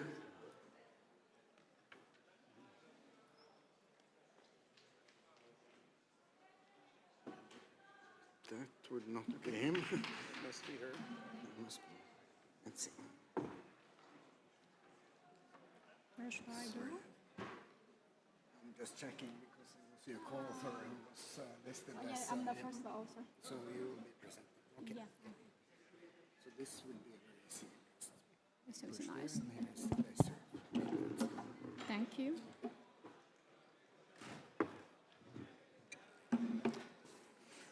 Good afternoon, everybody. It's a pleasure to present our recent job. And I'm Wen Yang from the University of Napoli, Partenope. Our job is done with the proof Hossein Abababe from the University of Twente. My presentation gonna separate in 3 parts. First one is background, and then methodologies. The last one is experiment.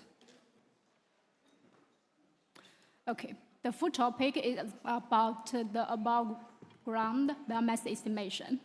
And the definition is the dry organic matters in the stems, bark, and the branches for unit area. Why we need to do the AGB retrieval estimation, because it's a very important variables for our system and for the Earth. It's important for the people, important for animals, important for the Earth. So it's why we need to estimate it and understand it in order to support our forest management, emissions reductions, and sustainable development policies. Literally, there are several methods to do the estimation, and for the approaches, they have the inventory. This one gives us the accurate one, but the point is it costs a lot of time and effort. And also we can use the optical images, but this is all we all know is sensitive to some cloud and also saturations, or the LiDAR also can give us a good accuracy about the biomass estimation. And what we are using now is about the SAW. Actually, there are several frequency band can be used to do the biomass retrieval.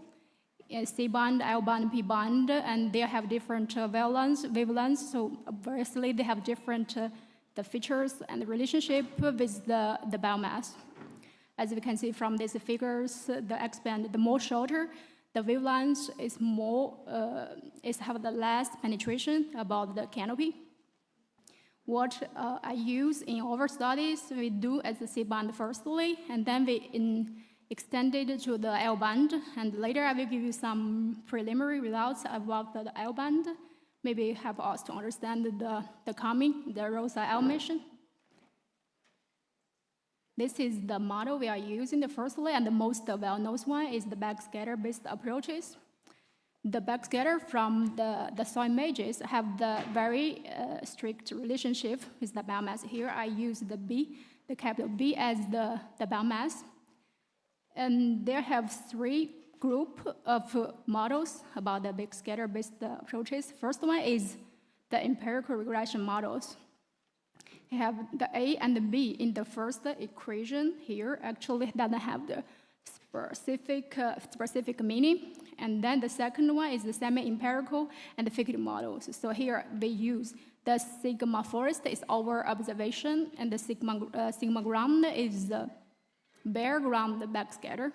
If we study on the forest area, it will have the alteration because of the forest covering.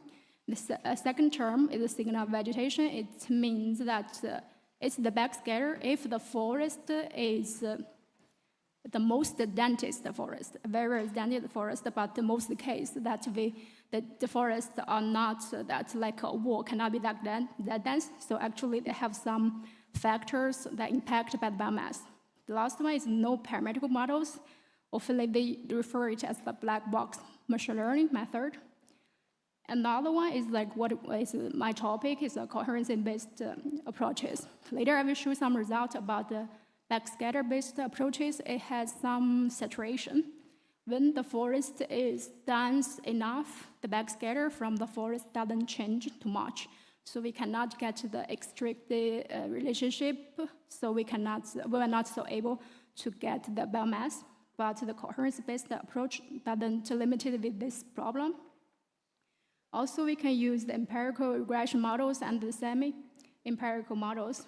In our case, we use the second one, so we refer it as the IWCM, is the interferometry water cloud model.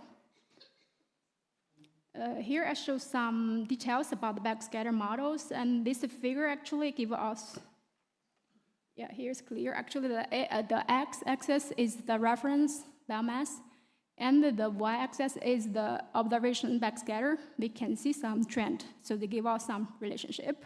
Unfortunately, when the biomass is reached about 70, 80, and later I didn't show it because it gives us a flat backscatter. This is what I mentioned, that they have the saturation when the forest is too dense. This one is from the C-band, so apparently the C-band have the very limited penetration, so when the forest is dense, doesn't penetrate too much, and the backscatter stay flat. And this one, okay, the equation 3 actually is, I didn't give too much detail here because of limited of time. This one is the modeled, the backscatter is modeled as the parameters of T, and the T forest is a two-way transmitivities, and we can make it simpler. Parameters like T forest is a relationship with the biomass. Okay, so then we get the simplified equation of the equation 4. Later, I will do some parameter fitting in order to get the biomass. Okay, here actually the figure here I give is the C-band, and later I will show some results about the L-band, so you can see the relationship change because the subparameters is very sensitive based on the sensor wavelengths, also the forest type, the terrain, the soil moistures, also the pre-limitation, a lot of factors here. This is over further studied factors about this. Okay, what we do is based on coherency. So this is the definition of coherency. It reserves some sensitives as the higher biomass. They have two acquisitions about different time of the LLC, and we calculate the interferometry coherency. Okay, this is a little shocked. It's very long, but we can explain it as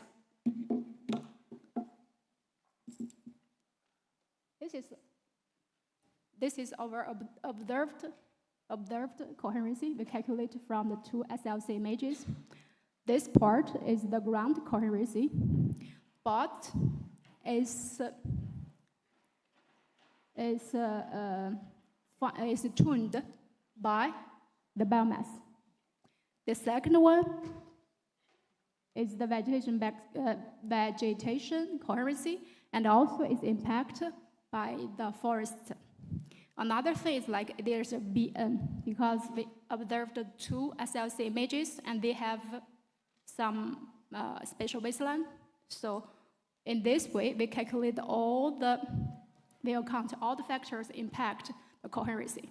But if this is what we have, and the B is what we want, and apparently there are so many parameters and unknowns, it will make the retrieval problem very complicated. So we want to make it a simplifier and then optimize it.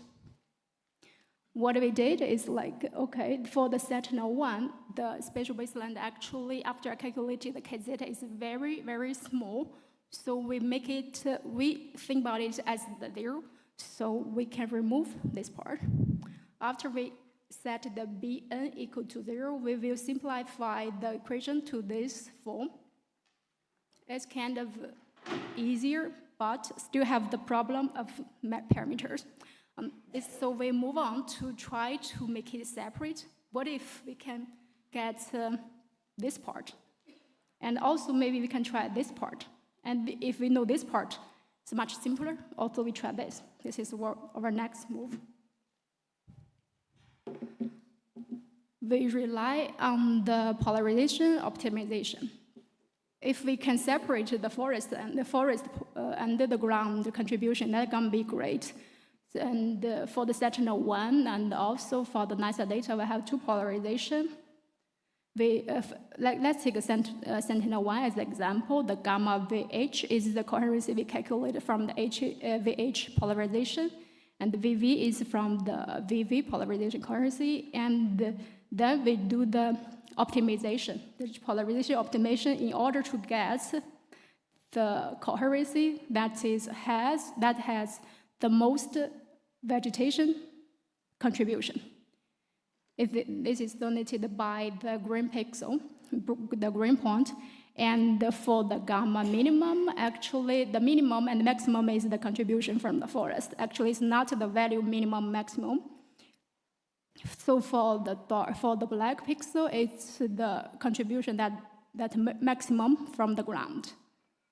And then we can use this to separate the equations we see before, make it more easier. But for the gamma max, that we can think about it, that the forest is contributed by the gamma max is contributed by the forest, but for the gamma mean, actually is the minimum of the forest, so you cannot think the forest as zero. So we theoretically, we should take them like two contribution. Actually, it didn't make it the equation more easy, but we want to try that if we just think about the ground contribution, what will happen, how the performance will be. So here I give 3 models here. And later I will fit these 3 models and try to compare them, their performance and give us some hint about which one give us the better one. And we can use which one to get the higher accuracy. This is some study area. We do it on the Kotka of Finland. It's a sort part of Finland. About the data set, we use Sentinel-1 and Sentinel-1 GRD data, and now Sentinel-1 INSA pairs, and also NASA data from NASA data. And for the ground truth, for the validation, we use some points of forest inventory plots, and also some LiDAR data, because the forest inventory is kind of sparse, sometimes cannot give us very robust comparison, so we also ask help from LiDAR. Yeah. Let's see here. Before I give some results about the biomass retrieval, I need to give some information about the how to calculate the biomass map from the forest height. They have some relationship with each other, but this very depends on the data quality, depends on the forest height, depends on forest type, many factors. So here in this Kotka area, I compute their relationship and I give the P1 is 2.2 and P2 is 1.5, but it's only for the Kotka, this area, because I need the validation data. And if, for your case, if you want to use another place, other kind of data, you need to adjust it. For the fitting strategies, here I just mentioned before any experiment results, because I used a similar one. I don't want to repeat it these 3 times here, because we do it, so we calculate the biomass in the unit area, so we cannot calculate tree by tree. So here we need to select the cell. And but how to choose the cell size, 100 meter square and 500. So I try different kind of cell sizes in order to understand it, and also about the beta, which is defined as the transmitivities about the forest. Some literature said actually doesn't impact too much if you choose like 0.02, 0.04, or 7 or 8. Maybe it doesn't impact the RMSD too much, but we want to see how it performs. And also I use the least square manipulation, and for the metrics I use RMSD in order to compare with reference biomass. And here the YI actually is the observation, and the YI hat is the modeled observation, and the B is what we want, and the theta is the parameters we want to fit it. Okay, firstly, let's start with the backscatter modeled fittings, because for backscatters we get the estimations, the biomass estimation from each image. So here we give some comparison about the VH and also the VV.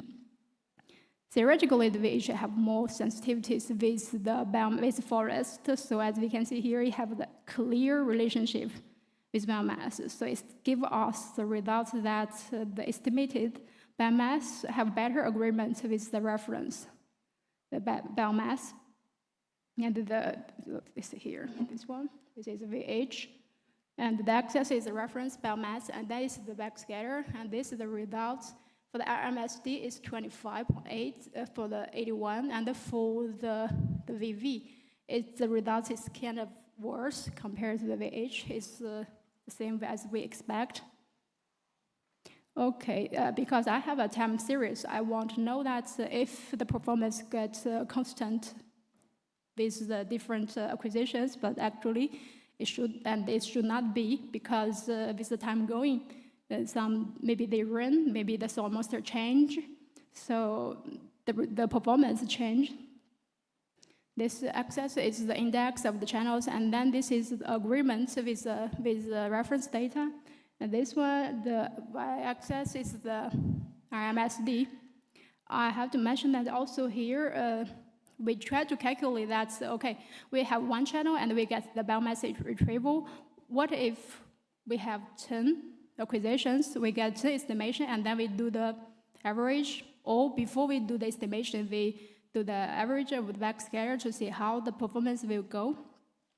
The dashed lines are the average, the results. I have to say that yes, it helps. Multi-channel retrieval help us to improve the performance, but we need to consider about this. For example, the 6, the result is kind of not so good.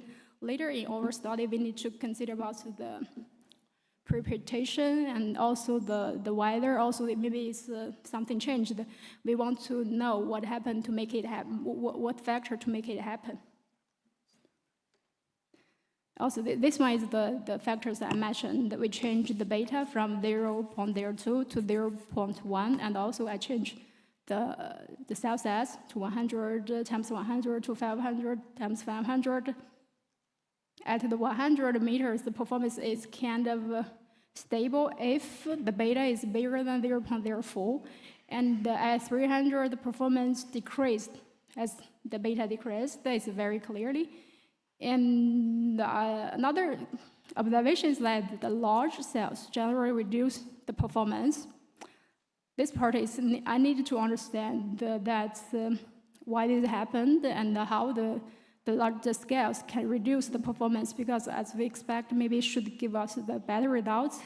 Another explanation may be that after every average in the big pixels, it's lost a lot of information, so we cannot find a very clear relationship with the biomass.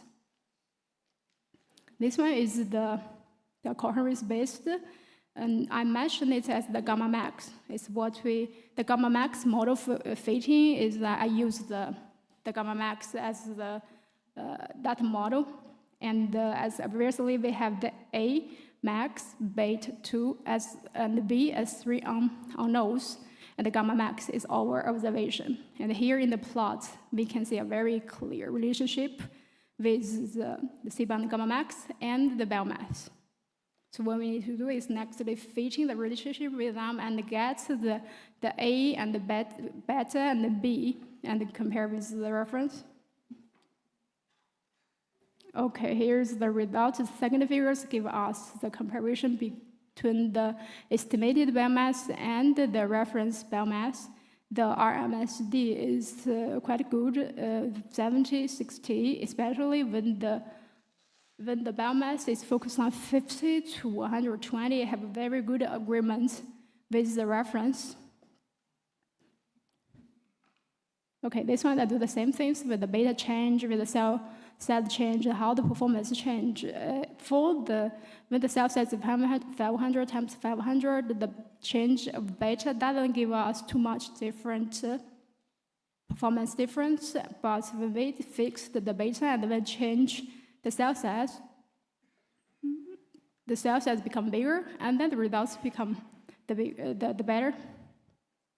Another one is the gamma minimum model fitting, and I mentioned these two kind of model is forest ground model, and then only ground model is help us to understand it well. Okay, this is the. Can you jump ahead to your summary, perhaps? Okay, this is the results that the gamma minimum, and this is the. I would like to move to the L band that is give us. I think you should just go to your final summary slide, please. Okay. Because we're several minutes over. Thank you. Thank you. Okay, that's it. All right, thank you very much. So we'll defer questions on this till we get to the roundtable at the very end. So if you have questions, please save them for that period. Thank you. So the next speaker is Simon Trumpf, I was going to talk about the two-look mod, Aula cell. Yeah, so thank you very much for the introduction. I'm going to talk about coherent azimuth ambiguity removal for ROSE-L two-look scansar along track deformation measurements. I want to specifically credit the second author, Douglas Kotsubo, for also this work, who implemented most of the simulations that I'm going to show in terms of student internship. And you're going to see that in this talk you find some parallels and overlaps with the talk that Ingvar Larsen gave earlier, because we're also going to talk about deformation measurement using the burst overlaps. But in this case, we're not talking about Sentinel-1, but ROSE-L. So many of you will probably be familiar with ROSE-L. It's part of the Copernicus program as well. A satellite L-band that is going to be launched towards the end of the decade.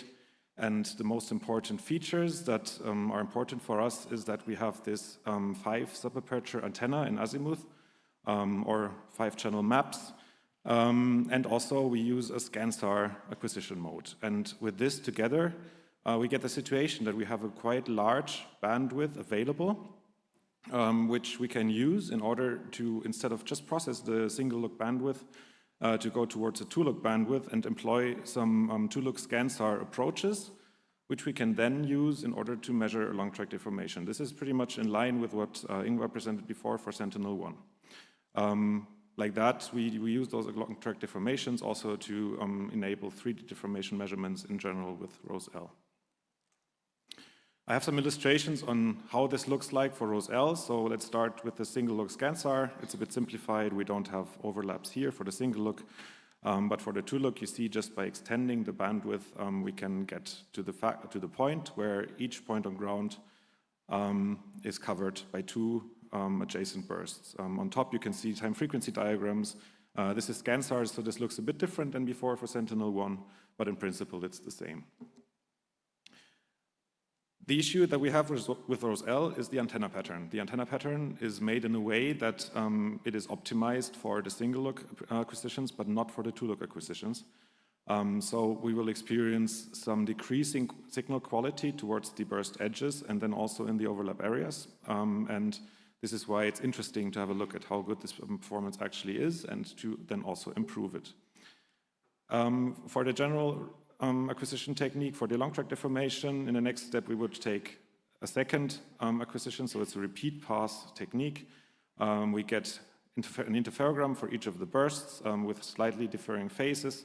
There we can compute the phase difference, and this phase difference is then just with a linear factor converted towards the long track deformation. Now we have implemented simulations in order to assess the performance that we get for these measurements. In these simulations, we have respected all the different parameters. So we have scansar, we have also the multi-channel, the maps acquisition. We are introducing system noise, and we're also introducing coherent azimuth ambiguities. And then we're simulating also the full two-look processing chain. In total, you can see this structure in the center of the slide. We have a scene generation, we have a radar module, which includes all the different radar effects. Then at the output there, we have those 5 different channels with raw data. We're also just talking about range compressed data here, so we're not doing no processing in range. Then we have the retrieval chain, and in the end, we have an evaluation module which compares the deformation that we have as an input in the scene generation to the one that we get at the output, and like that we can compute a performance. All of this has been published in the paper that I referenced below. And now I want to go one step beyond this to actually improve this performance in one specific way. And for this, I'm going to show one of the scenes that we use in the simulations and also in the paper, which is this glacier scene over the Petermann Glacier. We use in the scene generation a reflectivity from Sentinel-1 together with a long track deformation, or in total a 3D deformation that comes from the PROMISE project that we have then adapted to the scene. So this is our, let's say, truth for the simulation. And you can see in the results, this is the output of the simulator you can find on the right, that we can actually estimate this deformation quite well, but you can also see in the error, which is on the very right of the slide, that we get some errors, and these errors are mostly in this upper part, and they're mostly coherent. So it's not noise, but it's a bias. And this bias comes due to the azimuth ambiguities, and due to, more specifically, coherent azimuth ambiguities. Let's have a look where they come from. The general principle is this one. We have an acquisition of a target on ground. This is blue here, and we have an ambiguity from an area that is outside of the main signal area, signal that comes from the outside of the main signal area, which is this ambiguity in black. And then we have a repeat pass acquisition. We assume that the orbital tube is small, so this cross-track difference distance that you see in the slide is small. And then the target will be imaged coherently as well as the ambiguity. And for the signals, this means the thing that we can see on the right is basically we can get a phase bias because the azimuth ambiguities will add a different amplitude and phase to the signal. This phase bias, this is a plot from the paper that I referenced earlier, it depends on how strong the signal in the ambiguous area and how strong the main signal are. And as a reference, we can say we computed that if the backscatter from the ambiguity area is the same as the backscatter from the main signal for the Rose L case that we simulated here, we get a maximum phase bias for roughly 5 degrees. Now in the interferograms, this looks like this. You can see that these are interferograms and there's some weird things happening on top or on top of the interferograms. This is the biases. We suggest a mitigation technique that looks like this. So first of all, we take these interferograms. We will use the two-look processing chain in the first iteration to retrieve an estimate of the cross-track deformation, the long-track deformation, and we will also take the computed zero Doppler interferogram in order to estimate the ambiguity. Then we will use this ambiguity estimate to subtract that from the interferograms. So we get a corrected interferogram that we can then use again in order to use it as an input to the two-look processing chain and get an increase or a better estimate of the long-track deformation. These are the inputs that we take. So on the right you can see for simulation the long-track deformation, the cross-track deformation, and you can also see the zero Doppler interferogram. But from the interferogram we will only use the magnitude. And in the following now I will explain more in detail what is happening in this green ambiguity estimation block. First of all, we have to figure out where do the ambiguities come from. And here this is pretty straightforward. We know that they occur in the distance which is equal to PRF over K azimuth in regular intervals to the main signal. And we can use this in our magnitude here to figure out from which places we will see ambiguities in the respective part of the image. For this, we will then compute an estimated phase and an estimated magnitude, which we will put together in order to get a complex ambiguity, which we can then subtract from the main signal or from the ambiguous signal. Let's start with the phase.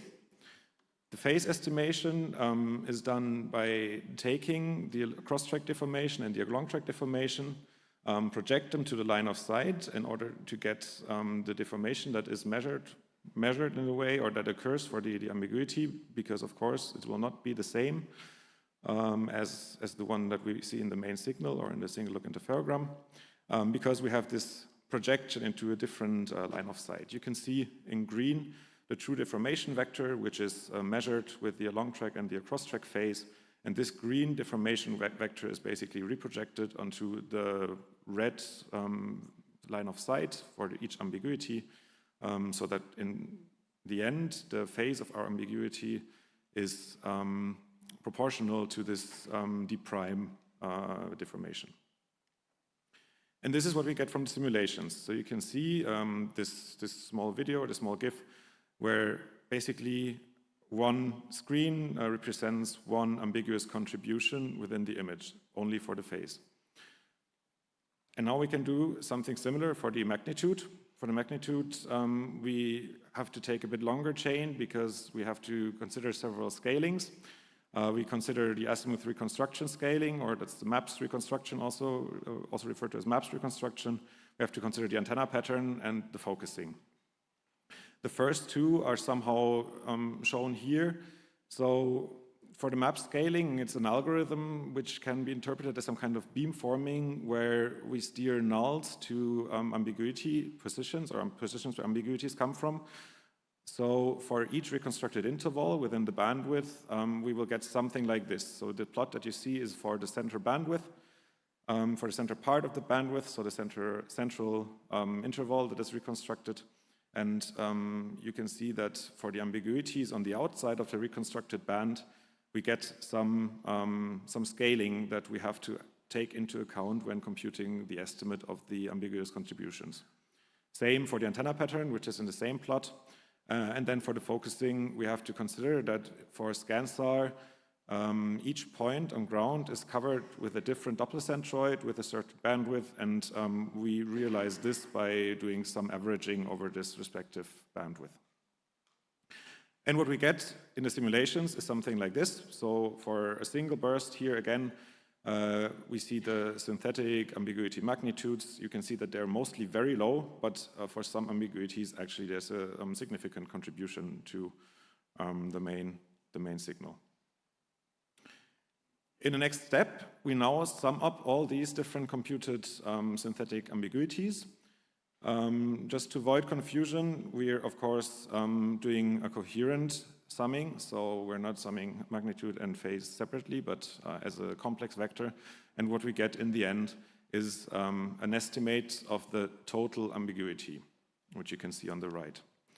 We can then, as an exercise, take this magnitude that we get from the total ambiguity and have a look at how does the signal actually look at this point, and we can compute some kind of azimuth ambiguity to signal ratio for the specific burst. And we will see that this matches quite well with what we can see qualitatively from the interferograms. This is what we see here. So on top, we have the biased interferometric phases. We have the estimated phase of the middle burst and also the ASR that I just showed before. And when then removing the ambiguity, we can see that we can significantly mitigate those biases. There's still some residual biases. I will come to some guesses where they come from in a minute, but we can see that overall it works pretty well. And we can also see this when then rerunning the two-loop processing chain. And in this GIF, you see the comparison between the measured long-track deformation and also the long-track deformation error before and after the removal. And you can see that we can mitigate the biases that occurred in the image before to a great extent. Now, the remaining biases in this in the interferograms, they might come to the fact that due to the fact that we're using the multi-looked, or that we're doing some multi-looking and then also just doing entire pixel shifts within this reconstruction algorithm. Also, there might be some more biases in the estimated or in the estimation, which we could solve probably by just doing some iterative applications. This is still to be finally figured out. And as a last thing, we should also not forget that in areas where we have a very low signal to ambiguity ratio, we will add noise to the signal by subtracting another noisy signal from this estimate. With this, I come to the conclusion. So we can conclude that we can significantly mitigate the coherent azimuth ambiguity biases. And we can do this, and also, by the way, this applies to the whole two-look processing. We can do this without changing the signal, the system of this Rose-L system at all. This is just done in post-processing. And this could be useful for scenes like that, which have very strong azimuth ambiguity biases. We will increase the noise like that, and yeah, in the end, what is still to do is to investigate iterative applications. And there's, of course, also the option to use more sophisticated azimuth ambiguity removal algorithms like the one from my colleague Dominik Richter. With that, I come to a conclusion. Thank you very much.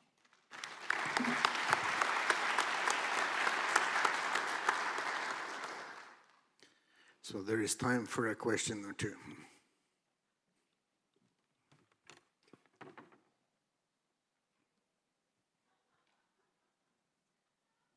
Hi, thanks for the very interesting talk.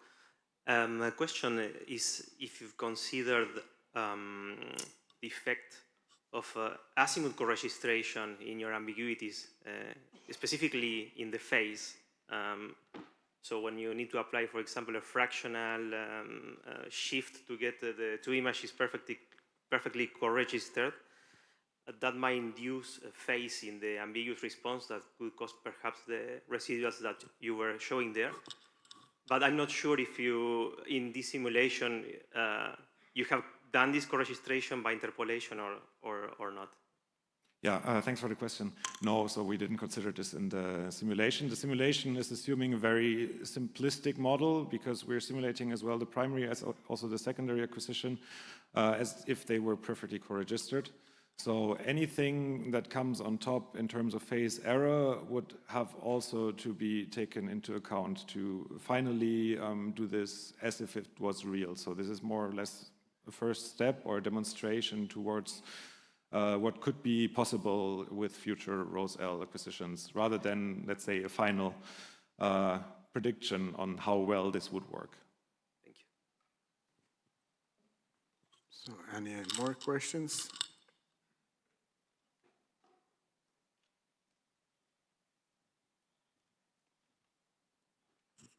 Okay, thank you very much, Simon. So our next speaker is Florent Michonneau. And he will be talking about reducing phase ambiguities by combining DL, despeckled half-band SAR interferograms. I'm not sure if I can ask, but can I get the presenter mode in the screens here?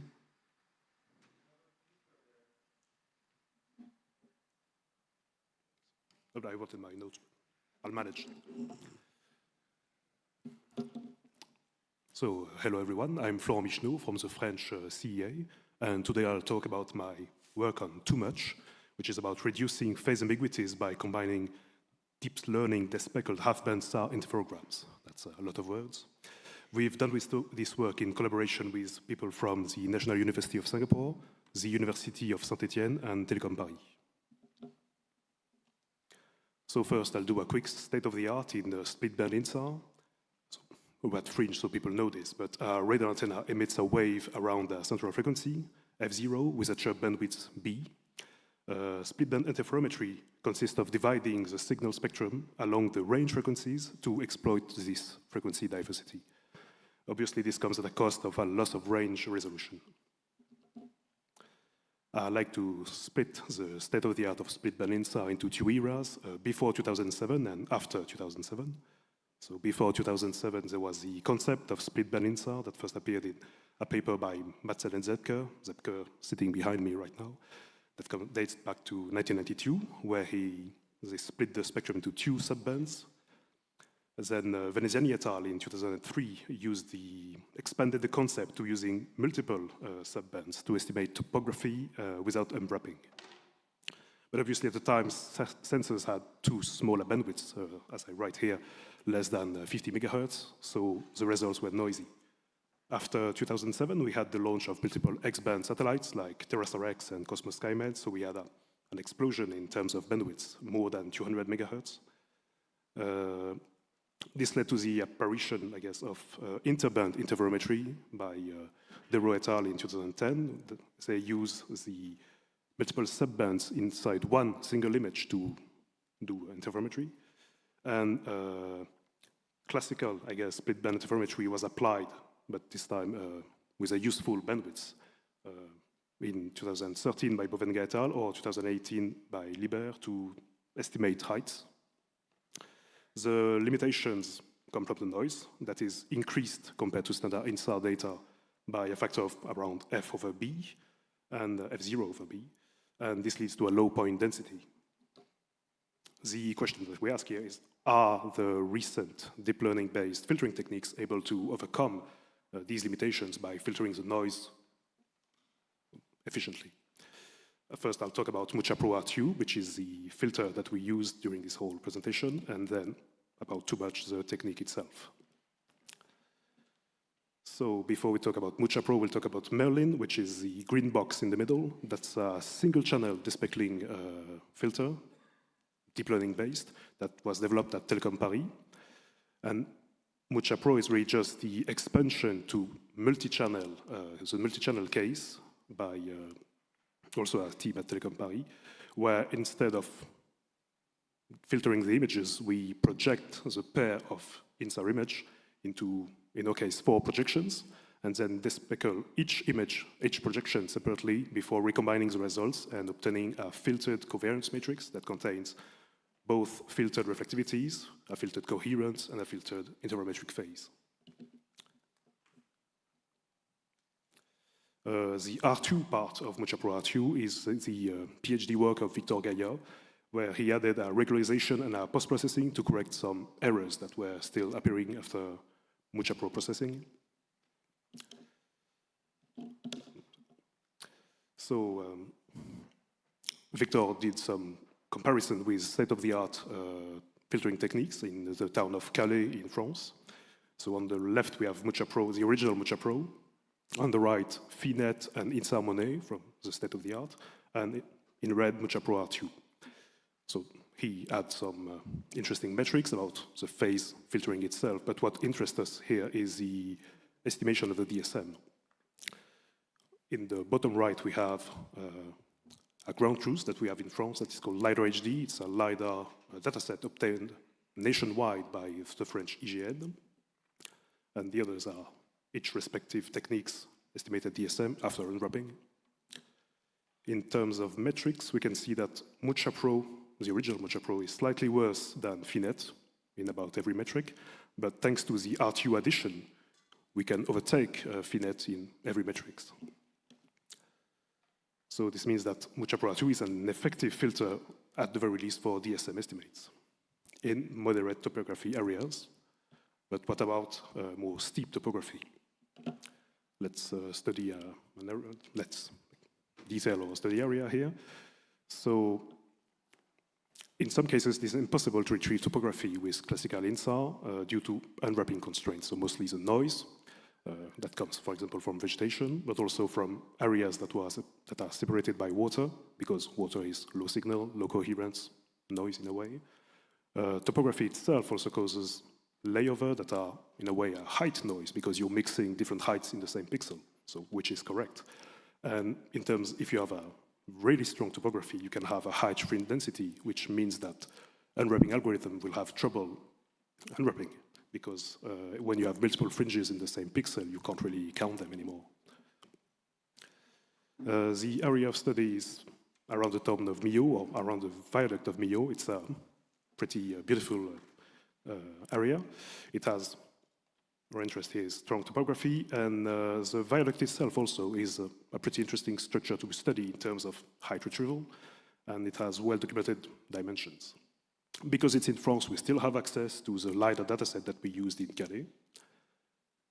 And as you can see in the bottom right, the total height variation in the area is more than 400 meters. The SAR dataset that we used is a few Cosmos SkyMed images acquired in 2021 in spotlight modes. The resolution is 70 by 30 centimeters. On the left, we have what are SAR images. You can see the viaduct in the middle, the viaduct's shadow on the right, SAR shadow, and the piles of the bridge. But if we zoomed in, we would see them. In between them, we also have roads, layover areas, and the Tarn River in the middle. On the right, we have the LiDAR HD DSM that was projected into SAR geometry. That's why the bridge match. So those are layover areas. And here, it's not the SAR shadows, it's not a SAR dataset, it's a LiDAR shadow. It's exactly at the vertical of the bridge, over the bridge piles. Now, if we go back to multichromatic analysis, MCA, or split band interferometry, it's the process of taking two complex images, computing the FFT, and splitting the spectrum along the range dimension. Then for each subband, you apply an IFFT, and you end up with n pairs of complex images that you can compute the interferogram for. But if you have n interferograms, you need to train MuchaPro n times. It takes quite a while. So let's instead do what I call half-band multichromatic analysis, where we only split into two halves, separated by delta F, and apply MuchaPro this time to only two interferograms. Takes quite a lot less time. No, never mind. Obviously, the two filtered interferograms taken separately are worse than if we had simply filtered the original interferogram, but we get interesting results when we compute the difference between the two interferograms. And why is that? So the ambiguity height in classical monostatic INSAR depends on a few factors. It follows this formula, and in particular, what interests us is the wavelength that is related to the frequency. When we use too much, the equivalent frequency becomes delta F. So the ambiguity height becomes this. And for our dataset, this ambiguity height is 50 times greater than the original INSAR one, meaning that we have 50 times less fringes for the same area.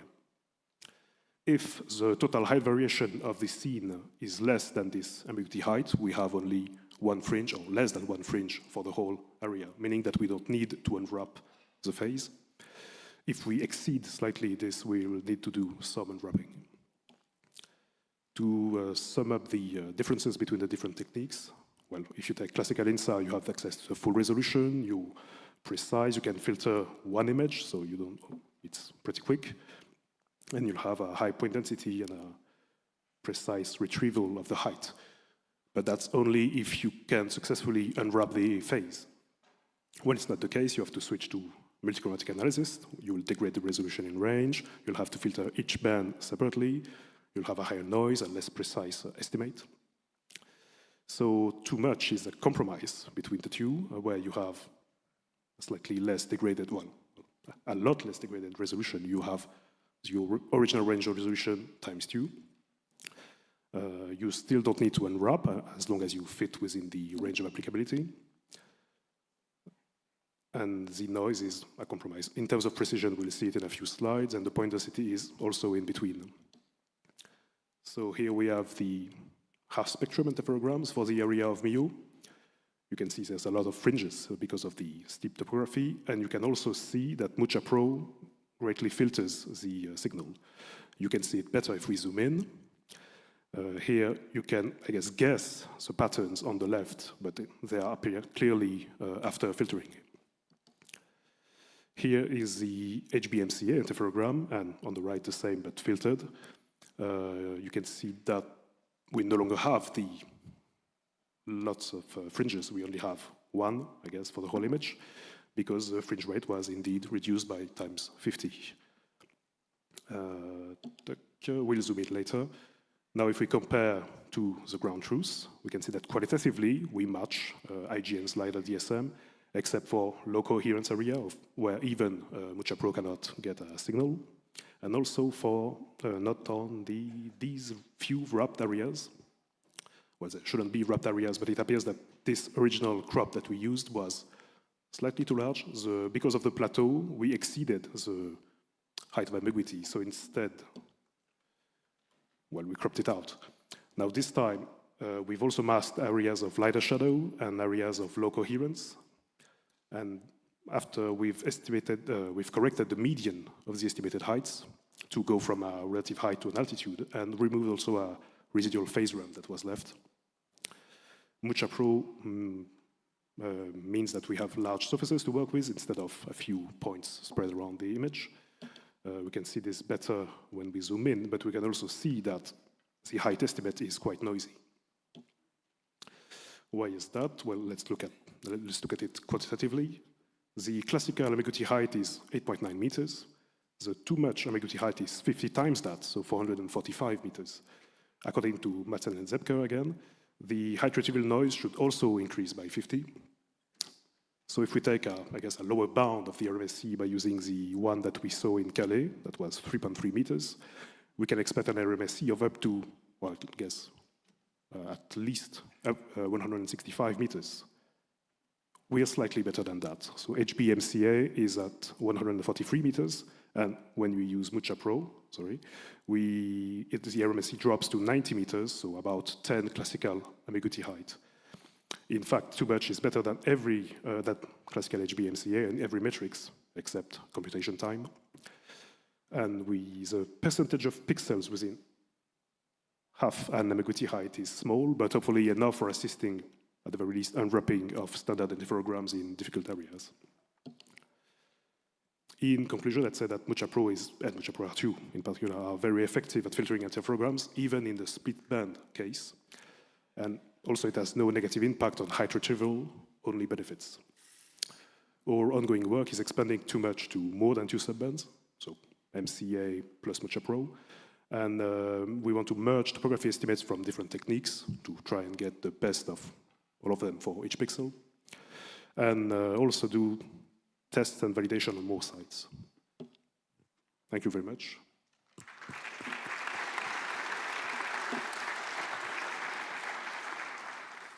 Okay, thank you for that clear presentation. Time for questions. Are we getting too late in the day for people to think? Do I have to do like in class and point at somebody? All right, thank you very much. We'll move on.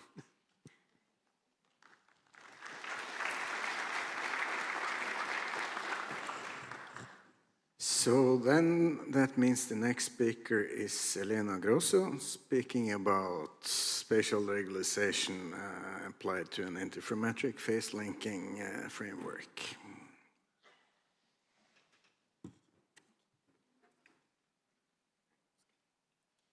Hello, I'm Elena Grosso. I'm a PhD student between ONERA, which is the French National Aerospace Lab, and the University of CNAM in Paris. So I'll talk about a denoiser we've been working on. Oh, there it is. That tries to yield both the temporal information of a stack of interferometric images and the spatial information of every single image. So the framework started by only applying the temporal information denoiser, which uses a phase linking methodology and uses a covariance fitting methodology to this framework. And we decided to add a spatial regularization term. So I'll explain first the temporal denoiser, then the spatial regularization term. I'll explain the problematics of adding the two together and how we solved these problematics, and I'll show a few initial results we've been having. Now, I will not explain what INSAR is in this room, but I kept this slide just to evidence the fact that the initial interferograms we use are the most basic, basically, so we just co-registered the images and eliminated all the noise that can be pre-computed and therefore eliminated during preprocessing. Now, we work on a multi-temporal INSAR framework, meaning we analyze a stack of interferograms. These interferograms are computed by getting the first image of in the date time frame and comparing each other interferogram with this initial date. So when I talk about a stack of images, this is the stack of images I'm talking about. And of course, they've been co-registered. Okay, so this is the data cube that we have. I first start by explaining the temporal denoiser, which uses a covariance fitting methodology. Basically, what we do is that we see the pixel as a vector, meaning that we analyze the pixel through time. Along this pixel through time, we get a window, And this window has to be fairly small because the pixels have to be statistically similar or multivariate. And from this patch of pixels, we create a covariance map. Now, covariance fitting is a fairly common statistical method used in statistics to optimize a vector, and that's exactly what we do. Basically, due to the characteristics of INSAR data, we can decompose the covariance matrix in two parts. One is this element here, which is a matrix that is the modulus of our covariance matrix and keeps the coherency information which we want. And then it's multiplied by the square of W, which is the vector of phases. So basically, it's our pixels initially. It's the pixels through time, which is a vector. Now, the way the optimization works is that we minimize the distance between our covariance matrix and this other matrix that is, again, the product of the modulus of our plugin covariance matrix. And we want to find the W, so the vector of phases that optimizes the distance. The W is, once has been optimized, is basically our phases that have been filtered out of the noise. Okay, so in my previous work, we've analyzed different types of covariance matrices that can be used and different types of distances. We actually avoided that study now, and we got the two most basic expressions of covariance matrix, and the distance is a classic Frobenius distance, because we wanted to focus on the spatial regularization term. Okay, so now we have the covariance fitting, so the term related to the temporal denoising, and we want to add a spatial regularization term. So our objective function is now this. Now, the spatial regularization term we use is a total variation methodology, which taken one pixel and looks at the pixels around it and tends the central pixel towards its proximal pixels by using a descent through this proximal. So it very slowly tends towards its neighboring pixels by very small steps that are determined by this epsilon. Okay, so we now have, we're back. We have the optimization function. There's a temporal denoiser, there's a spatial denoiser.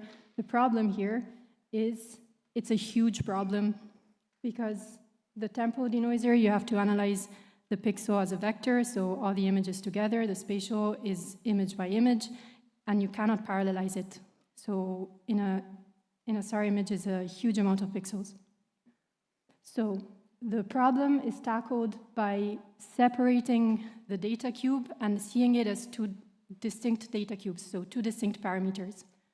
We could see it as, in the case, for example, of the temporal denoiser, you have that the data cube is the sum of all the vectors of the pixels. In the case of the spatial denoiser, it's the sum of all the images. At the end of the day, it's two data cubes that are the same thing, but we call them two different ways, so they're two parameters. What we do is that within the minimization, so it's the same, this is the same optimization function, but we impose the equality of the two data cubes, meaning once the minimization has been done, the two data cubes have to be the same. This is done by adding an augmented Lagrangian term, and it's a methodology that's called ADMM, that stands for Alternating Descent Methods of Multipliers, and it basically adds this augmented Lagrangian term that is expressed like this, and what it does is that very slowly throughout the descent, it makes the two data cubes the same. Okay, last math slide. So the way the ADMM works is that it alternates the descents. So you have first a minimization of the temporal denoiser with an augmented Lagrangian term. You then have the minimization of a spatial denoiser with the augmented Lagrangian term. And then there's a very small step that is the update of this gamma. Gamma is this element here that basically tells the denoiser how much the two data cubes have to, at the next step, be the same. Okay, so we're at the fun part. We tested the denoiser. We initially had two data sets. One is Mexico City, and one is the same area in Hawaii as the previous talk. The reason for that is that there are two fairly different scenes. One is a city, of course, one is a national reserve. In one case, we have 10 images. In the case of Hawaii, in the case of Mexico, we have 15, and we use both Sentinel and TerraSAR-X. The reason why also we got these areas is because there's a fair amount of GPS data that can help us validate. Okay, so this here, so top left, is the initial interferogram. These are fairly small patches. I started having results basically last week. So this is the initial interferogram for Mexico City. This is a total variation only with 200 iterations. This is a total variation with 1,000 iterations. The fairly common known problem with TV is that it starts losing structure. On the right, you have the temporal denoiser only, and in the center, there's the ADMM. Now, maybe it's not too clear, but it improves quite a lot, especially on the extremely noisy areas. So the lines are a lot more defined, and even here, improves quite a lot. Similarly, this is for Hawaii. Again, a fairly small area. The central part, especially the bottom part, improves quite a bit compared to the temporal. And I mean, with the TV, the structure is lost quite a bit. Now, I thought it would be maybe interesting to see a few of the iterations of the ADMM, what happens. So as you can see, the output, for example, at the second iteration, the output of the temporal and the output of the TV are fairly similar, and with each iteration they start being the same, and this is the augmented Lagrangian term that is having its effects. But what I think is more interesting is seeing where the TV is actually being applied. The point of the TV is that if an area is fairly smooth, it's not going to be applied. It only focuses fairly slowly on the noisy areas, and you can see that while at the beginning all of it is fairly noisy, so it applies on everything, it very slowly starts concentrating on the noisy parts. And finally, we've added the peninsula of Iceland below Reykjavik. And this is a TerraSAR-X data set. And again, it's a lot more clear, maybe not on the screen, but there's a lot less noise in the case of the addition of the TV to the covariance fitting model. And by the way, you need less iterations of the covariance fitting with the ADMM. And finally, yeah, again, this is the same image. You can see that it focuses on the more noisy parts. So while here, again, it's a bit everywhere, it then starts focusing on the more noisy parts. I wish I had some indexes that could like quantify the decrease in noise. But yeah, I started having results just fairly recently, so we definitely have to work on that. But I think it made the process a lot faster, this ADMM framework, so I think it's a good option. And yeah, hopefully we'll also have a few results validated through the ground measurements. It's somewhat hard because there's not many GPS stations, but hopefully we'll have something. Thank you.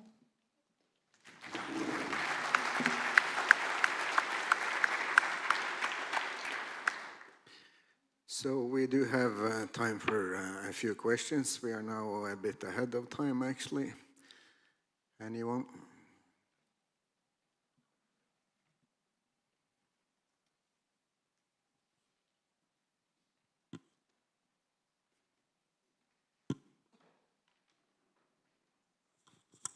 Hello, thank you for your presentation. It was very interesting.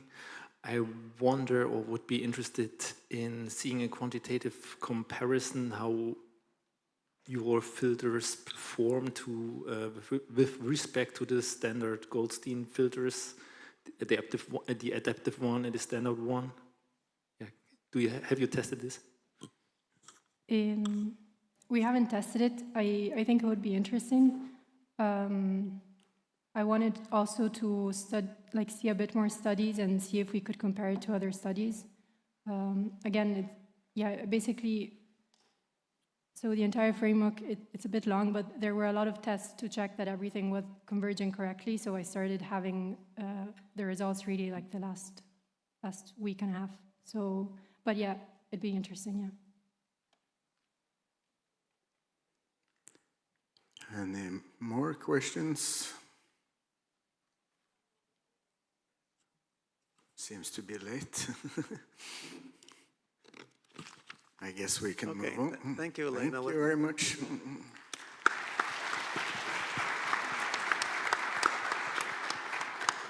Okay, our final paper of the session will be given by Alessandro Parizzi. Is Alessandro here? Good. And this will be entitled Opportunities in Merging Multi-Mission INSAR Measurements.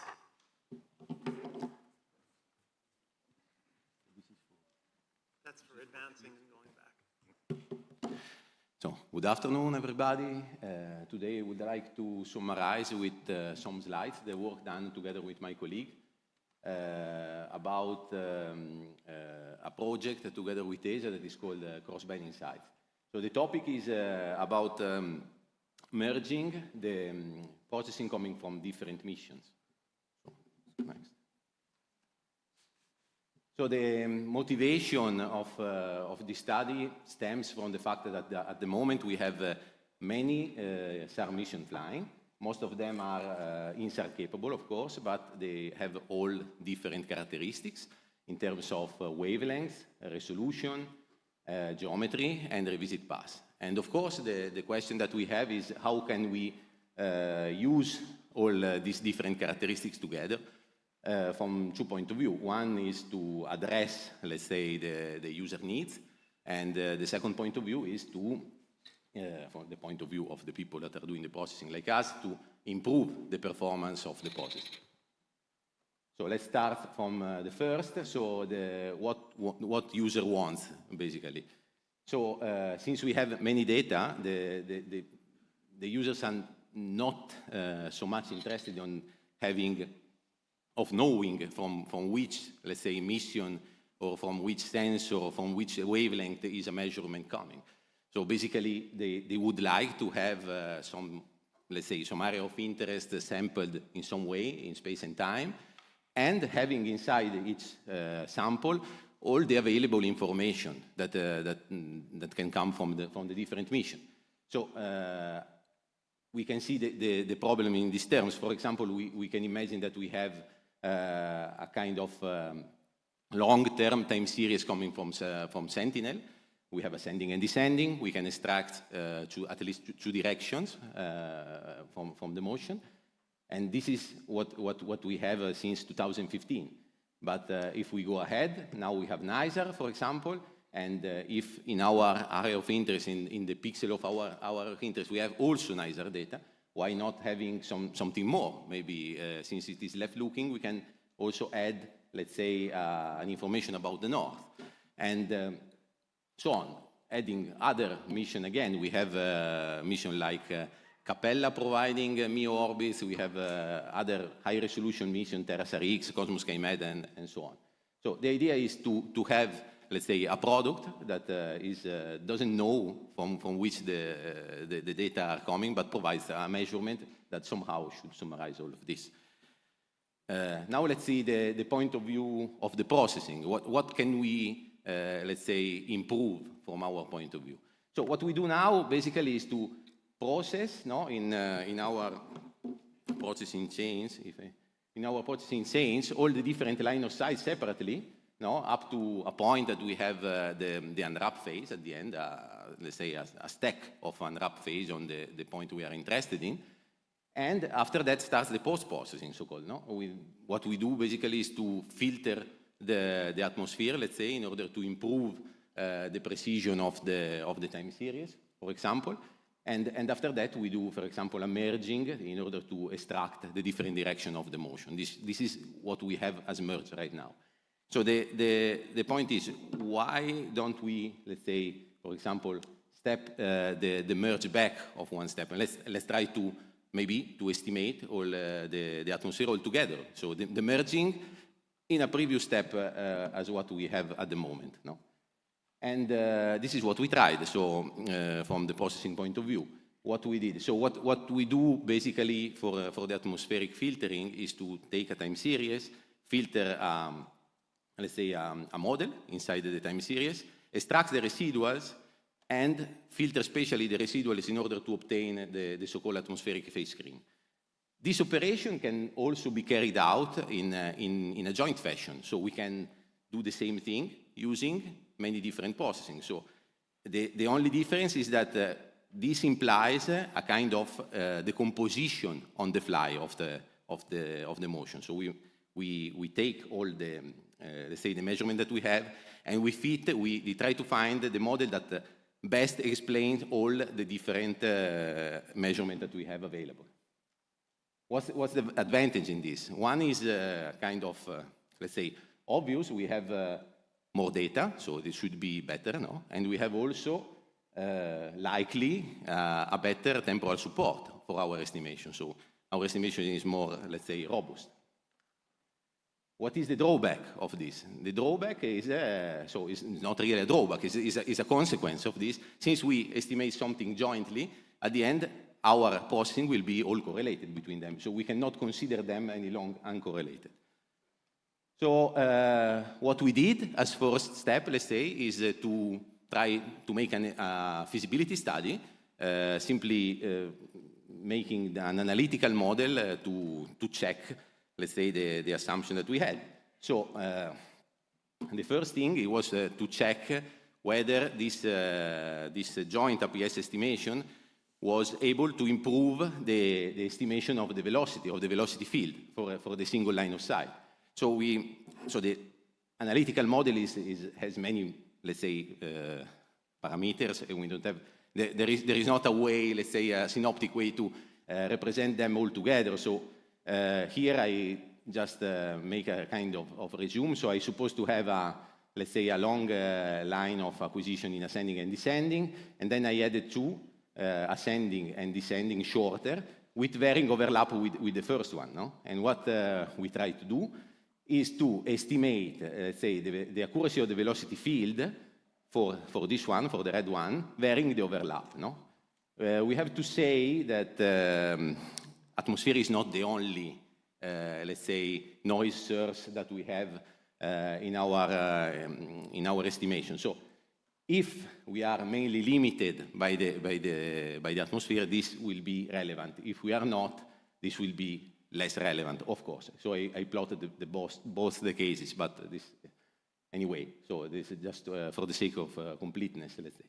So let's see the results. No, we take the case where we are mostly limited by the atmosphere, and we see the results here in the red for the red processing.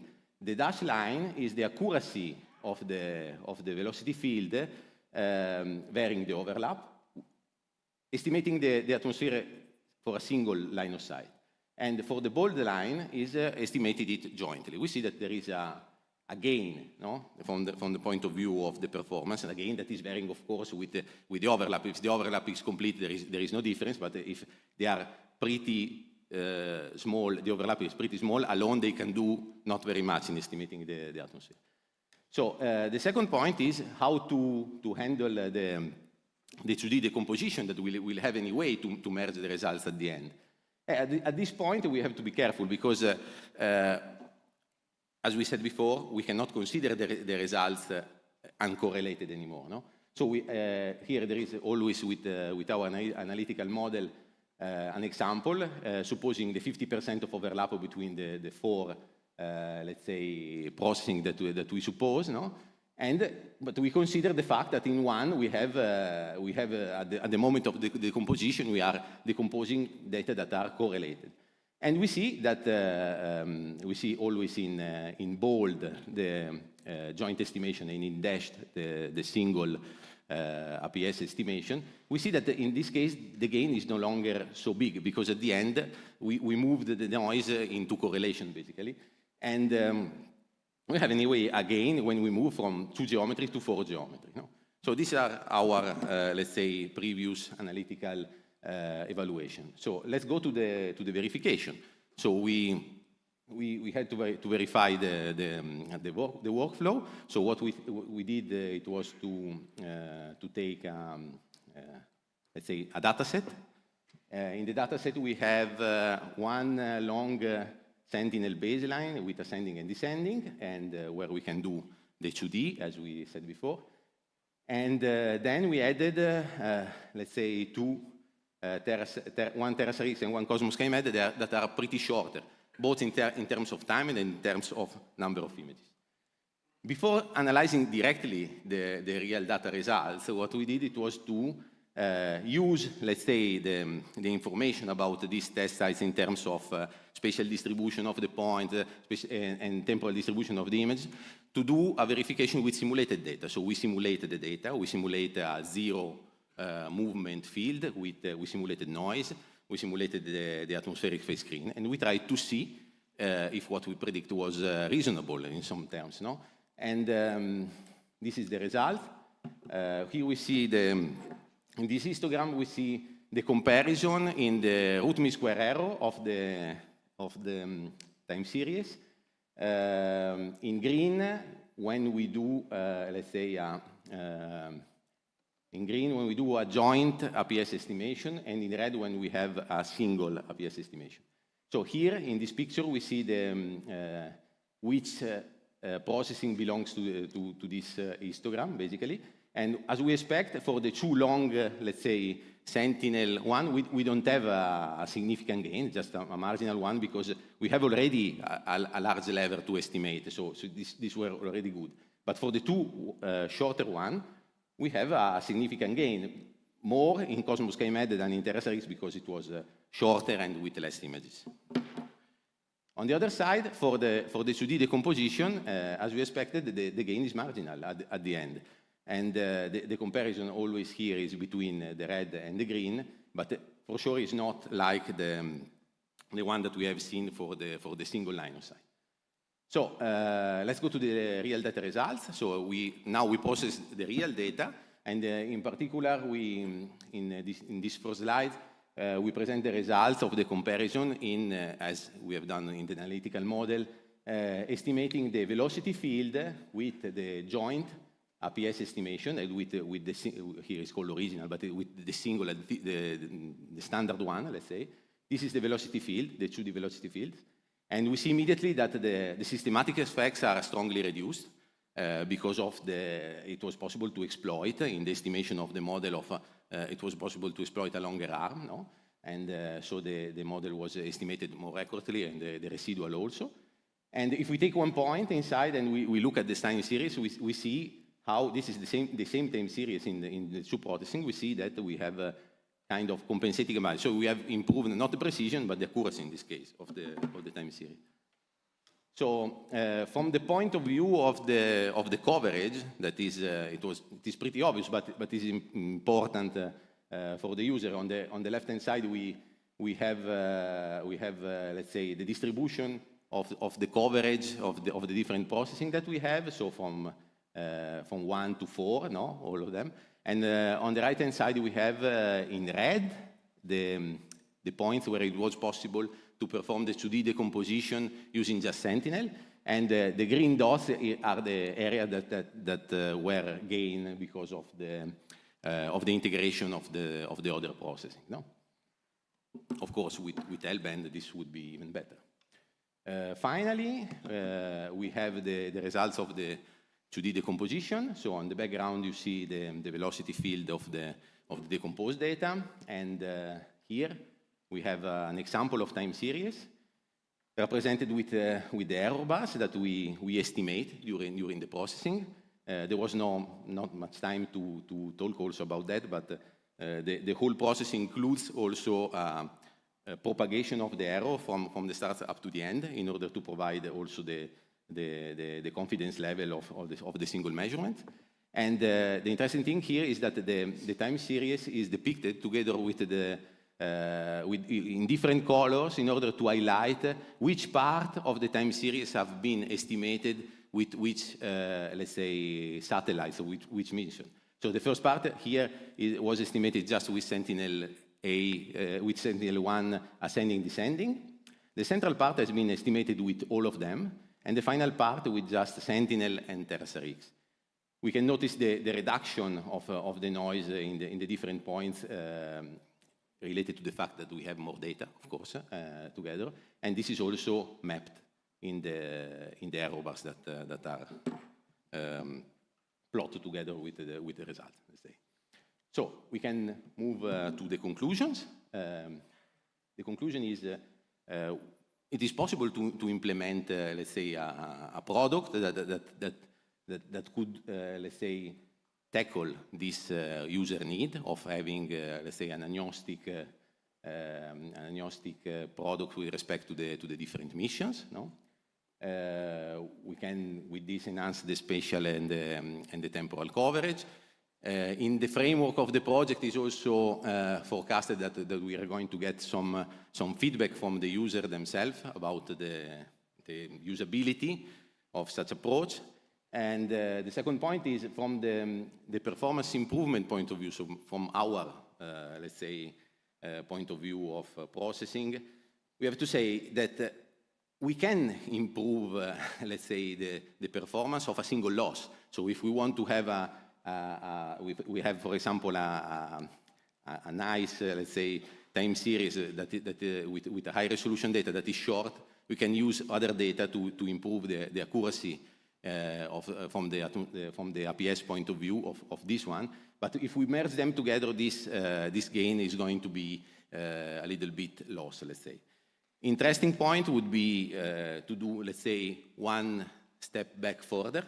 That is not only, so up to now we started from the beginning where we have the merge of the different processing at the end after the atmospheric filtering, and we said, okay, let's do a step back, let's do the atmospheric filtering together, and it would be to do something more and say, let's do the phasor wrapping together. That would be probably interesting from the point, especially if we merge with L-band or such sensor.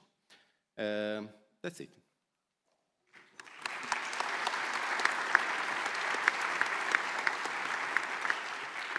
Okay, thank you for that talk. Questions for Alessandro? There's one right here.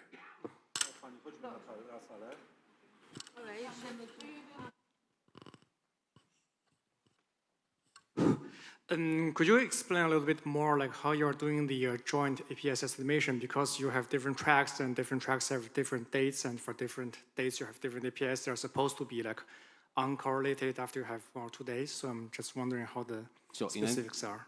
First of all, what I didn't mention is that in order to match the same place on the ground, you have to do some subsampling, no? As you do when you do the normal 2D decomposition. And the point is, we don't fit the APS, we fit the model, the motion model. So this should be the same for the point. When we fit this model, we can then project this model back to the different line of sight and get the residuals for the different line of sight and then filter in space. So this is Okay, thank you. I have a follow-up question. Like, so for example, if I have ascending and descending, then if your like ground motion is not vertical, it has like significant like horizontal and vertical, then projecting onto different LOS will give you a quite different different value. So is it going to be like impacting a lot on your results? Or do you mean that we cannot estimate the north? I mean you use ground motion as like your reference to filter the APS, right? So, but you like if you have a strong like horizontal or like horizontal movement, then if you project onto different LOS, one ascending, one descending. We estimate a model for each component of the motion. Okay, no, I see. We fit a model for the horizontal and for the vertical. If we would have also a left, we could do also for the north. Of course, at the moment it's a little bit limited from this point of view, but future. So the present mission will allow also such a thing. Another question? Scott? Is there a microphone?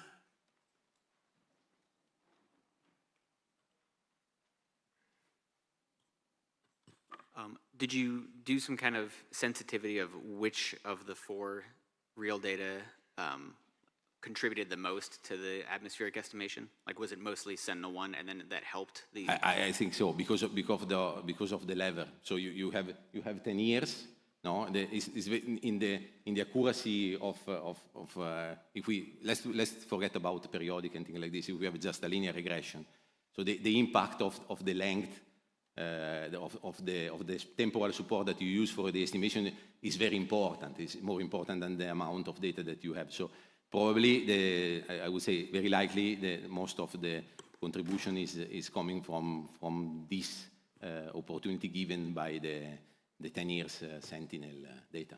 Okay. And are the other ones, the private satellites, do they acquire at a similar time of day as Sentinel? Sorry? Do they acquire at a similar time of day so that the atmosphere doesn't become decorrelated in time? No, but this is so we estimate the motion. So we estimate the motion in time. So of course the atmosphere are all different, because of course the atmosphere, because also they are also ascending, descending. So we estimate a model for the motion, and from this model we get the residuals. So this is the thing. Okay. Thank you. Okay. Questions for Alessandro? Going once, going twice. Thank you again.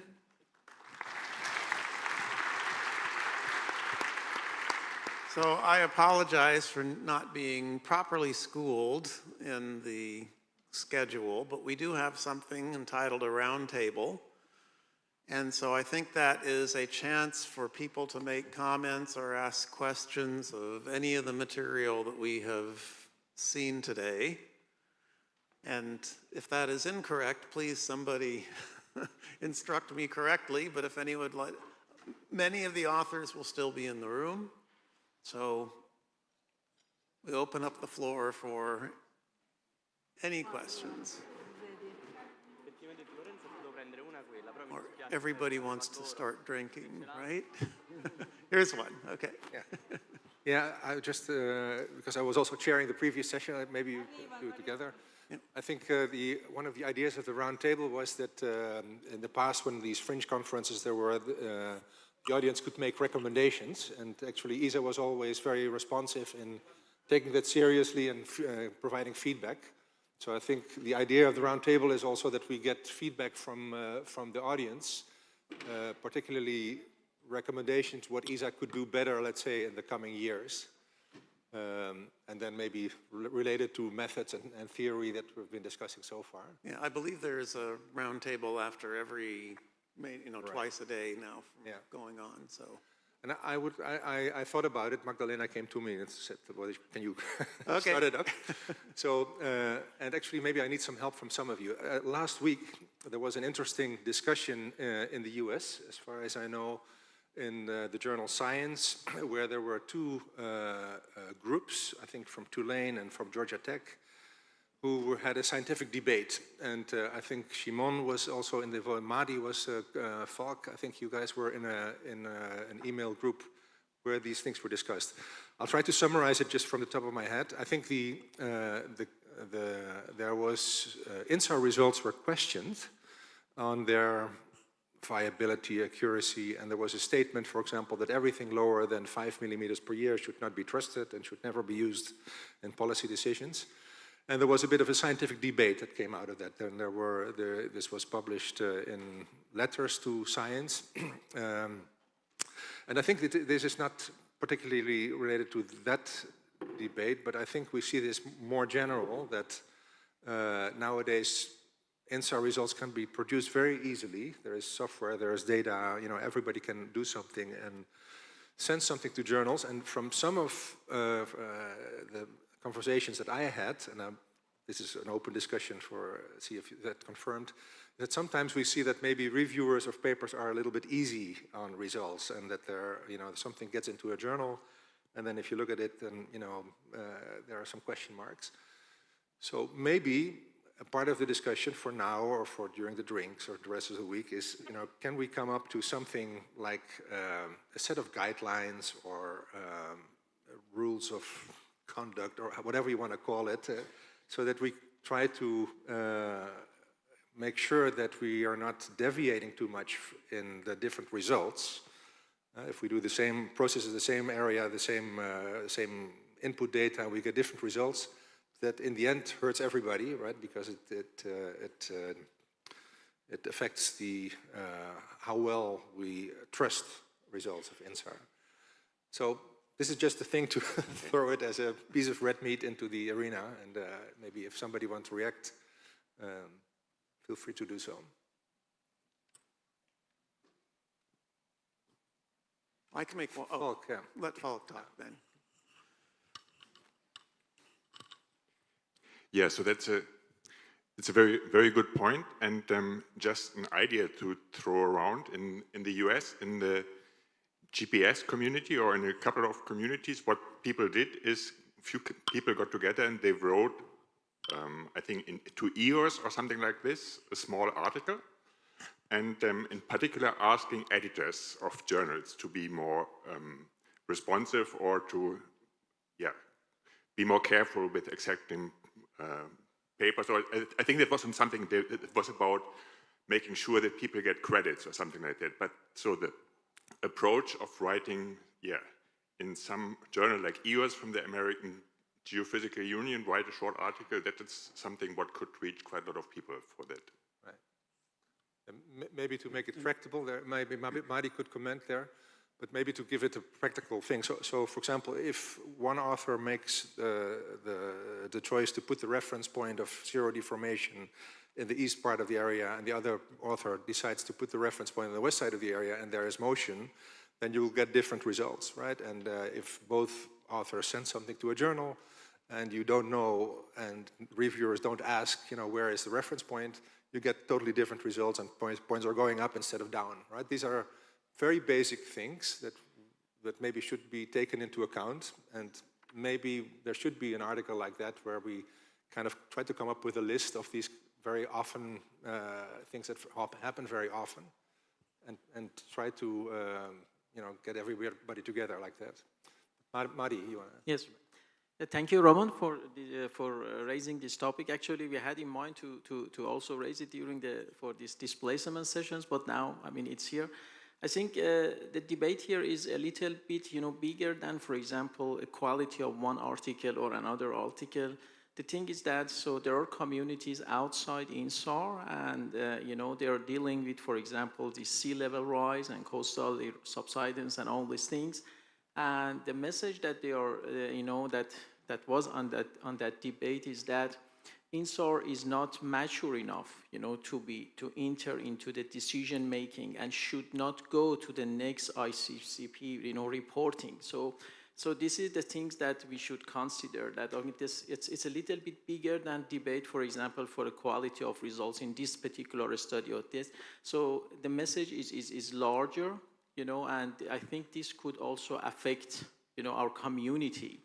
And also we should ask ourselves, because the technology is now 30 years old, and all these problems that, we are discussing about phase-on wrapping, atmosphere, penetration, all these things also has existed in other, for example, in GNSS, but in GNSS, there are some guidelines now. If you want to go for tectonic studies, you should have a continuous GPS observation. If you want, for example, to increase the accuracy of the vertical.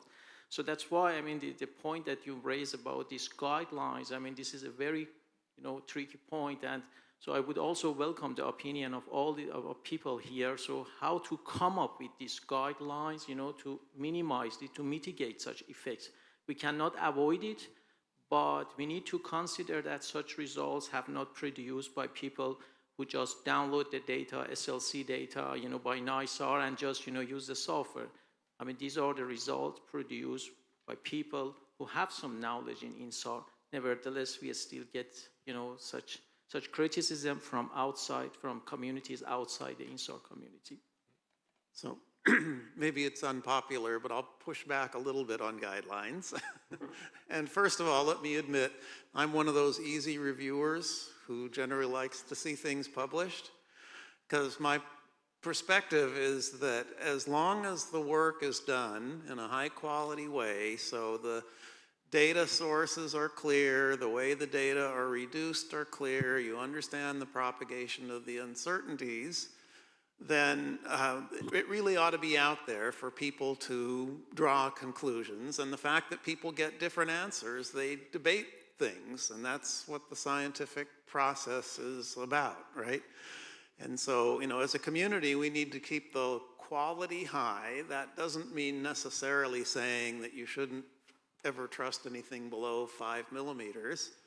But you should just, you know, when I try to review a paper, I try to see how it flowed through, whether or not I can trust the claims that are made by the particular authors and make comments on that. Regardless of what they say, you know, they end up with for their final result. I mean, this thing from Science last week is it's a bit overblown, I think. You know, two people did two different results.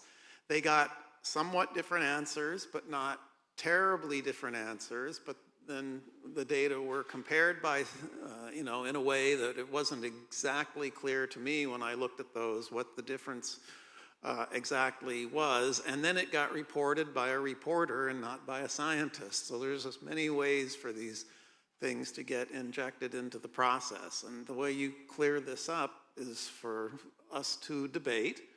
And there are formal ways to do that with written comments, and nowadays all the online discussions and things like that. So I'm still going to pass a lot of papers that I review and recommend them.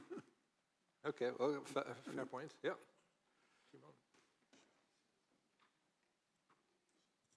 A couple of comments about that. If two results disagree, there should be uncertainties. So that's one of the issues, is report uncertainties correctly.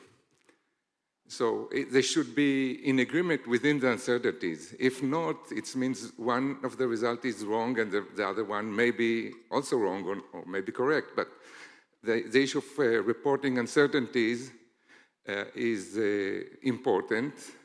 And I think reviewers many times don't look at that. And that's why papers come up with different results. Another point is that there is incentive to magnify results to show there is a danger in the progress, like subsidence, less subsidence along the coast. So people, if there is no subsidence, there is no significant paper out of that. It's not, it doesn't take attention. So I think there is incentive in the community to produce results that will go to high impact newspaper journals, and many times overlooking is it really, or we want to emphasize the dangers, the scares that it will generate interest in the community and beyond the community. So these are some issues that we need to be aware. And by the way, I submitted a session for AGU to discuss these issues for the INSAR community about scientific integrity and the ability to reproduce results. And I think it's what we're doing now. We hope to continue also at AGU because it's an important issue for the community. Question right here. There's right up there.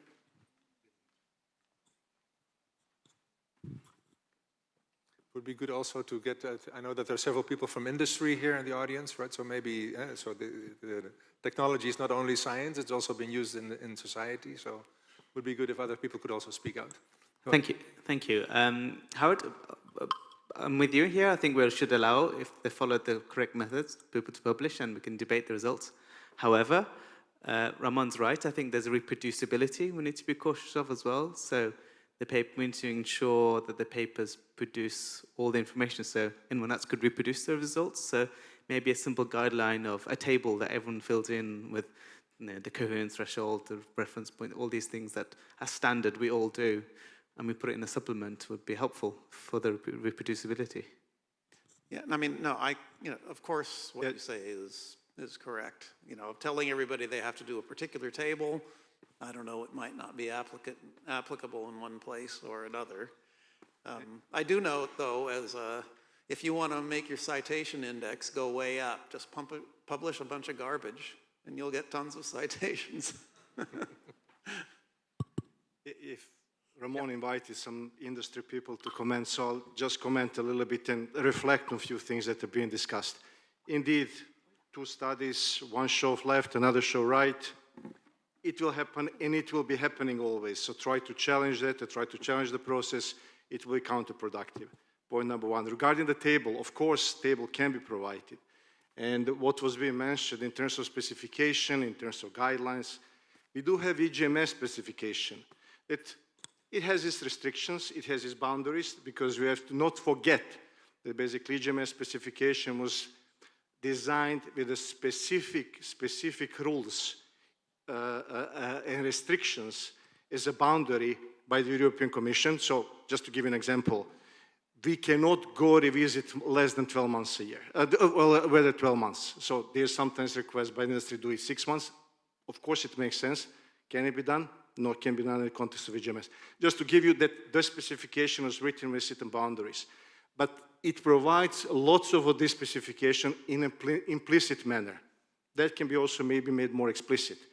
Whether that would make sense is debatable, because if you start putting the tables together, yes, there will be a table tomorrow, and then there will be 3 authors, so 3 other groups challenging the table. So then we're going to have branches of tables. So the process, it's evolving, it's maturing. 30 years of INSAR, it's good. It will be for 30 more years for sure. So I don't think that we should go in any kind of very strict and formal standardization, because I think Americans have a saying, a camel is a horse designed by committee. So more people involved, more people get in this process, it will be more complicated to converge. So keep it simple, just maybe a couple of things, but even that is not necessary. Market and community will profile what is good and what is not good. Right.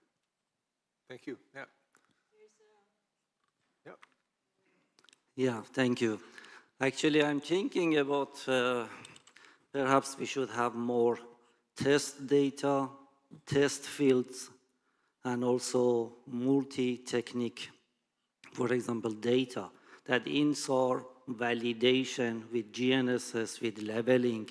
So such things, I mean, we can estimate covariance matrix, for example, for INSAR. So we can report the uncertainties. And when it comes to validation against leveling data, validation against GNSS data, I mean, for tropospheric, atmospheric, ionospheric, we have different models. So we can perhaps having more benchmarking and such things, for example, for any INSAR developer, any algorithm developer, so maybe they can test against and check their results. So perhaps this can be another things to think. Well, it may be worth actually remembering that in terms of GNSS, which at the time was GPS, it wasn't 30 years, it was more like 10 years after it started. There was a lot of competition about what's the right way to reduce the data. And NSF and other government agencies in the US sponsored essentially competitions between the major software packages. There was one out of MIT, there was one out of JPL, there was one out of Scripps. And they did these, conference shoot-offs, and everybody compared their results. And finally, everything kind of converged on the best aspects of all of them. It was very successful. And today, everybody uses the same algorithm that Jeff Blewett put in the University of Nevada library, and that's how all the data are reduced now. So we may follow that same path. I don't think it will take, well, it's been 30 years. So I don't think it should take, all of that time past that. Was there a question, Scott? I just had a follow-up on comparing it to other sensors. It seems like people do always try to use GPS where it's available, but I think one of the problems that came up with this commentary paper was they don't agree at the non-GPS locations, that they tried to answer in vegetated areas and kind of pushing the boundaries of where you could get an answer from INSAR. And at GPS, it looked fine because you grounded in some area, and it's usually urban-ish. So it seems like this was a case where they were trying to do answers that are at the edge of what could be scientifically possible with INSAR and outside of the normal validation areas. And so having some kind of intrinsic uncertainty is a great goal to have, although that is still a research area, that there's some people here that definitely put out their own uncertainty at every pixel or even a correlated uncertainty, but that is difficult to do. And so that could be a great thing to help standardize more, but that's definitely not standard right now, even though it would be very desirable.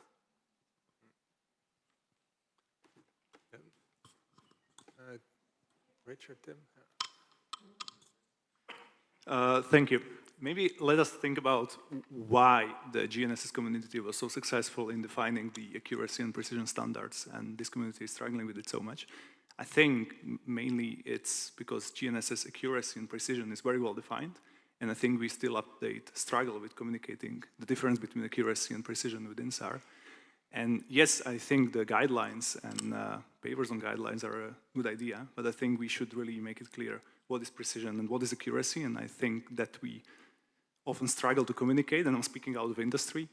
And like maybe on top of that, it's also good to realize that an error bar of 5 millimeters may be unacceptable for journal, but it's perfectly fine for decision makers in industry. So this is also something to keep in mind. Thank you. Yeah. Thank you. Tim?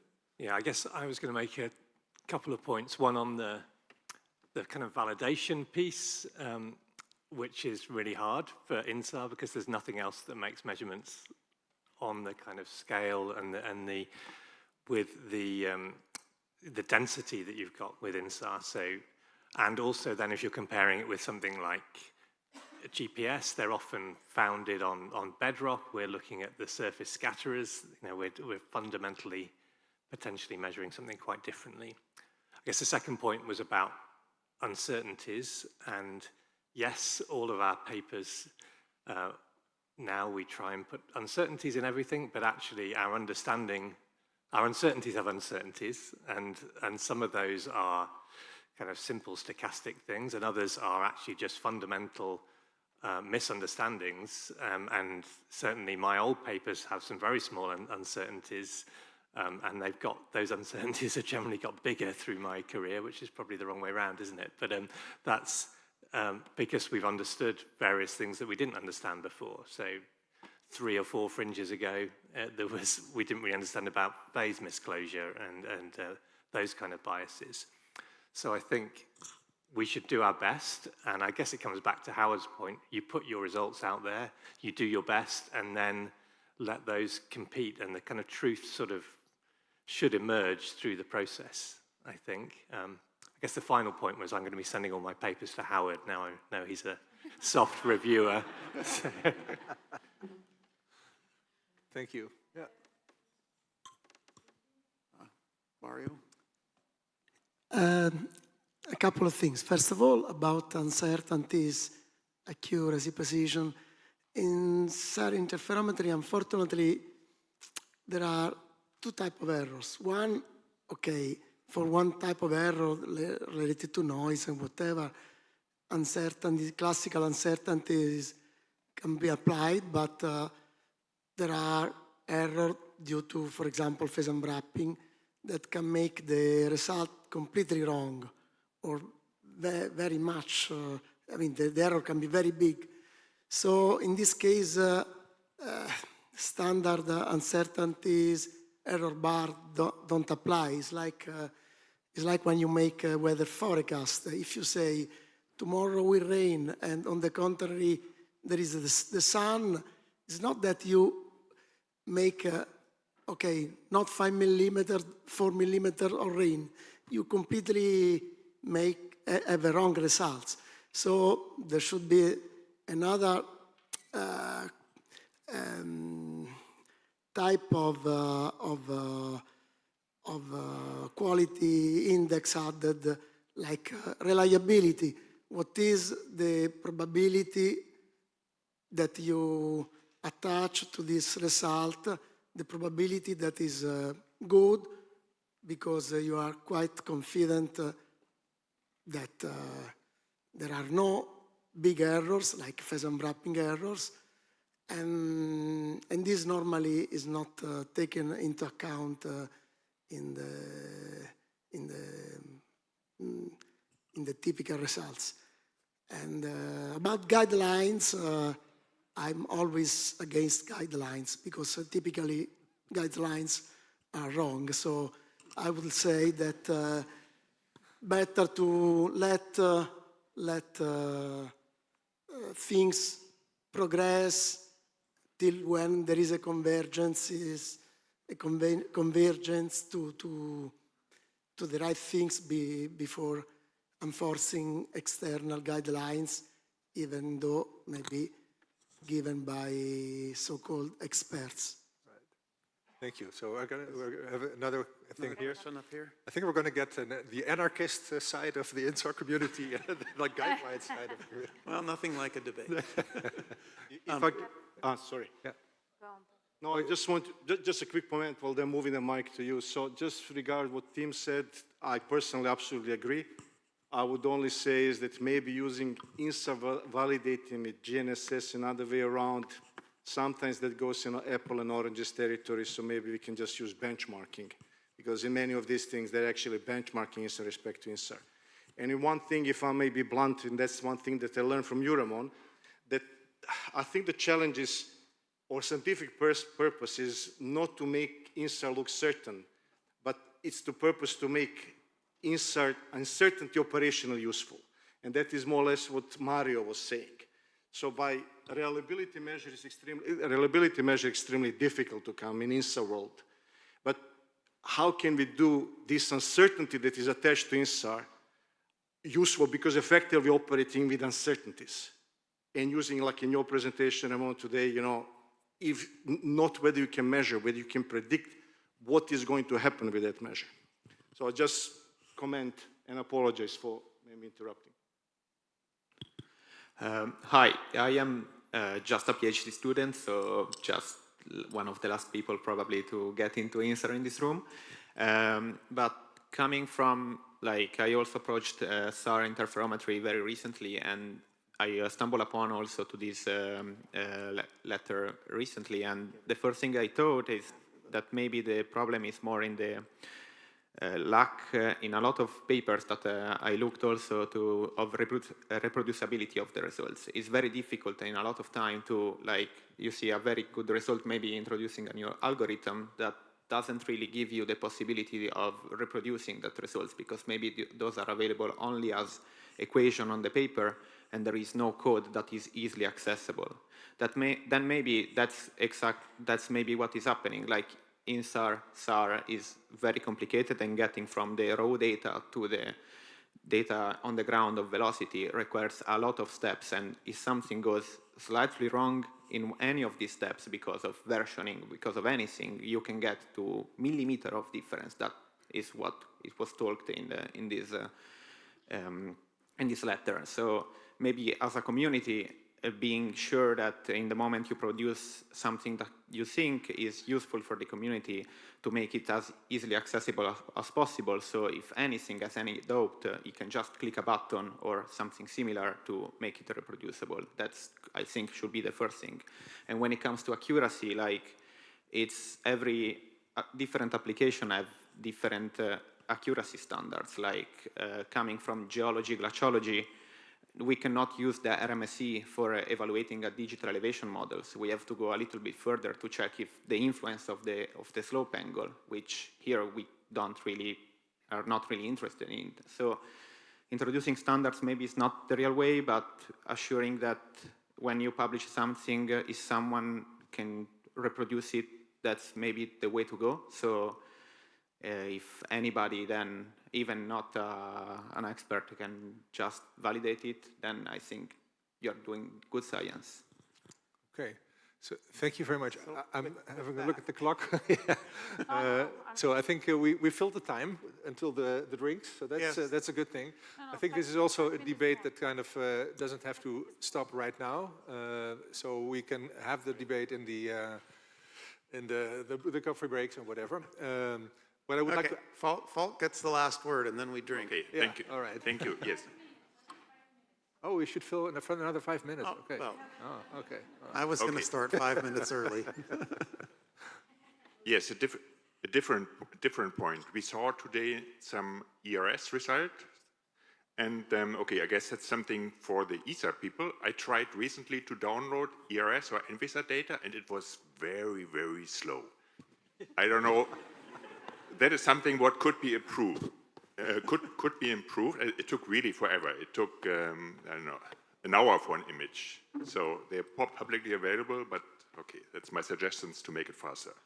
Thank you very much. Yeah. Well noted. Good point. So what I assume, so if you have a strong opinion or if you would like to have something concrete for ESA, so we are just standing here, nobody of us is making notes, but if you, let's say, email one of the four of us, right, please do, then we make sure that it is in the final session, we get it together and we try to formulate it like a recommendation for ESA, right? And then with that, I hope, Magda, can we then now go to, should I talk for 1 more minute? One last... consume 1 minute. So yeah, quick question. So I'm in, right over here. Where are you? Here. Where are we looking? Where is So I'm in industry,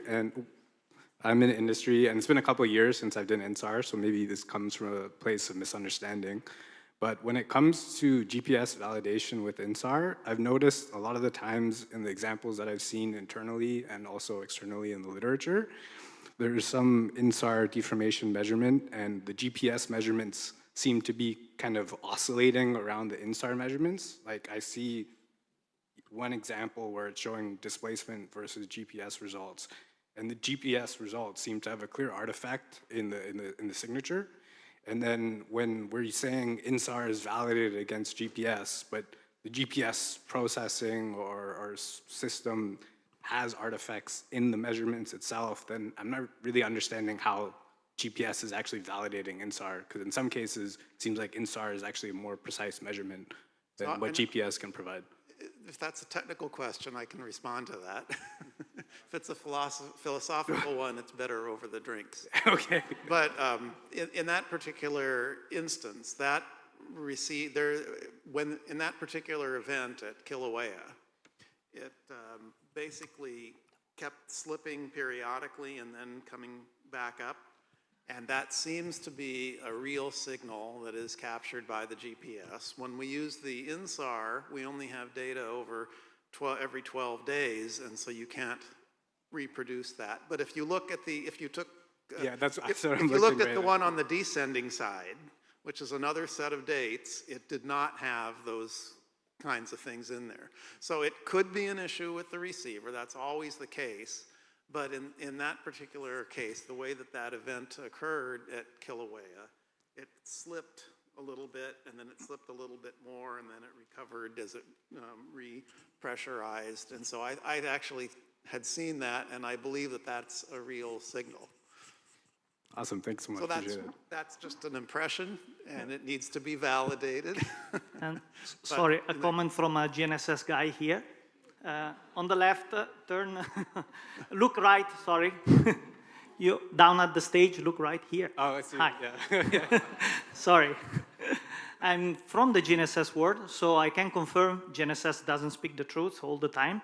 Especially there are problems with multipath, there are problems with the geometry.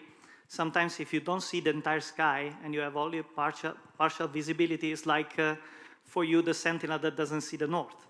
If you have part of the sky that is hidden, you can actually don't see the right deformation. So not always GNSS is right, and we don't have the right error level.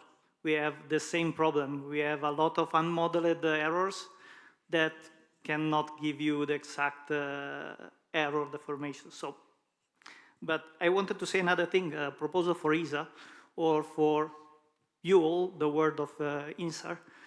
Something that I would have liked to have seen many times is like an INSAR challenge, an area of study where multiple people can submit their processing and maybe comment, and with a board that they can reason all together on how to process something. This can help students to learn how to process the data with a certain software, or people creating different software to compare their software with this. So what I haven't seen is a study processed with different software by different people that is common, that is standardized, and only someone like ESA or some big institution can do this and manage such. This is something that I think it might be useful. Well, I can react to that because I've been around for a while, and actually we have done those studies, and also ESA has financially supported those studies with many kinds of European groups working together. So, but at the moment these are not happening, that's right, and so if you would propose to have another super site or so where we're trying to do something like that, that would be a good idea, I guess. Yeah. Okay. May I? May I? I'm here. Center. This one has to be the last word. Oh, nice. No, seems like no one is right, because GNSS is not right, INSAR is not right, so what we do? No, but jokes aside, I found that article quite negative in general. It brings us back to 20 years ago, or probably more, where we have to still, let's say that on top of a tree I will not have a reliable PS or measurement.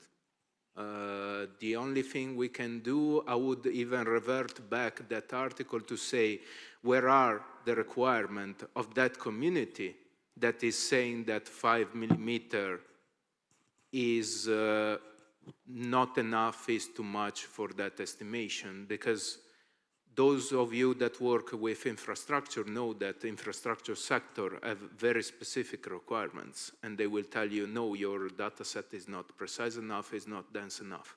On climate, everything is much more, let's say, across thematics, across science. Where are those requirements? And finally, I come from the Copernicus Land Monitoring Service. So the thing of benchmarking and setting, let's say, accuracy and precision to data set is overall, because it's not for INSAR, but for something like land cover products, we have requirements by regulation. For INSAR, we don't have a regulation that tell me that the product needs to reach a certain level. So I would really somehow question where are the requirements, where we should work towards. So which is the goal that we should reach. That's it. So Thomas, was it something very, very important you want to share with us? You gave the micro. In that case. Well, no, I think we're going to get... Oh, you were going to do it? Thomas's. Okay. I will give up then. Okay, so I have the last word now, that's good. Now, I wanted to open another box here.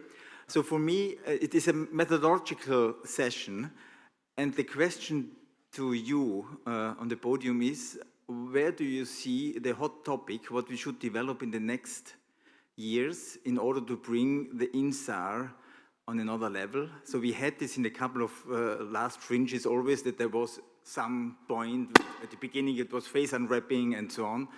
So where we had to put our PhD students on these issues. Where do you see this next big step forward in the development? So Ingvar showed it, then also Howard had in his conclusions that the ionosphere is not solved. So where do you see this big point where we should put our efforts in methodological developments in the next years? Yeah. So I think we should take that as a question to everybody, right? And thank you very much. Thanks for all your contributions. I think it was interesting, right? Oh, again, if you have anything you would like us to bring forward to ESA, then email one of the four of us, and then we will make sure that we get it together. Yeah? Okay, Magda, then the word is to you. Yes. Thank you. Thank you. Please don't forget to send me a presentation or your remarks from the sessions. Now I would like to invite for really a couple of words Izabela Najda-Jędrzejewska from the Department of Innovation of the Ministry of Science and Higher Education, who will speak on behalf of the ministry, who is, as we said before, offering us the networking event today. So please, welcome.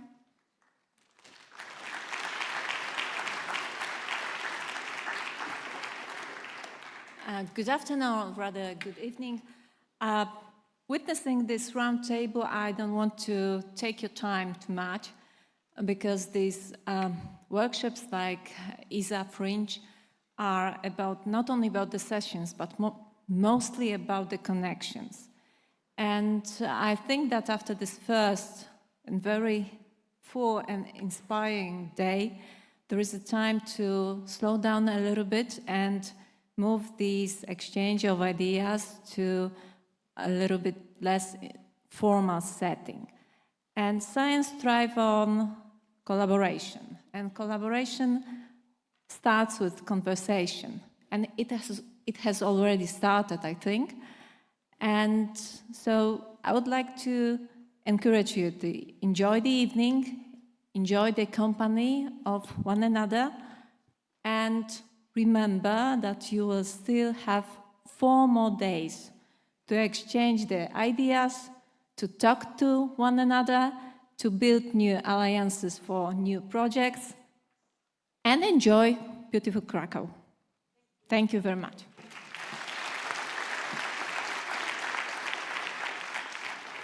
So now you are finally free. The event is on the 2nd floor, so not here on the ground floor, only on the 2nd floor.